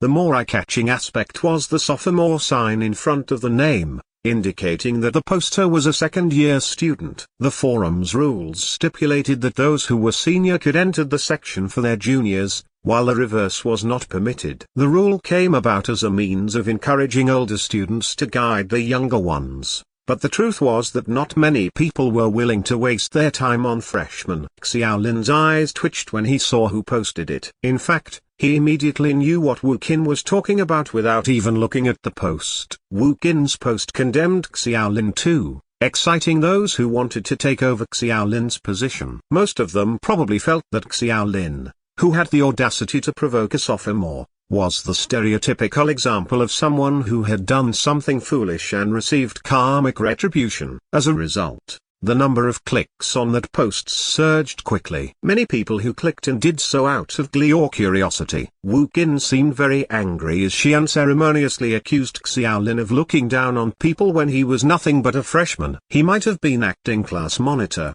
but he had no regard for his seniors and was extremely arrogant. Wu Qin briefly stated what happened in the sophomore's meditation room the other day but omitted half of what truly happened. For example, she brought up the weekend gossip and conversation between the senior sisters in the meditation room, but the focus was on how Xiaolin mocked her because he thought too highly of himself. Wu Qin would never believe that Xiaolin only took a few minutes to upgrade his basic meditation from LV0 to LV1 that day. Even a talented student could not achieve that, so she concluded that the freshman Class 7's acting class monitor was just putting on a show. As the saying went, those who showed off all the time had it coming to them. Wu Qin went ballistic and could no longer take it, so she made a point to head to the forum to vent her frustrations. Chapter 51, Basic Sword Moves. This chapter is updated by Novels PL. Wu Qin's post silenced everyone who read it, including those who were eager to see Xiaolin being ridiculed and those who were simply just curious about the whole thing. If not for the real name system the forum implemented, all of them would have suspected Xiaolin of deliberately making that eye-catching post using a fake account. Then, someone who claimed to be in the same class as Xiaolin posted a short post, saying that Xiaolin never did increase his XP during the meditation class. That fact was confirmed by many other people in the class at that time, and it was impossible for that to be fake. It must be fake. A jump from LV0 basic meditation to LV1 in just a few minutes. Even if you are a sophomore, you shouldn't pull a fast one on as freshman. I'm in Xiaolin's class, and I'll bet my credits that this guy's meditation level is only at LV0. It's not that I don't believe in geniuses, but I heard that even Gixi Oyu, who broke the Academy's record, needed an entire lesson to get to LV1. Gixi Oyu relied on her extraordinary intelligence value to achieve that. What can Xiaolin rely on when his initial attribute values don't even exceed 10? Senior sister, you're not being honest. Senior sister is probably trying to support Xiaolin. Xiaolin's pretty awesome. He's already managed to woo a sophomore senior in barely a few days of being here. He's probably dependent on her. Those who responded to Wu Qin's post expressed suspicion and disbelief. The topic soon shifted gradually to speculation about Wu Qin and Xiaolin's relationship. Sitting all alone in her dormitory, Wu Qin refreshed the thread repeatedly. Her expression became more and more distorted as she read everything. She could care less about the replies that teased her, but almost everyone who responded clearly told her that Xiaolin's basic meditation really was only LV0, with no XP whatsoever. Raising basic meditation from LV0 to LV1 in a few minutes? How laughable. Wu Qin scratched at her short hair vigorously and had a dazed look after having her worldview so drastically upended. She gritted her teeth and finally decided to post it to the sophomore forum. As one of the sophomore year's underachievers, she believed that those top students, who were dozens of times stronger than her, surely had an explanation for that phenomenon. A new week has begun. Due to the carrot and stick approach for attendance, no one dared be late to class anymore. The lessons were the same as the first week, with compulsory courses in the morning and electives in the afternoon. Their history lesson continued explaining the history of planet Norma's development. It was quite interesting to listen to if one treated the subject like a novel. Having gone through what happened the week earlier, everyone took the initiative to bring along a notebook. In fact, textbooks were readily available, but the price of 200 redemption points was enough of a disincentive for most. For their swordsmanship lesson in the afternoon, their tutor Cheng Na was late because of an afternoon nap. But just when everyone thought that the T-Rex would not show up, she appeared all of a sudden at around 3 p.m. After discovering that no one in the training hall followed her instruction to train with real swords instead of wooden swords, Cheng Na lashed out immediately. Bunch of idiots. Do you think this useless thing is any good for training? Those who reached level 3 basic swordsmanship, please step forward. Everyone looked around, but Cheng Ming, as the sole student who reached that level, was the only one who came forward. Cheng asked, "Is progressing your level easy to you, boy?" "It's very difficult." Cheng Ming shook his head in distress. "Recently, I've had to swing my sword 7 or 8 times. Sometimes even more than a dozen times, just for me to up my XP. Even then it's only by a small amount. Sometimes, my XP won't increase at all. If it continues like this, I really wonder how long will it take to get to level 4. Cheng Na snorted coldly, then waved her right hand in the air. An empty void tore open and a stainless steel sword appeared in her hand. She pointed the tip of the sword toward Cheng Ming and said, "Come and try me again." Cheng Ming was frustrated. The woman had defeated him so badly the week earlier that he had lost all confidence, but being the earnest person that he was, he bit the bullet and confronted Cheng Na regardless of how reluctant he actually was. N-guard. Swing. Slice. Cheng Ming's movements flowed smoothly, exactly like how he had been practicing those few days. Cheng Na's expression was very serious. Unlike her lax attitude the previous time. She lifted the steel sword and held it close to her, then swung it in a smooth arc. Cheng Ming's attack was blocked and he staggered back a couple of steps before finally falling to the floor. This time however, The sword did not fly from his grip. "You've made progress and you're roughly able to exert about 90% of your strength," Cheng Na blankly remarked. Nevertheless, Cheng Ming was elated to hear those words coming from that T-Rex's mouth. "Take a look at how much your XP has increased." Whoa, it actually increased by 1. Cheng Ming was stunned. Gaining 1 XP during training took him much longer, but it was achieved in that short duel with Cheng Na. Cheng Na ignored the surprised Cheng Ming and turned to everyone else, yelling, "You idiots understand it now, don't you?" As I've said before, no other training method is better than actual combat. Also, I can't stand the sight of your hideous moves. I'll teach you a systematic way to practice swordsmanship today. Remember, the weapon you're holding is a sword, not a saber, and most definitely not a wooden stick. Xiaolin was quite surprised that Cheng Na was going to give a lecture, but he soon realized why. If she did not teach anything substantial, she would be quite the useless teacher. "Are you going to teach us sword skills?" someone asked excitedly. Cheng Na replied mockingly, "Dream on." The lowest level required to learn sword skills is a level 3 in basic swordsmanship. Aside from Cheng Ming and Xiaolin, the rest of you aren't qualified at all. I'll only teach a few sword moves. These moves will help you increase your XP quicker and allow you to level up your basic swordsmanship. Everyone knew that Cheng Ming had reached LV3 in basic swordsmanship, but were secretly very surprised when Cheng Na named Xiaolin as well. As much as they felt like asking about it, they felt that it was inappropriate to do so at that moment. Xiaolin was the only one who knew what was going on. Cheng Na knew that he had the slashing skill, which was still considered a sword skill despite having little practical significance. "Today I'll only teach you the 8 most basic sword moves. These are thrust, chop, sprinkle, hang, cloud, jab, burst, and intercept.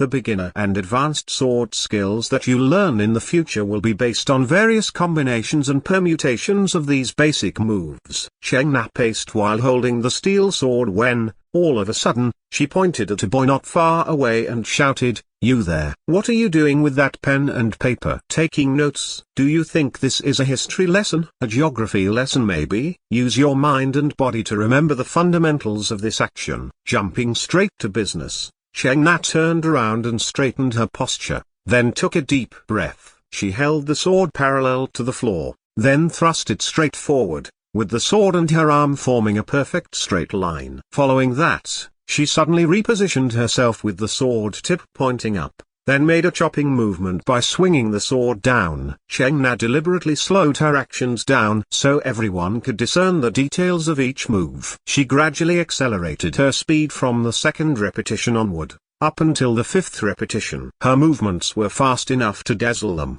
but at the same time, its smooth execution also left everyone with a lasting impression. Those were proper sword moves, unlike the usual child's play associated with how they usually trained. Let me emphasize again, practicing with real swords is a must. If I ever find out that you're using those toys again, you won't be as lucky as you are today. I'll kick you out of this training hall.